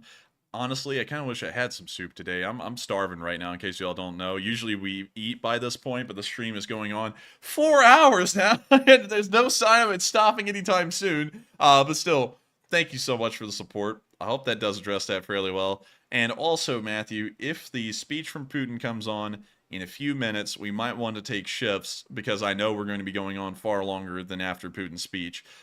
We might want to take shifts to make sure to stock up on some food, maybe top off a little bit, so that way we can make sure to keep this thing going without starving to death. You're starving? A little. I'm not going to lie. I'm kind of a little hungry right now. But anyways, thank you for the support to the soup fund, and it reminded me how hungry I am. And with that, we are on to the next one.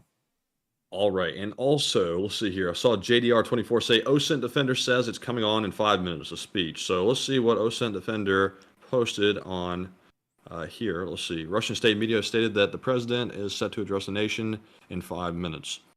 Still no link. It seems like these folks knew the source. They would put a link here.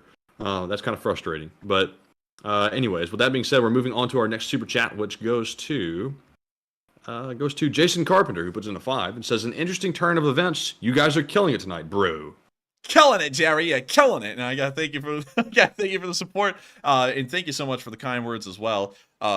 We've never killed it like this before. We've never had 21,000 live viewers on at any given minute on the stream ever. In fact, funnily enough, to go down memory lane for a minute, the biggest stream we ever had live viewer-wise was 15.5 thousand, and that was in March of 2022. Since then, we've never had a stream that big before, and tonight is the first stream to ever become larger than that one, which it's insane. But really, what I think is far more important, rather than just the live viewership, is that we've been able to get the news out to hundreds of thousands of people today, both on our video, which has gotten 360,000 views at this moment, and also on the stream, which has now gotten 170,000 views. We've been able to get out the news of this civil war to nearly 500,000 people, mostly before any other news source, whether it be on YouTube or on TV, was able to get to it at all. And I think, rather than the viewership, that's probably the most important thing, is the impact of actually getting the real news out there. Not talking about that stupid submersible that blew up near the Titanic. You know, that's small fry business compared to what we're talking about right here. We're talking about a civil war in Russia, and for some reason the news acted like the Titanic submersible was far more important than the civil war going on. So with that, I hope that does address that fairly well, at least in my opinion. Thank you so much once again for the kind words. And with that, we are on to the next one. But wait a minute, Russia Today is rolling an in card here. Looks like they're showing a film of somebody roaming the streets and sitting on an oil rig. Yeah, it looks like they're drilling for oil. Not that kind of drilling for oil, y'all. Don't be dirty. I immediately thought when I said that, I was like, someone's about to take that wrong. Oh my lord! Oh, it's a trailer for some Russian documentary or something.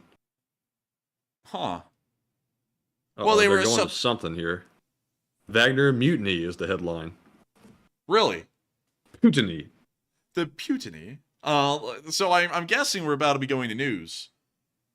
It looks like it's a segue into something like that. Keep an eye on that. They're showing new footage I haven't seen before. And so, Matthew, real quick, read me off the next one, and I'll address it, and make sure to keep an eye on that, and just interrupt me if the speech happens. Say, speech is happening, and I'll run over there and throw it up. All right, so our next super chat goes to Something Original, who puts in a 20 and says, would it make sense for NATO to redeploy more forces toward the Baltics on the off chance that Wagner assaults and gains control of a nuclear stockpiled base? It seems the DoD or NATO is responding at a snail's pace. That may be smart for NATO to do, is be ready to launch towards St. Petersburg and out of the Baltic at any moment. I would say that would most likely be well advised if the NATO forces were to do that. And so thank you so much once again for support, and we are on to the next one. And also I have to take a quick pause here for just a second because I'm using all my screen real estate to look at the side screen. So I have to step off of the spreadsheet for a second. It looks like the RT News anchor is showing footage that we just watched of Prighozin talking about making his way to Moscow. So still no speech yet, and we'll check back here in a moment. But moving on to our next super chat, we have a $5 donation from Jermaine once again, who says Southern Military HQ, and he gives the address, and we did look at that earlier, by the way. And thank you so much for the support, and we finally got an address. This late in the stream, we finally got one, and thank you so much for providing one. And with that, we are on to the next one. And we have a $5 super chat from Darth Vendor, who says, what are your odds for Prighozin losing and winning, but resumes the war and wins and pulls out and overthrows Putin? So that was a very complicated question. Can you reread that one again? Wait, CNN is covering it. Wait, see, I believe the speech is live. Let me go and try and find CNN's live stream on YouTube, and we'll show it if we need to. So, let's see here. 1 second, everyone. We're in a mad dash over here to try and get to this news. CNN live, come on. Let's see here. I'm not seeing it live. They're talking about the catastrophic explosion of the damn sub again. Have you found it, Matthew? Putin's speech live. Oh, let's see here. Not seeing anything right off the bat. Trying to get to YouTube to see if I can find the live stream. Let's see. Putin's speech. And someone just said RT is talking about. Yes, they are, but they don't have the speech yet. No, I don't see it live anywhere. Damn it. I wonder if he is even giving a speech. The BBC is reporting Putin's speech, according to Kevin. Let's see if I can go get the BBC live. Wait, hang on. Let me just go to the BBC. Let me turn on my TV behind me, by the way, and see if I can spot it on a mainstream news channel. Let's see here. Putin speak. Here we go. Live reporting. Putin to make TV address. Make a televised address shortly. TASS news agency quotes the Kremlin spokesman is saying. So let's go to TASS. Now we know it's a TASS. So let me go to TASS. I'm so sorry, everyone. We're in a mad dash here to try and get this for y'all. Let's see.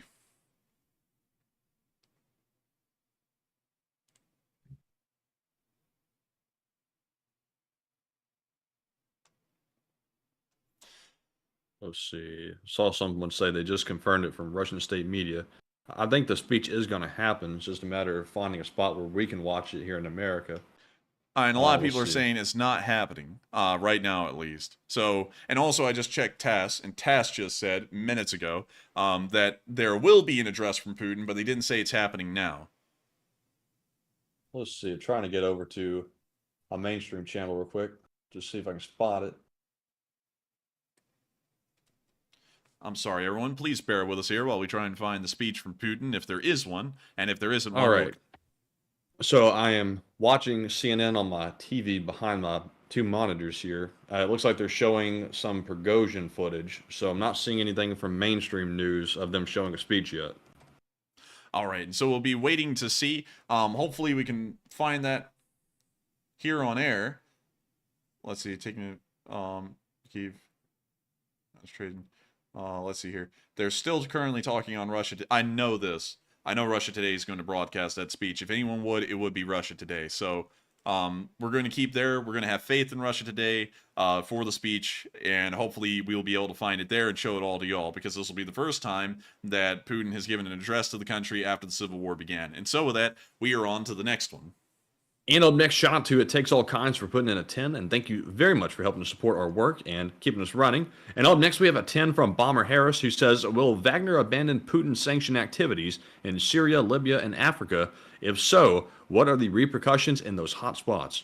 The repercussions may be that the Russians lose absolute control over the area. Also, real quick, I've just been told that CNN 18 is also running a live stream on it as well, and if we need to, we'll hop over here and watch it from CNN 18. So we'll have both of them running at the same time. But I'll have to say that the Russians will most likely lose control in those areas entirely, considering that Wagner is their executive arm as far as getting things done down there. And so with that, thank you once again for the support, and we're on to the next one.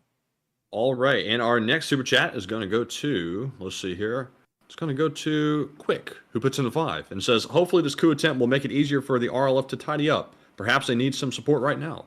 Hopefully it will. We haven't really heard a lot about them. We don't even know what they're doing. So hopefully it will help them. And so thank you so much once again for the support, and we're on to the next one. And the next one goes to WL, who puts in a 5 and sadly does not leave a comment. And thank you very much for supporting the channel. And we also have a 5 from Matt K, who says, my ex lives in Krasnodar. Warning her right now, and thanks, guys.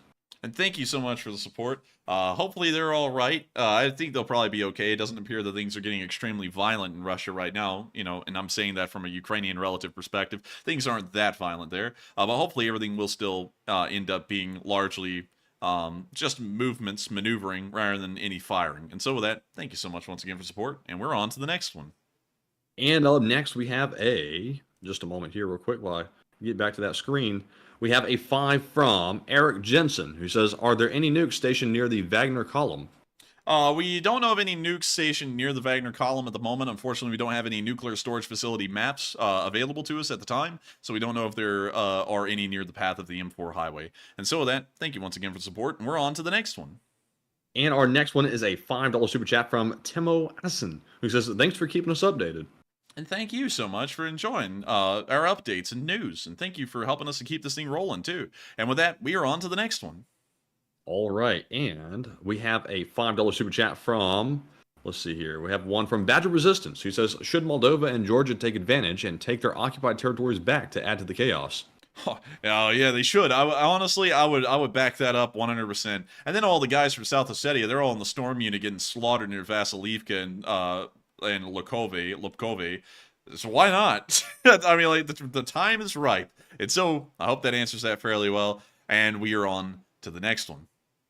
All right. And just doing a quick check here on Twitter once again to see if I can find anything about the speech. Looks like all of a sudden all the OSINT channels have gone quiet about the speech. So I'm not sure if that means that they've canceled it or either it's going to be delayed or something, but the fact they've gone quiet suggests that maybe it's not going to happen right now. But moving on to our next super chat, we have a $20 donation from Matt Zelenskyy, who says, "Yo, long-time listener, first-time caller. Good stuff, guys, and how batshit crazy does Putin's speech could go?" I don't know. It's just kind of giving me a little bit of anxiety as to where the Putin speech could go. And someone just said, CNN now, CNN now. So is it on CNN, Matthew? I don't see it on CNN. It looks like they're showing some footage. Okay. And so I would say it's leaving me a little anxious. Who knows where in the world this could go? I mean, this is the first time we've ever seen Putin's power directly challenged inside of Russia by an armed rebellion. So we don't know where it could go at the moment. But thank you so much for the support and also being a longtime listener and a first-time caller. And thank you once again. And so with that, we are on to the next one. All right, I see a ton of people saying that Sky News is going to be carrying it live. So let me go check out Sky News on my separate tab over here and see if they have a live stream running of news on YouTube. They do. Let's see. Oh, they do they? And they're talking about the coup right now. No speech. Wait a minute, stand by. At some of the day's other headlines, and Scotland's be careful playing that because they'll copyright us for that. And also, they were moving on to Scotland, so it appears that they are not covering it yet, and the speech has not occurred. And so with that, we're on to the next one. So I'll keep RT and Sky News open at the same time. So up next, we have a find from Andy Fry, who says Sky News is going to carry his speech live, and it's coming up. And thank you for the support, and thank you for sharing that with us. And we just hopped over to Sky News just to make sure that if we miss it on RT, we'll get it on Sky. And so thank you once again. And with that, we are on to the next one. And we have a 10 from Something Original, who says, I was hearing reports that the Ukrainian army is taking advantage of this, and are they already inside of Bakhmut now? Yes, they are. I actually did not cover that during tonight's stream, but according to initial reports that we have not had picture and video evidence for, we have heard that the Ukrainians have retaken a quarter of Bakhmut just over the past few hours, but we have not been able to confirm that at the moment. And so, thank you so much once again for the support. I hope that addresses that based off of the information we got a few hours ago. And with that, we are on to the next one. And up next, big shout out to Fam for putting in a $10 donation, and sadly with no comment, and thank you very much for supporting the channel. We also have an 8 from Pedro Martins Costa, who does not leave a comment either, but thank you very much for your support as well, and supporting the work. And we also have a 5 from Greedo the Green, who says, how much y'all want to bet that NATO is moving in to Ukraine while all this is going on? Probably not moving into Ukraine. I would doubt that. That would be an escalation of the war. If the civil war ends or gets quashed quickly, then the Russians have a valid excuse to blame that civil war on us and then say, look, they're there, nuke them. And then, we have nuclear Armageddon on our hands. So I have a feeling that that probably won't happen, at least in my opinion. And thank you once again for support, and we're on to the next one. And Enforcer, I think sadly we're going to put a cutoff on the super chats because we are not making any progress. We're still sitting at the exact same amount. How many? Let's see. 130. We have 35 left. Holy moly. All right, so if I could have all of y'all's help in the live chat, we're going to have to call forward an ancient right of this channel. Back in the day, we used to actually tell people that we were no longer receiving super chats just due to the volume of them. We have a rule where we have to address all of them because this is the only way we support this channel, and we want to thank each and every one of y'all personally for making it possible, and we won't be able to do that beyond this point tonight. And so we are going to be instilling a cutoff. This is something we have not done in a very long time, but we will have to be cutting off the super chats and not addressing any of them if they come in beyond this point, because we won't be able to. We've literally run out of time right now. This stream is 4 hours and 12 minutes long, and if we were to continue to go on any further than this and continue to receive super chats, we wouldn't be able to get to bed and actually go to sleep or anything later on. So just make sure every once in a while, y'all, in the live chat, if y'all can, just say cut off on live chats. Don't send one in because, we won't be able to take any more beyond this point. We'll be answering all the ones that have come in so far. And so with that, I hope that does surprise the live chat of that.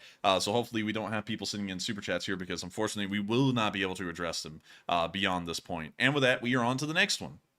And up next, we have a $5 super chat from The Games, who says, if Prighozin is successful, though still have my doubts, do you think he intends to seize control for himself or install a puppet like the human? I think they'll probably install a puppet, most likely. And so with that, thank you so much once again for the support, and we're on to the next one. And we have a $5 super chat from Brinstar, who says, NAFO forever and Slava Ukraine. And Slava Ukraine. And thank you so much once again for support. And really cool to know we have NAFO folks in here. We got a lot of NAFO folks in here. We got people like Super Bunker, amongst a whole bunch of others. I just know Super Bunker now because he's one of our trademark NAFO guys. But thank you so much for being here and being a part of NAFO. And with that, we are on to the next one. And shout out to Opus, who puts in a 5 as well without a comment, and thank you very much for supporting the work. And we have a 5 from Neil Vizanant, who says, Enforcer crew, I think y'all should save yourself some oxygen and just call the Ministry of Defense Forces Federal Troops. It's less confusing. We could, or we could call them mod troops or MOD troops. And so with that, thank you once again for support. Hope we addressed that fairly well. And we're on to the next one. All right, and double checking RT here. Don't see any speech popping up. See a fella here talking, not really saying much. Let's see, and on Sky News, it looks like they're talking about mortgage rates, so that's not the speech. So moving on to our next super chat, we have a 5 from Turbo GSR, who says, Enforcer, there is a new, less than a minute old video from Prighozin talking to the Russian citizens. Also, new video from Surovikin. We did see the speech from Prighozin. We actually did show that a little bit earlier, but we have not seen the one from Surovikin. And if that's the plea, we did see that one. I just didn't show it on stream. And so with that, thank you once again for the support, and we're on to the next one. And we have a 5 from Christian Vanelli. He says, I found the location of the destroyed Wagner vehicle on the highway, Verkhny Mamon. Voronezh, I can't even pronounce that. Some oblast. Spell it real quick for me. Wait, you're talking about the place or the oblast? The town. It's called Verkhny, Verkhnii, space Mamon, Mamon. Here we have it. Where's the overpass? Is it this one? Hello? Hello? Is it this one? Let's... That lines up. Yep, that's where they are. They're at Verkhny Mamon. They're not as far up as we thought. They've made it past Bogachar, though, and they are on their way to Pavlovsk. They are somewhere around Pavlovsk at this moment. That's been confirmed. But that's now about an hour old. They could have been they could be beyond that at this point. They could be halfway to Voronezh, nearly. But, you know, who knows? But thank you so much for sharing that with us, because we finally found where it is. That is the same overpass. It just appears that the color of the concrete has been changed to a whitish color instead of a reddish color. And so with that, we are on to the next one. And we have a 5 from Jason, who says, last update I heard was the guy commanding Prighozin left his post and is hiding in his friend's house. Help me, buddy. Can we play Xbox, eat hot pocket blade? It's a whole civil war going on in country. Yeah, sure, hang out at the house, okay. But thank you for sharing that with us. I actually did not know that happened. And with that, we are on to the next one. All right, I saw someone say Putin speaking. Don't see that on either channel. Don't see that on Sky News either. People keep freaking fake breaking me, man. Man, they're psyching me out. Yeah, they're psyching me out, man. I'm going through like a freaking dopamine rush every time they say that. I'm like, oh, speech. I'm like, and then I go over there and there's nothing happening. But with that, we are on to the next one. And we have a 5 from the entire family: Billy, Joe, Carl, Bob, Danny, and Frank. We have 2 of them. They're each $5 donations, and thank you very much for that support. And he said, haha, yes indeed. Which of these 2 nuts in that big old nutsack will you prefer? Now, that's a little graphic. I don't know about that one. And they also said in the second one, I never thought I'd see the day when I say, go, Mr. Nutsack, go. But only, of course, for as long as it benefits Ukraine. And thank you for the support. And yeah, it is pretty wild that people are now cheering on Nutsack. I mean, honestly, we're kind of cheering on Nutsack over here, because anything to tear down the Russians a little bit quicker, we're all for. And he appears to be the vehicle to do it with. And so with that, thank you once again for the support. And we're on to the next one. And the next one goes to the B Knight 3, who puts in a 5 and says, what scenario do you think will be first? Red October or Crimson Tide? Also, drones right now would make everything spicier.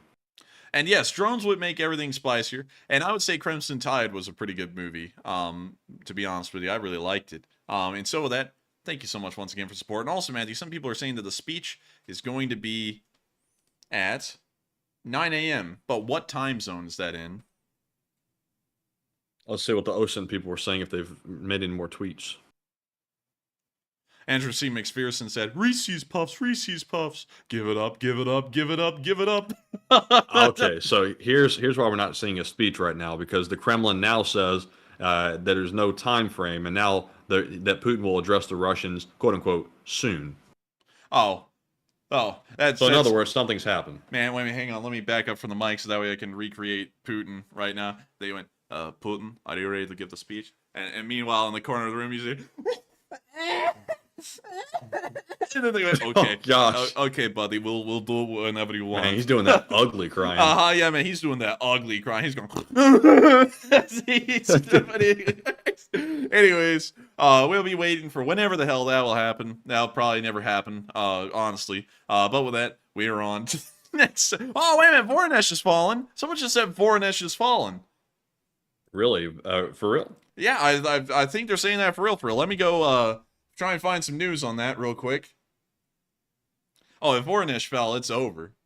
That was like really the only major city in between there and Moscow on the M4. Let's see. And it's come out now 2 minutes ago. All army and police force facilities are under Wagner control in Rostov-on-Don. Let's see here. What else? Let's see. Highway still stuck at Voronezh. And they're saying that facilities in Voronezh have been taken under control by the Wagner. But looks like Voronezh traffic is completely blocked, and Wagner's inside doing what they need to do. Let's see here. We don't have any pictures or video evidence to confirm that, at this moment, they have taken Voronezh completely. But it does appear that they are on the outskirts of Voronezh at this moment. That means in between the last update where we thought they were at Pavlovsk, they've already made it all the way to Voronezh. And that means they're now a third of the way, really 40% of the way to Moscow now. And so with that, we're on. So here's where people were getting that statement from. It was coming from Gherkin. Gherkin said via Telegram that Wagner entered Voronezh without resistance. Oh, he might mean the oblast, though. He might not mean the city. Could be. Yeah, I think that's what he means. Thanks, Gherkin, for confusing the shit out of everyone for like a good minute. But anyways, we're on to the next one. And we have a 5 from Ulysses, who says, long live the LSA. And long live the LSA, and thank you once again for the support. And with that, we are on to the next one. And we have a 5 from Aaron Cooper, who says, it looks like Russia is going to get their military parade, LOL. Oh, yeah, they're going to get it. They're going to get it, you know what I mean? But still, thank you once again, and we are on to the next one. And we have a 10 once again from the entire family, Billy, Joe, Carl, Bob, Danny, and Frank. They said at 6:06 a.m., Kaltenberg said the following, fine, I'll hire Wagner. Come on, Mark, let's pool our assets, lol. And I can concur, although I can only chip in an additional 50 krona. Krona. Thank you so much for the support, the whole family. And also, I want to thank Mock, incompetent drone operator, and I also want to thank Kaltenberg for hiring the Wagner to conduct a coup or a civil war. And so thank you all for doing that. That was a great thing, and it really was an uptick in the news, for sure. And so with that, thank you once again, and we're on to the next one. And we have a 5 from Vrax, who says, but with that, I hope that addresses this question the best we know. And with that, we're on to the next one. And the next one goes to Christian Cofield, who puts in a 5 and says, I can't believe modern warfare called this civil decades ago. Wait a minute, hold on, let me see here. I think there might have been a typo. He says, I can't believe modern warfare, meaning Call of Duty, called this civil war decades ago. Wish this happened on my birthday 2 days ago, and the CIA must be glad they didn't do this. And I gotta tell you, we're still waiting for those checks from the CIA, and I gotta thank you so much for the support in the meantime. And I would say, I wish it did. Yeah, it would have been cool. I'm not gonna lie. And so with that, thank you once again for the support. And we're on to the next one. And we have a 5 from Mr. Blue Cat, who says Bieber and somebody have been appointed as governors of the Rostov and Voronezh regions. Oh, really? Really? Well, I thank you for sharing that with us, and thank you for the support. And with that, we are on to the next one. And the next one goes to PJ, who puts in a 5, and Sally does not leave a comment. But thank you very much for that support. We also have a 5 from Anthony, who says, what do you think the Russian Navy will do during the civil conflict? Slav Ukraine. They'll probably just sit around and do nothing. They kind of did that in the Russian Revolution, too. They just kind of did nothing. So thank you for the support, and we're on to the next one. And we have a 5 from Constant Chaos. And that's what it feels like it's in Russia nowadays. It's constant chaos. He said, first time here, sent by a tabletop channel Discord. I'm glad to be sending my first super chat on the channel. I'm a follower closely. And thank you so much for the support. Thank you for following this thing closely. And also, pretty cool to know you got sent over here from a tabletop Discord. I guess you're on the top of the table. But I also know what you mean. It's a tabletop wargaming thing. And those are really fun. And so with that, thank you so much once again for enjoying this channel and watching this for the first time. And with that, thank you so much once again. And we're on to the next one. And we have another super chat from PJ, who puts in a 5 and says, I think NATO is aware of Wagner's intentions, and I think NATO will help Wagner. And what are your thoughts? I think they probably won't help Wagner because this is an internal Russian affair, and the Russians could, if we help the Wagner unit, they could say that we're trying to take them over and nuke us. And of course, most of their nukes probably aren't operational, but, enough of them will be. And so with that, I hope that does address that. Thank you once again for support. We're on to the next one. And we have a 4 from Benja, who says, Prighozin is in Rostov. Check Visegrad 24. And he was there. And we were there. And so that, thank you for the support. Kind of like Kilroy. Kind of like Kilroy. And sometimes I don't know if some of those super chats are sent in the beginning and we're just finally getting to them because sometimes they're covering stuff that we've already covered hours ago. But still, thank you once again, and we're on to the next one. And we have a 5 from Schlordy, who says, what do you think the outcome will be? Possibility of nuclear instability, and thanks. Possibility of nuclear instability, somewhat low, possibly moderate. Outcome, destruction of the Russian military, most likely. That's the only thing I can guarantee at this point. And so with that, thank you so much once again, and we are on to the next one. And up next, we have a 4 from Nope, who says, I feel like we should refer to the situation as Moscowgate, given it looks like things are beginning to implode. And I thank you for the support, but we've already decided it's Putiny, because it just sounds good. The Putiny. But still, thank you so much for the support. And another interesting idea, but I gotta be honest, I don't really like the whole blank gate cliche thing, because it's just gotten old at this point. Everyone calls everything gate. Like you could sit there and have like a senator having a scandal with, some floozy, and it's called Floozygate or something like that. It's just used too much in my opinion at this point. We got to come up with something new. But still, thank you once again. We're on to the next one. And the next one goes to Brother Malachi, as well as Faded Freddy, who each put in a $3 donation without a comment. And thank you both very much for that support. While my brain goes dead. You good? I'm having a stroke. But anyways, moving on to our next one, we have a $3 donation from Persona Incognito, who says, I hope Sergei Lavrov is punished as a war criminal. I hope he is also punished as a war criminal as well. I hope the whole Russian government is punished as war criminals. What I gotta be honest with y'all, what Wagner is saying they're going to do to Shoigu, I can't really disagree with that. So with that, thank you once again for the support. And with that, oh wait a minute, I think they meant that about Ocean Gate instead of the Russians. I thought they were talking about the Russians. I'm sorry, y'all. Sleep deprivation is getting to us over here, and the caffeine's worn off at this point. I didn't know they were talking about Ocean Gate. And I was sitting there, Gate's overused, and they were talking about Ocean Gate. Oh, we're so stupid. Well, actually, we're exhausted. But anyways, I'm sorry about that. I would like to correct that. I sat there and blasted the whole Watergate thing, and it wasn't even about Watergate. It was about Ocean Gate. But thank you so much once again for support. I'm sorry. We've been dead set on Russian Civil War stuff all night. I thought that was about the Civil War. But with that, thank you once again for the support. I'm sorry we got that wrong, and we're on to the next one. And also, by the way, thank you to all the folks that are still sending in super chats, regardless of the shutoff. We do see those, and we are reading them ourselves, but sadly, we won't have time to read them off. But just want to give a quick thanks for that, and also let you know that we do appreciate it. And up next, we have a $2 donation from Mama Mentality, who says, proof that Wagner is in Russia, ? I'm very skeptic, and it could be a show.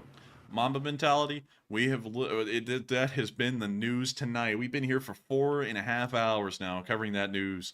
If you didn't believe it then, I don't know what would make you believe it, because we've covered, I think, dozens of clips from inside of Russia everywhere showing them having a meltdown. And right now, Putin's about to come out and give a speech any minute now, any freaking minute. No, they're going to an arms expo now in Russia today. I guess they're never going to do that. But he's supposed to be coming out and giving a speech. He's ugly crying in a corner. That's the real truth. And so with that, thank you once again. And we're on to the next one. And we have a 2 from Lee G, who says, Slava Ukraine. And I say, Hiram Slava. And thank you very much for that support. And up next, we have a 2 from Mama Mentality once again, who says, new special operation inside of Russia, I see. And yes, it's new, it's good, and it's the Russians doing it on Russians. What could ever be better? And so, thank you so much once again for the support. I hope that addresses that fairly well. And we're on to the next one. And the next one goes to Dupper Bob, who puts in a 2 and says, Slava Ukraine. And Slava Ukraine. And thank you so much once again for helping this thing to keep running. And with that, we're on to the next one. And shout out to Gregory Amadius, who puts in a 2, as well as the Grim Gary, who puts in a 2 as well. And thank you both very much for that support. And we also have a 2 from Mamba Mentality once again, who says pro-Ukraine Russia in Ukraine could help Wagner get to Moscow. Possibly. I wouldn't rule that out at all. And so thank you so much once again. And we're on to the next one. And let's see here. Hold on just a second. Let me grab a bot. Up next, we have a 2 from Marcel Holmes, who says, I just saw a video of a gunfight inside of Russia. And we did too. And it was pretty tough. So thank you so much once again for support. We are on to the next one. And we have a 2 from Lee, who says, check the DMs and much love. And Lee, I will have to check that after stream because I now have a full inbox on Twitter. Probably more full than it's ever been. And also a ton of emails as well. So I'll have to catch up on those later, but I will certainly do so. And we also have a 2 from Warren Maroney, who says, is Ukraine taking advantage of this development? Ukraine is taking advantage of this development. They've declared an offensive along the entire line of contact, which is the front line. So that is going all the way from the Russian border to the north to Vasilivka and the Zaporizhzhia Reservoir to the south. And so with that, thank you so much once again. And we are on to the next one. And we have a 2 from the B-Night3, who says, poor Oryx. He's like 2 days from retirement, LMAO. Yeah, and he's not going to be retiring now. Well, actually, he will be retiring now. The war probably will end. We'll probably be retiring too. And you know, that's a thought for some of y'all. It's like, what will I do at 10 p.m. Eastern time every single night now when the war ends? What will y'all do? I know what I'll do. I'll be sleeping in. I'm just kidding. Well, we'll probably continue to cover the Russian Civil War news if the Ukrainian war ends and that's going on. We'll probably just shift right on over into Russian Civil War news. And with that, I hope that addresses that fairly well. Thank you once again for support, and we're on to the next one. And also, I don't know if this person is watching the stream or not. I don't know if Osin Defender is watching, but if you are, good to see you. I saw him type something on his Twitter that looked very familiar to something I just said a moment ago. Almost the exact same wording. He's saying also, he's concurring with me and saying that the address seems to be delayed and saying it'll happen soon, which seems to be the case. So it doesn't look like we'll probably get to that on the stream tonight. But also on the other front, it looks like Visegrad 24 is saying that the Wagner Group has been confirmed taking control of Russian military facilities in Voronezh, or however you say it, in the city before they get to Moscow. It is Voronezh. Voronezh, blade. They've taken control of the facilities there. Baby, let's go, blade. That's it. Let's go to Wagner. You go rip all of Russia apart, blade. I love it. And so, thank you so much, everyone, for sharing that with us. We'll be, of course, trying to validify that later.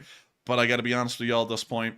It's been a 4.5-hour stream. It's time to let this thing, it's time to start rounding this thing on out, to be honest with y'all. I can't. I know because I usually have a greater sleep tolerance than Matthew, but I know Matthew's dying. I'm dying at this point from exhaustion. So we're going to be making sure to try and round this thing out. If Putin's speech comes on in the middle of us rounding out, we will hop over to it. But otherwise, we'll probably be expecting not to see that tonight. And so with that, we are on to the next one. And up next, we have a 2 from Von7, who says, "Ayo, F you people who happen to go by the name of Scott." I have no clue what the hell that's about, but all right. Man, there's a whole war going on over Scott stuff, man. But thank you for the support. We're on to the next one. And we have a 2 from Tacos, who says, there are reports that Lukashenko has fled Belarus. And there have been reports of that, but we have not been able to confirm that either. And so thank you so much for the support, and we're on to the next one. And we have a 2 from the B-Night3, who says, eat on stream. We surely don't mind. And thank you for the support. I actually didn't end up eating on stream because the speech never came on. And I know everyone's saying that Putin will be speaking soon, but he won't be. Because that was what was supposed to happen 30 minutes ago at this point, and it hasn't happened. So with that, thank you for the support, and we're on to the next one. All right, and believe it or not, we are on to our last super chat of the night. So, Enforcer, would you like to do the spill? Well, actually, no, we haven't even gotten to the live chats yet, Matthew. The suffering's only beginning. That's we got to get to the live chats now. How many of those are you going to take? We're probably only going to take 10 of them. You want to just do 3 because I'm like dying over here. Man, I'm dying over here. Oh man, I'm telling you. Yeah, we'll do 3 of them. And so let's get on into this live chat, and we'll get on into 3 live chats and the Morse code. All right, so this super chat is a 2 from Cassandra Hefton, who says, no doubt Russian media is playing Swan Lake. I bet you they are. They're playing Swan Lake like their lives depended on it, because they kind of do. So with that, thank you so much for the support. Hope that does address that fairly well. And we're now finally making it into the Morse code message of the night. And so what do we got, Matthew? All right, so the Morse code decoders tonight were Mark Hodges, C. Fay, Cliff Simonson, Earl Bernew, and Paul Schultz. They said tonight's Morse cipher says, Wagner and Russia will tear itself apart. Glory to Ukraine, and long live the LSA. And y'all just got that message correct. That is the Morse code message of the night, and hopefully they will be able to win. And so with that, I hope that does address that fairly well. And we're on to the live chats. We're only, and I hope everyone understands, our usual stream is only 3.5 hours long, and that's about as long as they get. When I say only 3.5 hours long, usually they're about 3 hours long. They get as long as 3.5 hours. This stream has gone on for 4.5 hours. This is the longest stream we have ever run in channel history. So I hope everyone understands we will only be getting the 3 live chats due to time constraints. And so with that, we are on to the first live chat. All right, and this one goes to Indy Andy 4C, who says, where's freedom of Russia troops, and what are they going to do? Right now, we still understand that they're around Shebekino. That's last we heard. I think they're going to sit there, or they're going to start pushing. It really depends on how they feel out the situation, but I honestly think they'll probably start pushing as well. And so with that, I hope that answers that question fairly well, and we are on to the second to last question of the night. And this one goes to Private Public 77, who says, will a coup be the perfect excuse to pull out of Ukraine without admitting a defeat? Not quite, because then they're admitting defeat on the home front, and then that looks even worse, because now they got a war going on inside of Russia that they'll be having to blame on the war in Ukraine, and then that looks even worse. And so with that, I hope that does answer that question fairly well, and we are on to the final question of the night. Now, before we get to it, and I know Matthew's exhausted here, but I think Matthew can agree with me when I say this. We have been absolutely honored to have so many of you all join us tonight to cover this history-making news. There have been 190,000 people who have joined us so far to cover this news, and I'm greatly honored to know that so many of you all were here while we were covering it.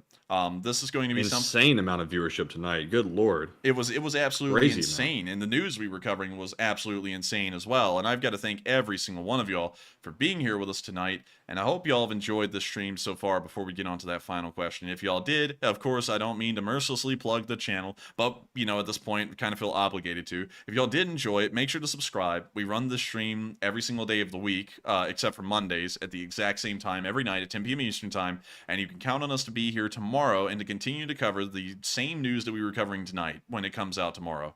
And so, y'all make sure to subscribe. And I got to thank y'all all so much once again for being here tonight. And so with that, let's get on into that final question of the night. It has been an absolute slog to get to this point. 4.5 hours of stream. And so with that, who is the lucky last person to put in the lucky last question of the night? And that viewer is Danny Mullins, who says, you think Russia will split into many new countries like it did when the USSR collapsed?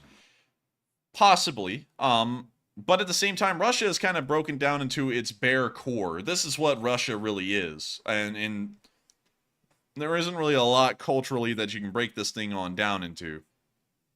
There's the Chechen provinces down here in the south, the Muslim provinces down in the south. There are the Turks out here to the east, like the original nomadic Turks of the steppe. But then there's just Russians, and that's all they are here.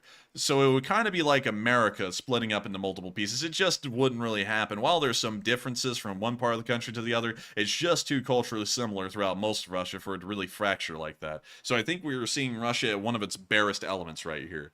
But with that, I hope that answered that question, and we've reached the end of the night.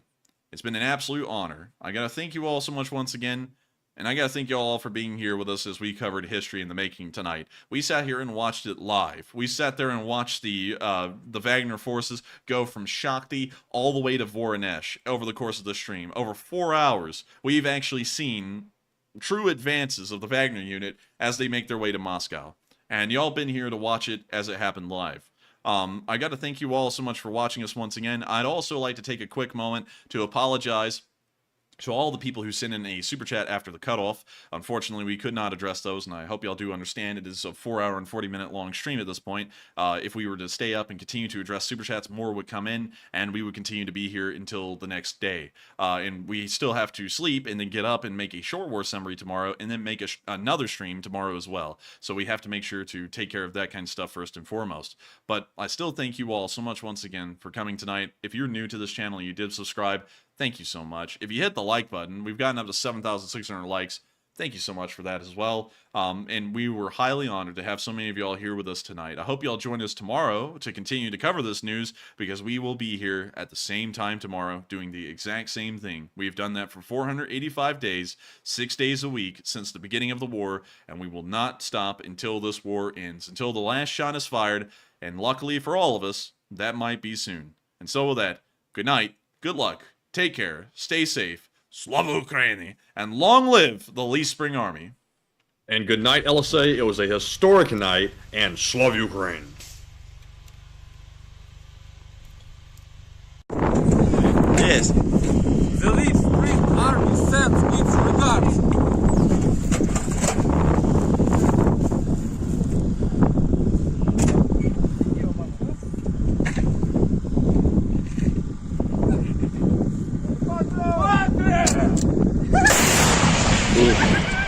Русский военный корабль. Предлагаю сложить оружие и сдаться.